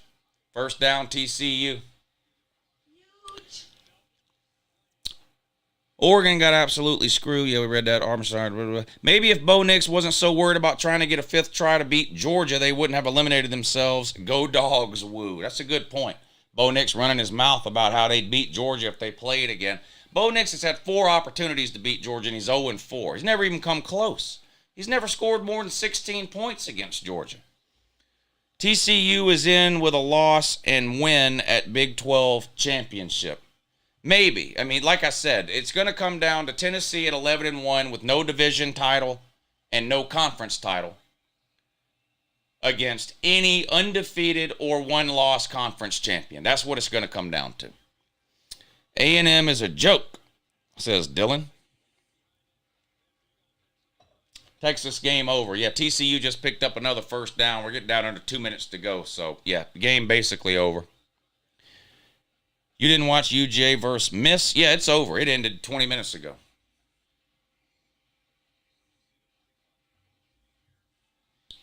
I got all kinds of TVs here. I watch more than one game at a time. TCU game iced. 1st and 10 for TCU. Texas got no timeouts left. Handoff up to Gut. Gains 1 yard. It's going to be 2nd and 9. Texas can't stop the clock. 2:06 to go, and the clock is running. It's going to be about a minute and a half left when this next play is snapped. Hey, Ducks fans, still happy Mario gone? I'm sure they are. Oregon's 8-2. Miami can't make a bowl game. Oregon was always shooting for Rose Bowl. That's cool, but just sad to see bad play calling and clock management from the Ducks. Yeah, Dan Lanning blew that at the end. 2nd and 9 for TCU. Run up the middle. Close to a first down. A couple of yards short. 3rd and 2 coming up. A minute 26. The clock is running. There's going to be about 30 seconds left by the time this next play is over. Yeah, this is going to be, it's game over. There's nothing Texas can do. There ain't nothing Texas can do. Who's the 4th college football playoff team if TCU and LSU lose a game? Well, LSU's not getting in the playoffs. They're losing in the SEC title game if they don't lose before then. So forget LSU. But are you asking about a 12-1 TCU with a Big 12 title versus an 11-1 Tennessee without a title? That's what the committee's going to have to decide in the end. 11-1 Tennessee with no division title and no conference title versus any undefeated or one-loss conference champion, which could be TCU, could be Clemson, could be Southern Cal, could be UCLA. That's what it's going to come down to. Plus, you've got the Michigan-Ohio State angle, right? What if Michigan beats Ohio State by 3 points? Does Ohio State get in? You know, can UNC beat Clemson in the ACC championship game? I think they can. Not sure if they will, though. I think that'll be a good game. How about Sunbelt Billy, Woo? Yeah, Sunbelt Billy beat South Carolina, so they're probably building a Sunbelt Billy statue in Gainesville as we speak. That big win he got over South Carolina. But I was pulling for Florida in that game. Florida winning that game won me 2 different bets. I had 2 different bets on South Carolina I made in the offseason about how many games they would win. And now that they lost that game, I'm a guaranteed winner on both those bets. So shout out to Sunbelt Billy. A one-loss ACC champion should definitely get in ahead of a Voltard, says Rob Dog. Congratulations, but your team isn't good. We're just a shit show.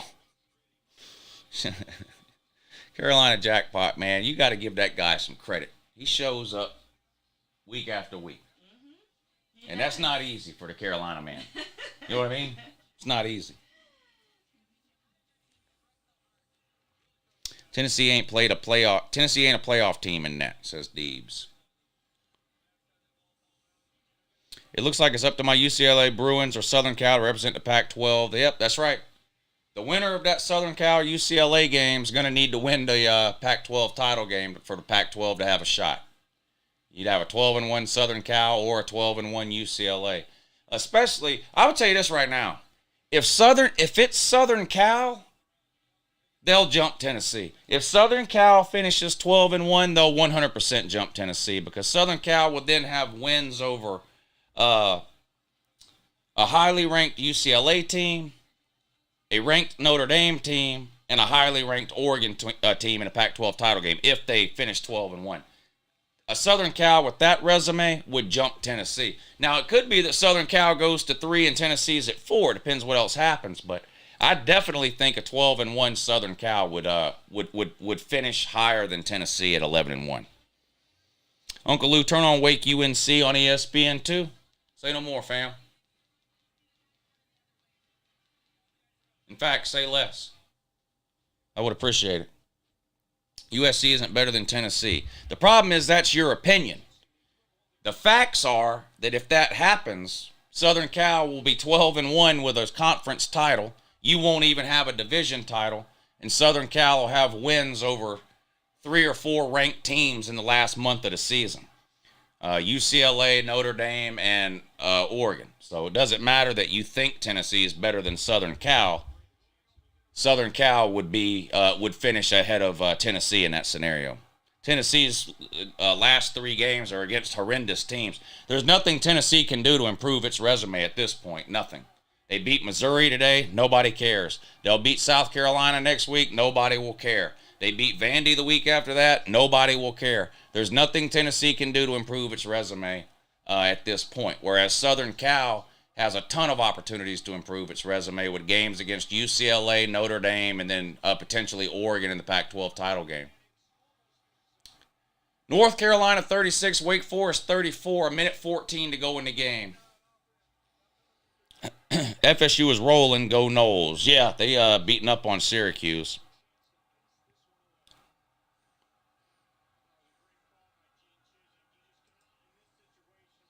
Some very crucial bad calls lost Oregon the game by the coaches, not the refs. Oregon going for it on 4th and 1 with a minute to go in the game on their own 35-yard line was the dumbest coaching decision I've seen all year. Nosebleed, thank you for the super chat. He says, order the Tennessee shirt, and I'm going back home from being gone for 2 years. Can't wait to show my brother, who sadly is a Tennessee fan, my new favorite shirt. Yeah, these Tennessee was ranked number 1 for 1 week in November. These shirts are flying off the shelves. They're one of the hottest holiday items this year as well. I was just gonna say Yeah, that. Great Christmas present. You know, the shopping network emailed me earlier. They're wanting to sell these on their home shopping network Christmas spectacular or whatever.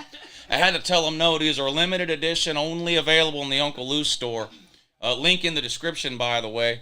Get yourself one of these. Tennessee was ranked number 1 for 1 week in November t-shirts. Check the description. Click the link. Trust me, everybody you know needs one for Christmas. Just trust me on that. Great Christmas gift for a Tennessee fan. Any Tennessee fan. Oh, Tennessee fan, any Georgia fan, any Alabama fan, LSU, pretty much any human being on the planet would enjoy this shirt. Because let's be real, everybody is sick and fucking tired of hearing Tennessee man for 3 weeks straight talk about how they're going 100-0 just to get humiliated after being ranked number 1 for 1 week in November. Yeah, I found out today, Jerry. I had no idea. Apparently, he passed away last Sunday. I had no idea. I found out today, and I don't know any details or anything. All I know is that he passed away last Sunday. So I don't know anything more than that. I don't know what happened. It's sad. He was only 56 years old.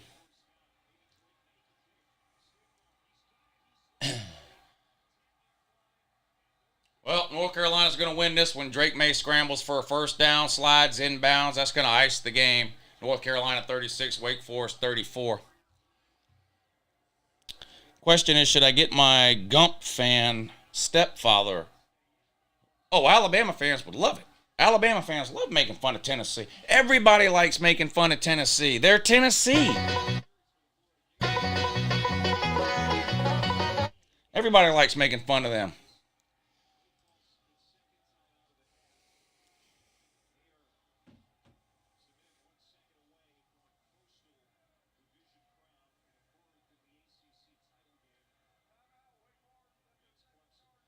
Auburn beats Texas A&M 13-10.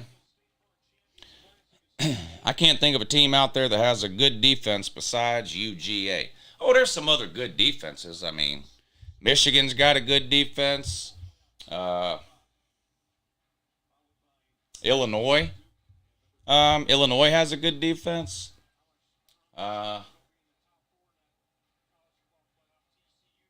I mean, there's lots of good defense. None of them. I mean, Georgia's defense is great, but there's lots of good defenses. Well, I don't know about a lot. There's more than one good defense, though. Over 500 plus total yards. Iowa has a good defense. Yeah, Iowa's got a good defense. Good point.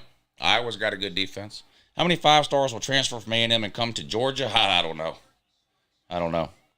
Lou bought that new chair and hasn't sat in it once. First of all, well, let me just correct the record here. I didn't buy those chairs. That's number one. I didn't buy them.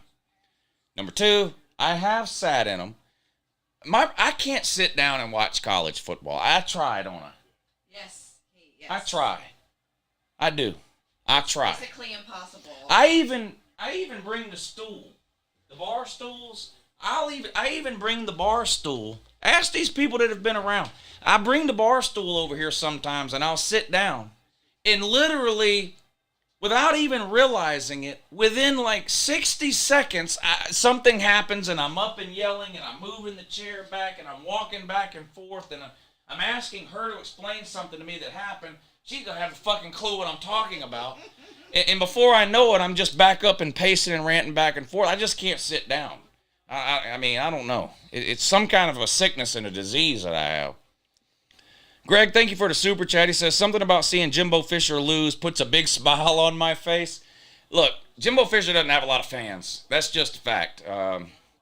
He's rubbed a lot of people the wrong way over the years. A lot of the stuff that happened this offseason, they didn't like how he handled that. You've got the whole recruiting class issue. And this has been a horrible year. I think Jimbo Fisher has done the worst coaching job in all of football this year, in my opinion. The absolute worst coaching job in all of football. It's just been horrible. It's just been, I mean, beyond bad. What's your prediction for Georgia versus LSU? Love the videos. Go Dogs. I think Georgia will be favored by somewhere around 14. 10 to 14 maybe, somewhere in the 2-touchdown range. Yeah, you know, people's going to say I'm just trolling or I'm just a homer or whatever. I just don't think there's any great teams in the SEC West this year. I don't. And I think Georgia's a great team. I don't think LSU is going to be able to hang with Georgia. I think Georgia will beat them by 2 or 3 scores. I don't think it'll be much of a game in the second half. And I think that would be the case if Georgia played LSU, Alabama, Ole Miss, or whatever. There's just not any great teams in the SEC West this year, in my opinion. It's a really down year for the SEC West. Obviously, you got Alabama. Alabama's lost 2 regular season games before the Iron Bowl for the first time in like 12 years. Texas A&M is in the absolute gutter. Auburn can't make a friggin' bowl game, but somehow they beat Texas A&M, though. Arkansas was supposed to be an 8 or 9 win team. They lose to Liberty. They're no good. Let's just call it what it is. And then you're left with Ole Miss and Mississippi State. And that's Ole Miss and Mississippi State. So I just don't think there's any great teams in the SEC West this year. Yeah, Oregon's out of the playoffs with a second loss. Yeah, they're not getting in. Could Georgia beat Ole Miss by 30? I don't have any idea. I don't know. Georgia's not playing Ole Miss, so it doesn't really matter. Why don't you go to UGA games? Because I work every Saturday.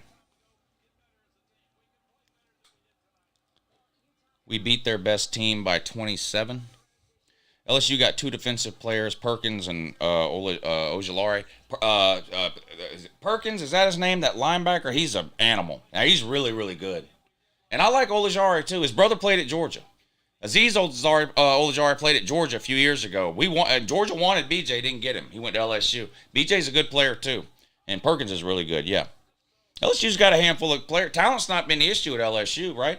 That's why Ed Orgeron got fired. Ed Orgeron didn't get fired for winning 6 and 7 games. He got fired because he had top 5 talent and was winning 6 or 7 games. So they've got some good players, but I just don't think they're not on the level of a Georgia this year. I don't think. You call what you do work.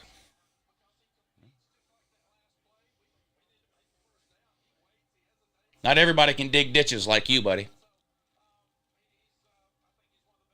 What's the definition of work? I don't know. You tell me. The only similarity between 2019 LSU and 2022 Tennessee is winning 5 games next year. Yeah. Hard to argue that. Can't wait for the Uncle Lou live stream over the Thanksgiving weekend. Yeah, I'm going to do a bunch of live streams for Rivalry Weekend. That's my favorite weekend of college football. Rivalry Weekend. That's my favorite weekend. Scattered, covered in chunk. Thank you for the super chat. He says, the only similarity between 2019 LSU... Oh, I already read that. I'm sorry. I already read that one. Would you like LSU to beat Georgia to stick it to Tennessee? No. I don't ever want Georgia to lose for any reason. Georgia looks like the clear winner to win out. Yeah, they look like the best team right now. So we'll see. We'll see what happens over the next few weeks. But they look like the best team right now.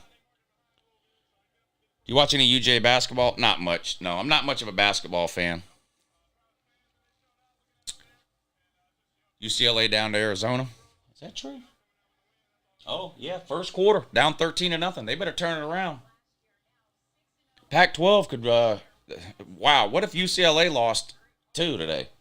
It's talking about 2 big hits right there for the Pac-12 if that were to happen. Mayhem Matthew, thank you for the super chat. YouTube is easier said than done. You don't get to 50K without putting in work. Keep it up, woo. Go Dogs. Thank you, sir. I guess TCU's on to something. Right now, they're on to 10-0. That's on to that right now. TCU's going 13-0. Very well could. UCLA is going to have their hands full with Arizona. Georgia guy, not a basketball fan? No way. Who are you a fan of, Christopher Reese? Who are you a fan of? Thoughts on Tom Crean? He's fired. Lou got basketball shoes on. No, I don't. Lou, do you think LSU versus Georgia will be a defensive game? Every game Georgia plays is defensive on their end, but Georgia will score on LSU, yeah. TCU is the only team that maybe gives Georgia a game. What? Come on. TCU won't give anybody a game in the playoffs. Is there anyone that you see competing with Georgia and making a legit game of it? I think Ohio State is best suited to compete with Georgia because of the offense they run. I don't think Ohio State would beat Georgia, but I think that would probably be Georgia's toughest matchup. Cadillac is smoking some TCU. Has no 5 stars. You've got TCU at number 1. You're the only person on the planet. It'd be so funny if Oregon, UCLA, and Utah lost. Yeah, it could be a real bad day for the Pac-12. Utah and Stanford tied at 7. Thoughts on who will be the next Auburn head coach? Either Lane Kiffin or Hugh Freeze would be my 2 best guesses right now. You never know. Georgia just might choke. They always seem to at the worst time except for last year. Yeah, I disagree. Seeing as how bad UGA is in basketball, I can't blame Lou for not being a fan. Well, you're a Tennessee fan, sir. You've never even made a Final Four in basketball, so I don't know why you're talking to me. You've won the SEC tournament, one time since 1978? Don't talk to me about basketball.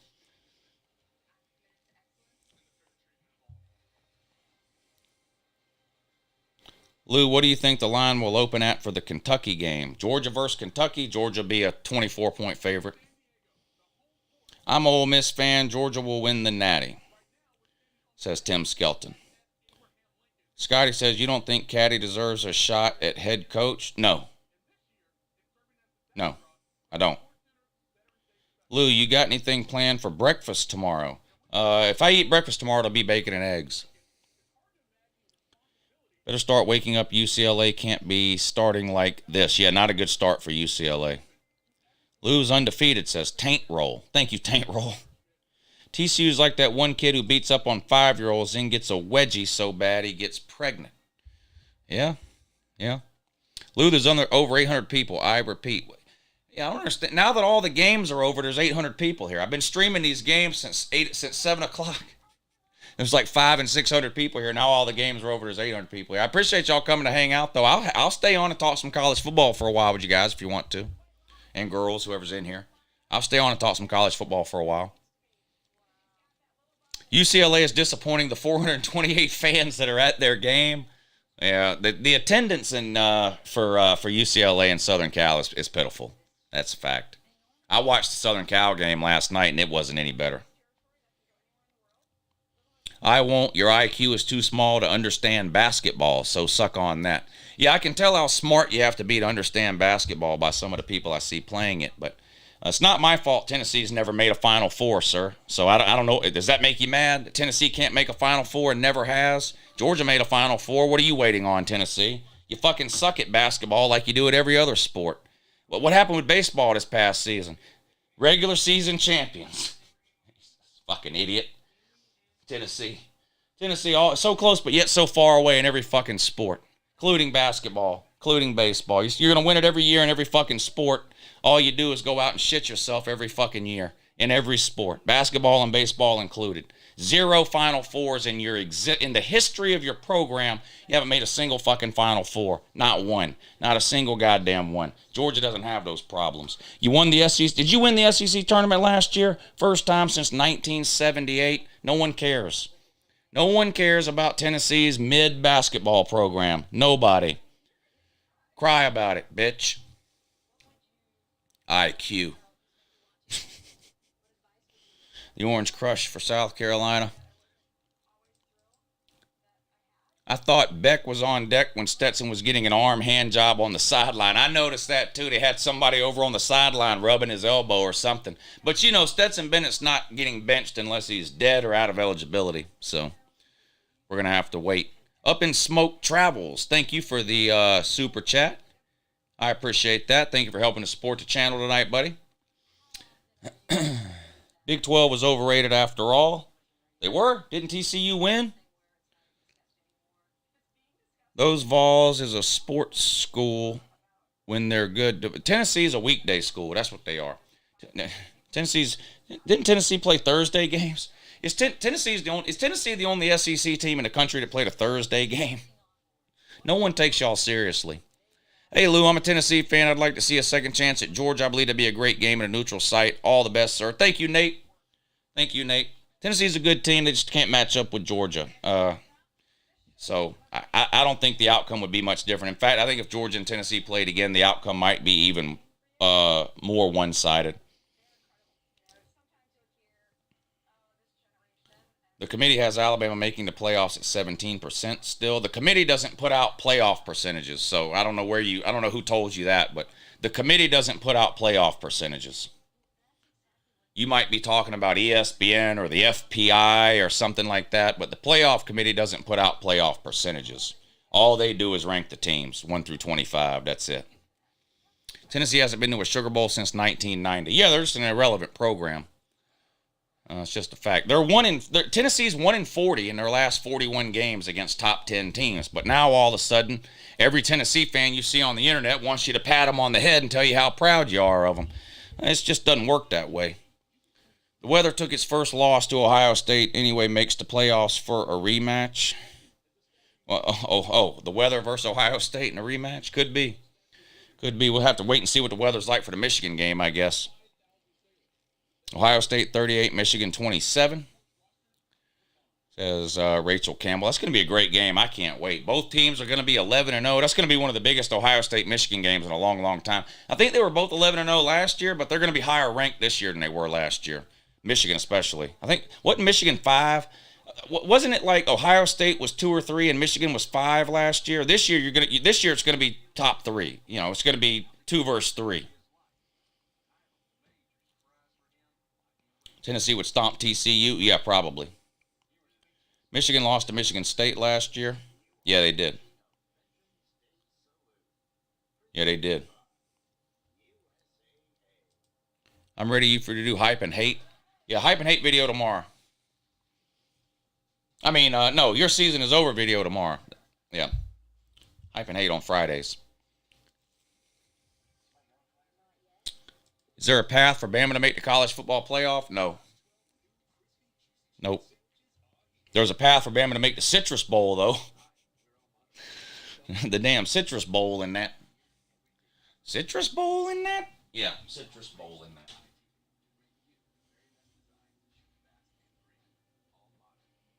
Michigan is way too one-dimensional. They're less one-dimensional this year than they were last year when they beat the brakes off of you. Ohio State had a loss by then last year. Who do y'all play next week, Lou? Who, Georgia? At Kentucky. Georgia plays at Kentucky next week.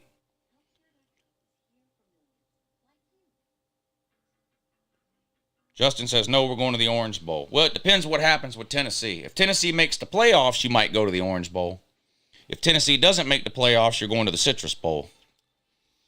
LSU versus Georgia, what are your early thoughts? I think Georgia will be about a 14 to 17-point favorite, around a 2-touchdown favorite. I think Georgia beats them by 3 touchdowns or more. I just don't think there's I don't think LSU is very good. I don't think there's any great teams in the West this year. Lou, Tennessee is number 1, yeah, in holding and losing the number 1 spot. Okay. Tennessee is making the playoffs. Well, it depends what happens in the other conferences, sir. I mean, they have a chance to, but they need some help. Tennessee could make the playoffs, but they need some help. They need some teams to lose. One of them lost today, Oregon, and so they need a couple more. Who do you want Georgia to play in the Natty game? It doesn't matter to me. Maybe if Georgia had been to 100 Natty games like Alabama, I would, I'd like to play this team or that team, but the playoffs and Natty games and all that kind of stuff is still new to me. I don't care who Georgia plays. I'm still happy that Georgia gets there. What do you think about Kentucky losing to Vandy? It's pitiful. It's Vandy's first SEC win in like 3 years. Look, no reason to hate on Vandy here, but if you lose to Vandy, that's not good, right? It's not good. ESPN sucks off Oregon. That's code for someone on ESPN has an opinion about Oregon that you don't like. That's all that is. Georgia is liable to give Kentucky a vasectomy next week. Oh, my God. That sounds painful. Wheat then stop taking gravel. I don't know what that means. Georgia will blow LSU out. I think that's likely. I told you Oregon was overrated garbage. Why? Because they lost by 1 point to Washington, an 8-2 team? Okay. Well, overrated garbage. Okay. Will UJ be the first back-to-back national champion in the football playoff? Looks that way right now. They're the favorite right now. They're the betting favorite to win it. My friend Kip is the smartest UT fan I know, says Dylan. Well, tell Kip I said good morning. How about them Noles? Yeah, Noles look good today. Beat the bejesus out of Syracuse. Uncle Lou, I'm with my Tennessee buddy right now and have your stream up on my phone. Can you make a Voltard joke? He can hear you. A Voltard joke? Sure. Tennessee's, let's see. Well, they're 1-40 in their last 41 games against the top 10. They haven't won their division in 15 years. They haven't won the conference since last century. They haven't played in the Sugar Bowl since 1990. They're like 3-33 in the last 13 years against their biggest three rivals. They've got more coaches in the last 12 years than they do bowl wins. I mean, I could go on and on. I could do this all day with Tennessee. I mean, the best Tennessee joke you can make is to just sit back and let Tennessee fans talk. They do a better job of embarrassing themselves than anything I could possibly ever say. To be honest. Try again. I am not good at this super chat shit, so you don't think if TCU, USC, and Ohio State, Michigan lose that Bama would get in? We already know LSU going to lose. No, Bama's not getting in. No. Bama's not getting in. Tennessee upset alert against Vandy. Come on, man. Stop it. You know that's not happening. There's no way that's happening. Uncle Luke and Blake Corum win the Heisman? Yeah, he could. It's hard. You know it's hard for a running back to win it. I'm not saying that's fair, or I'm not saying that's right, but you know how it is. It goes to a quarterback most of the time, but I think if you're going to vote for a running back, Blake Corum would be the one you'd vote for. What's the chance of the loser of Ohio State versus Michigan gets in over Tennessee if the game is close? If Michigan loses to Ohio State, they're not getting in the playoff. And it'll be their own fault because look at their non-conference schedule. They played 3 of the worst group of 5 teams in the country. They didn't schedule a single Power 5 opponent in the non-con. So if they lose to Michigan, if Michigan loses to Ohio State, whether it's by 1 point or 100, Michigan's not getting in. If Ohio State loses a close game to Michigan, I do think it's possible they could still get in. You want to know what the chance is the loser gets in over Tennessee if the game is close. I think it's still going to depend on, of course, what happens in the other conferences. But let's say the 4 spot were to come down to an 11-1 Ohio State and an 11-1 Tennessee. As long as the Ohio State loss to Michigan was close, I think Ohio State would get the nod over Tennessee. We need a 12-team playoff soon. Yeah, coming in 2 years, 2025. 2025. Michigan was supposed to play UCLA. Well, it doesn't matter what you were supposed to do. Only matters what you did do. You can't tell the playoff committee we were supposed to play UCLA. That's not how it works. What if Ohio State blows out Michigan? What do you mean? It doesn't matter. If Ohio State beats Michigan by 1 point or 100, it doesn't matter. Michigan's not getting in if they lose. Doesn't matter what the score is. Uncle Lou, you think we improved? Florida State? You mean from last year? Obviously. I think Florida State's a legitimate top 25 team. Florida State hasn't allowed a touchdown in the last 2 games, Woo. That's pretty good. That's pretty good. You're right. I missed that one. Gators has improved these last 2 weeks. Well, they beat 2 of the worst teams in the conference, but yeah. Where do I think Deion will coach next? Jackson State. Jackson State. Mississippi State played a solid first half. Unfortunately for them, Georgia ended up being too much for the men in Starkville. Yeah, I said earlier, I think Mississippi State played a better game than Georgia. I'm not in one of these ways where I'm trying to say like, oh, Georgia could have won this game by 60. That's not what I mean. Mississippi State played a good game. Georgia couldn't run the ball. They forced turnovers. They had a special teams touchdown. In the end, Georgia was just way too talented is what it was. But I think Mississippi State played a good game. I think they played a better game than Georgia. Are you excited about NCAA 23? I'm cautiously optimistic. I don't have a lot of faith in EA Sports anymore after how they've ruined Madden. But I mean, I'm obviously gonna get that game when it comes out and give it a try. But so I'm cautiously optimistic. You think LSU has a chance at what? To beat Georgia? Everybody's got a chance when they line up to play the game, but I don't think it's a very high chance, no. I think Georgia's a lot better than LSU. You got to watch the Mike Leach post-game interview. Yeah, I love watching Mike Leach interviews. Who do you think's going to take the Nebraska job? I don't know. They should be on the phone with Lance Leopold from Kansas. That's who Nebraska should be going after. I don't know. Whoever takes the Nebraska job is going to be somebody without a lot of options. Let's just be real. Nebraska's not I don't know who the hell wants to be there, a coach there. In other words, if you had a choice between Auburn and Nebraska, where would you go? Auburn. If you had a choice between whatever else in Nebraska, you're probably going somewhere else. You have PlayStation or Xbox? I have, what do you mean? I've got an Xbox. My son has PlayStation, though. I'm a realist. Bama not that good, but if the 5 teams above them lose, who gets in above them? 7-3 LSU. Bama's not making the playoffs. You can come up with any type of random, weird, kind of whatever you want. Bama's not getting in. It's that simple. The analog underground. Whenever I get down on my LSU Tigers, I just go and watch the end of the 2010 LSU Tennessee game. Good times, good times. I don't remember that one. I don't remember that. The Analog Underground says, I just read that. 850 Matthew, thank you for the super chat. Thank you, Analog Underground, and Greg and Jacob, thank you all for the super chats. Is Rattler the worst quarterback in the SEC? Probably. Any 2-loss conference champ would still get in over Bama.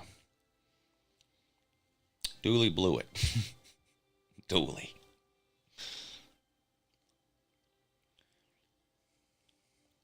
Most overrated team. What, now? Most overrated now or like most overrated, in the beginning of the season? I mean, Notre Dame and Texas A&M were in the top 10 in the preseason. Where are they at now?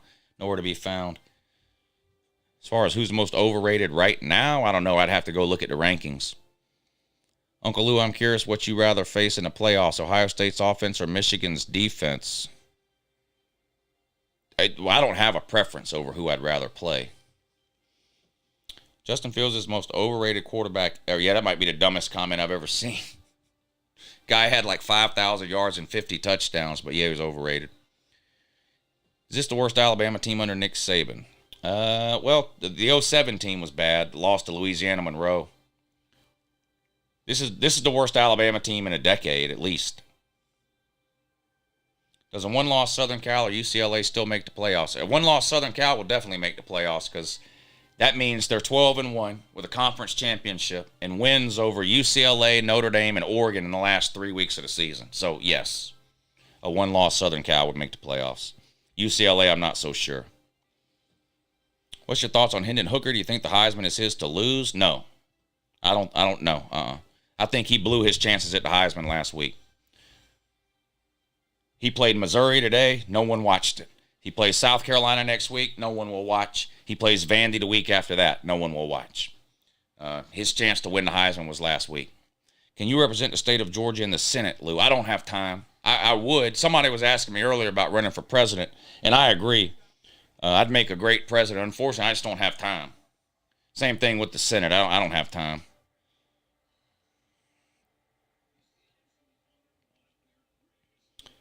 What about Michael Penix? No, not winning the Heisman. He's a good quarterback with a lot of numbers, not winning the Heisman, though.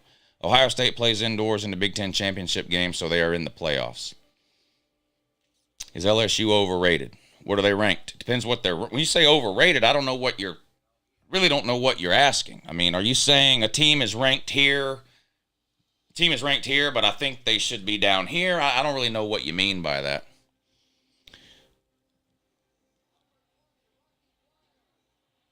Ohio State versus Michigan determines the Heisman. Could be. C.J. Stroud or Blake Corum. Yep. Could be. Drake at UNC should win the Heisman if you go off of stats. Yeah, his numbers are ridiculous. Drake May's, if you're going off of numbers, Drake May is the best quarterback in college football. And he's on a one-loss team. So I think he's going to be considered. I think he's got to be considered. Does a 12-1 North Carolina get in? Probably not.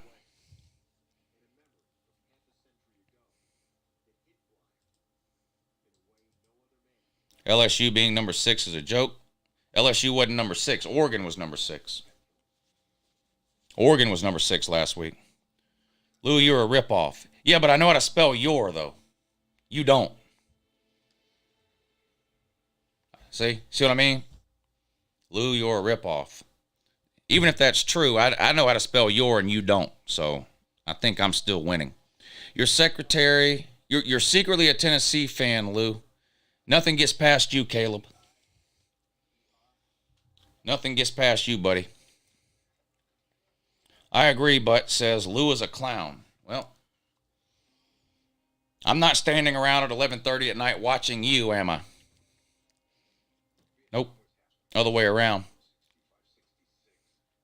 Newt DeGroot says, what happened to my wrench? I reset all the wrenches today. I give them out on the Patreon stream. Daniel Warren says, hey, Lou, do you think if for some reason LSU beats Georgia, they still get in? Yes, if LSU were to win out and beat Georgia, they would get in. They'd be the first 2-loss team to get in. But it's not going to happen. Did Bama almost lose at Ole Miss because it was too hot? Good question. You have to ask Ohio State, man. You have to ask Ohio State, man. Warnock versus Walker bench press competition for the runoff. Yeah, that sounds like a great way to pick our politicians. When you think of Tennessee, the only things you think of are Peyton Manning, if you're older than 50, and Tennessee women's basketball. Am I wrong? Why was Peyton Manning winless against Tennessee? That's what I'd like to know. Peyton Manning was winless against Florida. That's what I'd like to know. Started my helmet collection a couple of weeks ago. Lou got 6. There you go. You got to start. So I started with 4. So look, it's taken me over 2 years. I just completed the Power 5. I've got the entire Power 5 now. I got my last 2 Power 5 helmets the other day. Oregon State and Virginia were the last 2 Power 5 helmets I didn't have. I've got them all now. And then I got all the, I don't have all the group of 5, but I got a bunch of, 30 or so. 30 or 40 group of 5 helmets over there too. So, also in 2.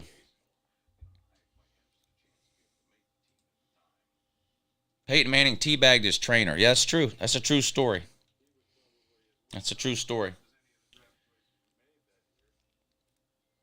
Who do you consider your biggest rival as a Georgia fan? What, the team you mean? Well, Florida is Georgia's biggest rival. Georgia only has 3 rivals, Florida, Auburn, and Georgia Tech.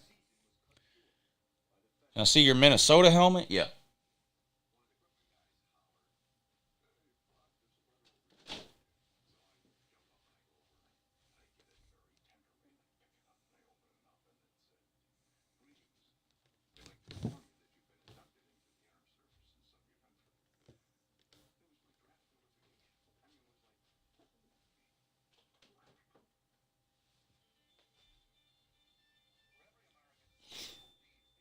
You got 13? That's a good start, too. You got 2 BYU helmets? No, I don't. Why would I have 2 BYU helmets? If it was up to me, I wouldn't have any, but I do have 1. Dale, thank you for the super chat. Says, I went to Dollar General today to pick up some essentials, and when I put a box of Kleenex into my cart, I immediately thought of Ohio State's offensive line. Yep, they are favored. They are favored. Or sponsored. Sorry. Sponsored by Kleenex. That's true. I'm not ending the stream. I'm just taking a break from y'all staring at me. It's all good. It's all good fun, Lou. Love the videos. Thank you, Caleb. Appreciate that, buddy. That's why I do them. I have a good time. Look, I don't hate any team, any college football player, any college football coach. I don't hate anybody in the comments section. I've been trash talking college football since I was 17 years old. It's just, trash talk is just a part of college football to me. I don't take any of this personally. If you take this stuff personally, you won't last 2 weeks on YouTube. So I mean, you know, it's a give and take. Believe me, I can take it.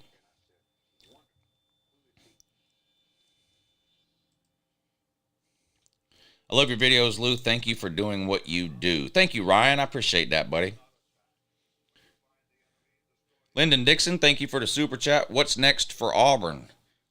Well, they just hired a athletic director. Now they got to get a football coach. They play a nobody next week. I think they play UAB or something, and then they got the Iron Bowl, and then, you know, they got to get a coach.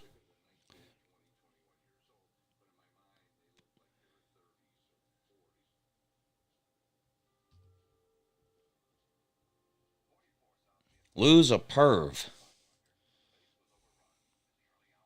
You're watching. You watch pervs on YouTube. What's wrong with you? You're sick, man. You're sick. Why are you watching a perv on YouTube? Fuck wrong with you? You better go to bed. If your mama comes in and catches you on the phone, you're in big trouble. She's liable to take your PlayStation controller away for a week. Do you like watching some NFL games on Sunday? If I don't have any plans on Sunday and I don't have anything to do, I'll turn an NFL game on. But I don't make plans around watching the NFL. It's just not that important to me.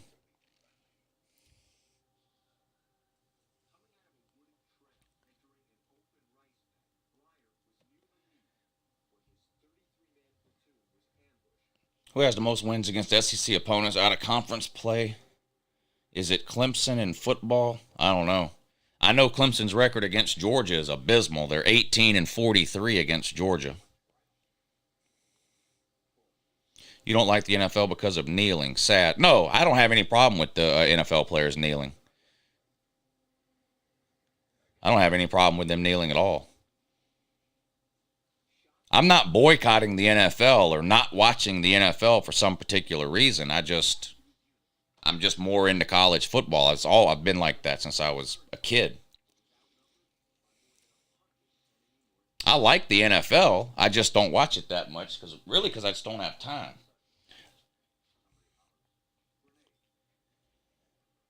Have you had that cough looked at? Well, the lady back here has looked at it tons of times.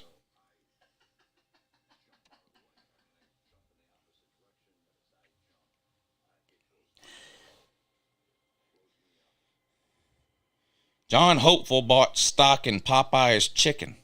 I don't blame him.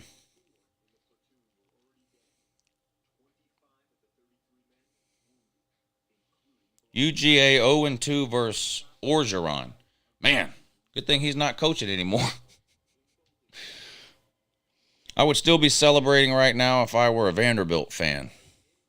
Yeah, that was a good win for them. Any win for them is good, though. NFL is just boring compared to the passion of college football, more tradition. Yeah, when I like players in the NFL. I don't really have a favorite team. I like following players in the NFL that I liked in college, but I mean, you got to think. I got kids, a family, all that. I watch college football for 15 hours a day every Saturday. The last thing they want me doing is sitting around all day on Sunday and doing the same thing. Does Uncle Lou eat Popeye's chicken? I've had it before, but it wouldn't be on the top of my list. If I was going to go to a chicken place, Popeye's would be 4th or 5th on my list.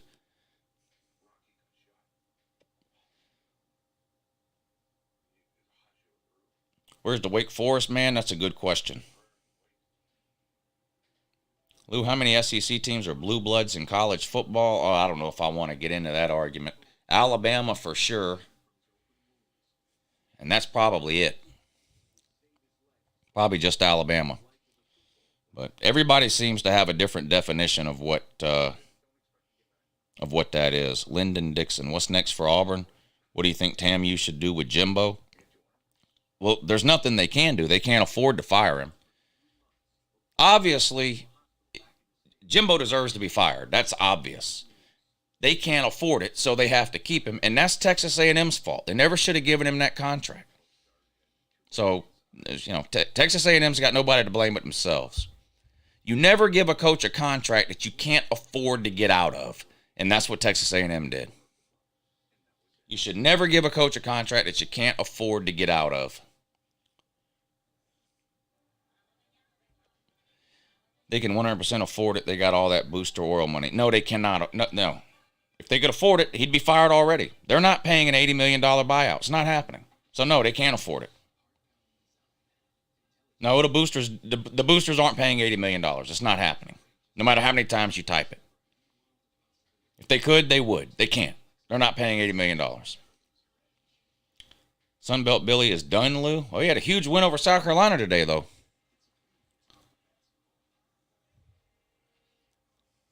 I got jumped by the cheerleaders last year. What should I do? Well, lay back and enjoy it, I guess. Plan on seeing some of the World Cup? I plan on seeing almost every bit of the World. I love the World Cup. I love the World Cup.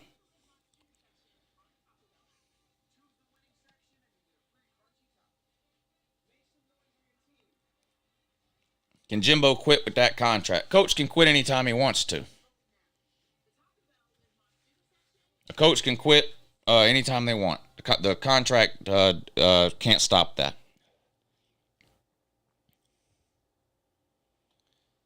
Michigan would run all over Georgia's mid defense. Yeah, I remember hearing that last year. I remember hearing all about it. Watch TAMU hire Mullen. TAMU's not hiring anybody. They have a coach. Jimbo's not going anywhere. Jimbo will be the coach at Texas A&M next year.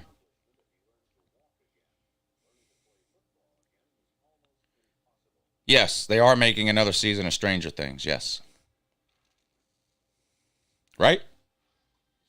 Yeah, one more season. One more season of Stranger Things.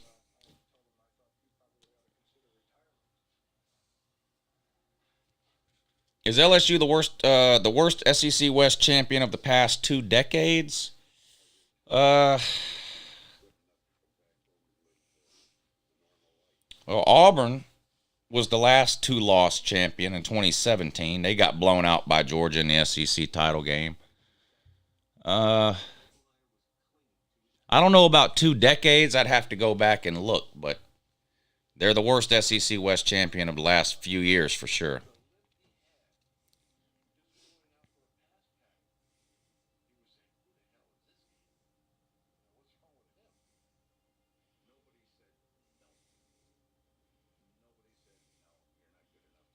(2019) LSU or 2001 Miami. I'd probably go with 2001 Miami, but that's close though. Those are two of the top 5 teams of my lifetime. Washington will beat Georgia. They're not playing. So, okay. Who's the worst SEC East head coach? I think it's Drinkwitz right now at Missouri. I mean, Beamer's only been at Carolina for 2 years. Sunbelt Billy's only been at Florida for 1 year, you know. John Hopeful's only been at Tennessee for 2 years. Probably Drinkwitz. LSU only 2-loss team to win the championship in 2007. Well, there's lots of 2-loss teams to claim national titles. Half of Alabama's national titles, they have 2 losses. But don't tell them that. They get mad.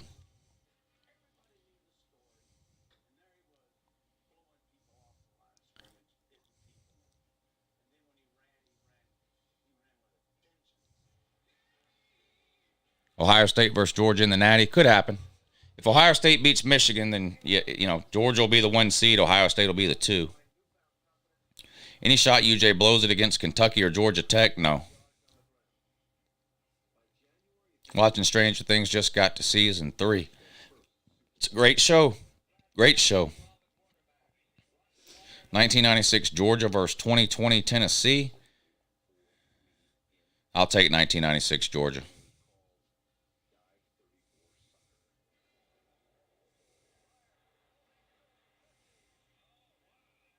Can we get an Uncle Lou the Year Letterman collab? I don't know what that means. Can we get Uncle Lou the Year Letterman collab? I don't know what you gotta. I don't understand that.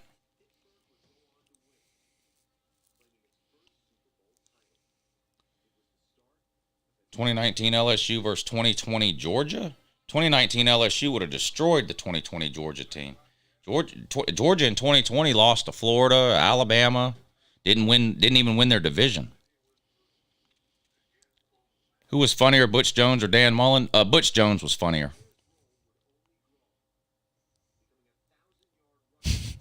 Aaron Bryan, I'm going to say yes on that. Is 1998 older than 2021? Yes, I think it is. I think it is.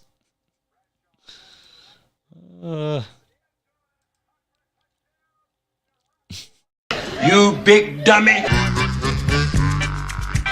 Whee! Lyle to the barn. Yeah, that's not going to happen. Greg says Mullen to South Florida. Yeah, I think if Mullen gets back into coaching, it probably will be at the Group of 5 level. Who's more of a clown, Mullen, Orgeron, or Miles? Mullen. Did Beck play today? No. ESPN just said Beck made a pass. If Beck played, I didn't see it. But I was watching 3 different games at the same time, but I didn't see Beck in the game. Let me see. I'll tell you if he played or not. Hold on. And I got to get out of here soon.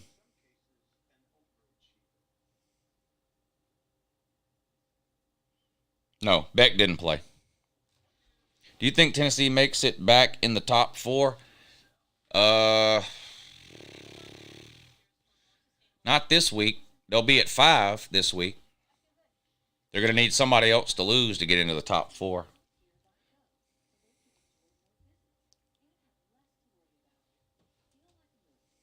You seen a Cash App?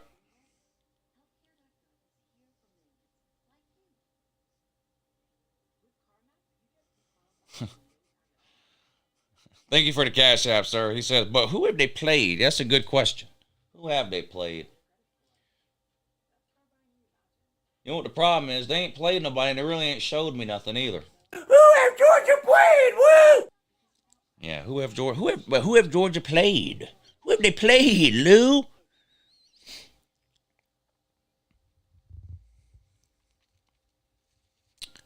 Who's your favorite team to clown of all time? 2019 Tennessee. 2019 Tennessee? No. Wasn't it 2017 Tennessee was 0-8 in the SEC? That was pretty funny. Wasn't that 2017 Tennessee? Bill O'Brien is the type of guy to mistake for lemonade. Says Super Denny Gumper. Thank you for the super chat, sir. Should we be starting Beck or Gunner over Bennett? I would have named Beck the starter the minute the national title game ended last year. That's what I would have done. But, you know, I've never even seen a game, so.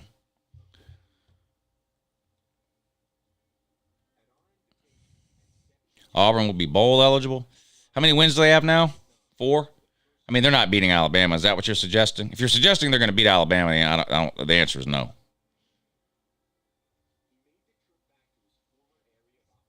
How do you feel about Oregon after their loss? Coaching blew it. I mean, when they went for it, they never should have gone for it on that 4th and 1. That was the worst coaching decision I've seen all year. That was just horrific. There's no explaining that away. That was just a terrible fucking decision.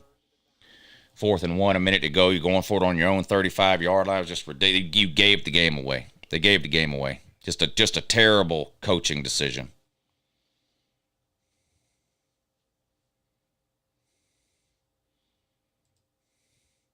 Taquavius Bennett, Mr. Irrelevant in the draft this year. My bold prediction for the draft. Yeah, I don't think he's getting drafted. I would be the happiest man in the world if Auburn beats Bama. Well, everyone's happy when Bama loses. Everybody likes to see Bama lose. How is Jimbo not making a bowl with this team? Yeah, worst coaching job in America this year, Jimbo Fisher. And it's not even close. The worst coaching job in the country this year is Jimbo Fisher at Texas A&M. 13-1 TCU making the playoffs. Well, if they're 13-1, that means they already got in the playoffs and they lost. You mean 12-1. 13-1 TCU making. You can't. That's too many games. 13-1. They play 12 regular season games and a Big 12 title game. That would be 13. If they're 13-1, That means they were 13-0, made the playoffs, and then lost and finished 13-1. TCU is finishing 13-1 in 2022. Well, that could mean a lot of different things. They could make the playoffs and lose the first game. They could just make a bowl game and lose. That's not really saying anything to say they're finishing 13-1. 13-1 is 14 games. That means they play a conference championship game and one more game. Thank you, David. Appreciate super chat. Thank you, Greg. He says, do you think Saban will fire any of his coordinators? Yeah, I think he'll fire both of them. I think Pete Golding and Bill O'Brien are going to be in the breadline the minute the Auburn game ends. Well, the number one recruiting class doesn't have anything to do with it.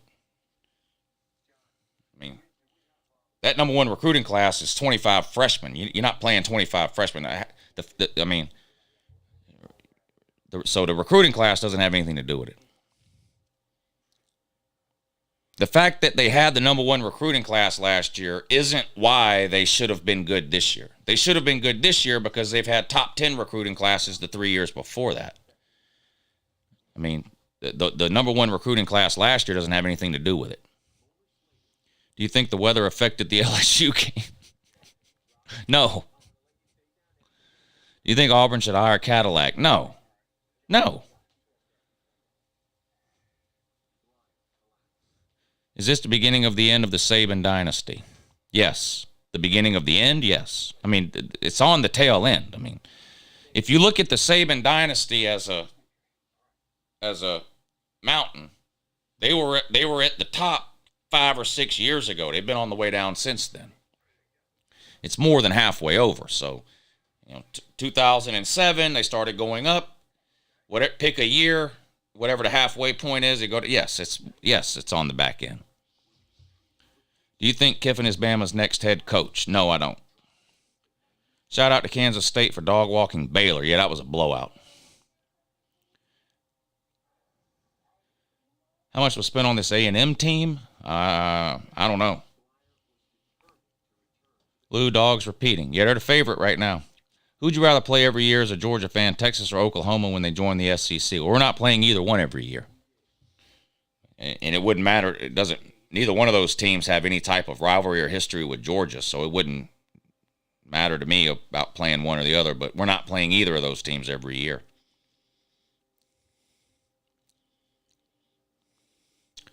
Who are good replacements for OC and DC at Bama next year? I'm not the right person to ask about that.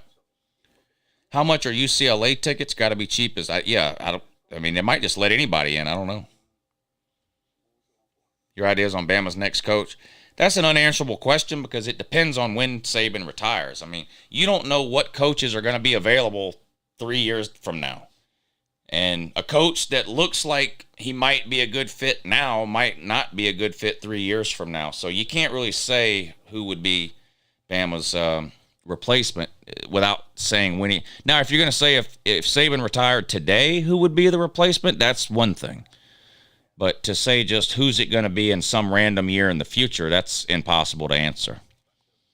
Is Kirby the best defensive mind in football? Yes, he is. Manny Diaz for Alabama, DC, maybe. He's at Penn State right now. Can Southern Cal or UCLA make the playoff? Yes, Southern Cal especially. If Southern Cal wins out and goes 12-1, their last month of the season, they're going to have wins over UCLA, Notre Dame, and then Oregon in the Pac-12 title game. So, yeah, if Southern Cal finishes 12-1 with a Pac-12 title, they're getting in the playoffs. Do you miss Lewis Cine on the Georgia defense? Well, I miss him in the same way I miss all the players for Georgia that used to be good, but it's not like we're lacking at safety or anything like that. But, yeah, he was a great player.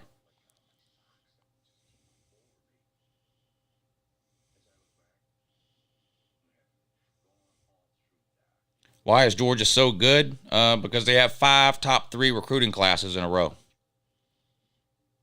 And probably the best coaching staff in the country. Now, I'm not just talking about Kirby. I just mean the best staff all the way around. Still going to get your season is over shirts if UJ goes back to back? I don't know. I'm terrible with shirts, so I don't know.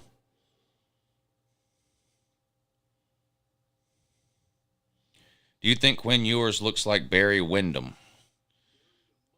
The wrestler? Well, they got the long hair, I guess, the blonde hair.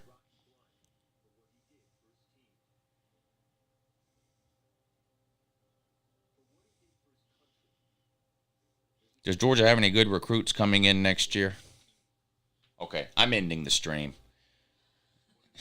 No. Nope. No. We've had a top 3 class every single year Kirby's been there. We won the national title last year. We're undefeated this year. We're headed back to the playoffs. We're the favorite to repeat as national champions. But for whatever reason, no. Next year's class, not a single good recruit. It's weird. All right, I appreciate y'all tuning in. I had a great time today watching the football games. Your season is over video will be out tomorrow afternoon. Make sure you check it out. And I'll talk to you again soon. Have a good morning.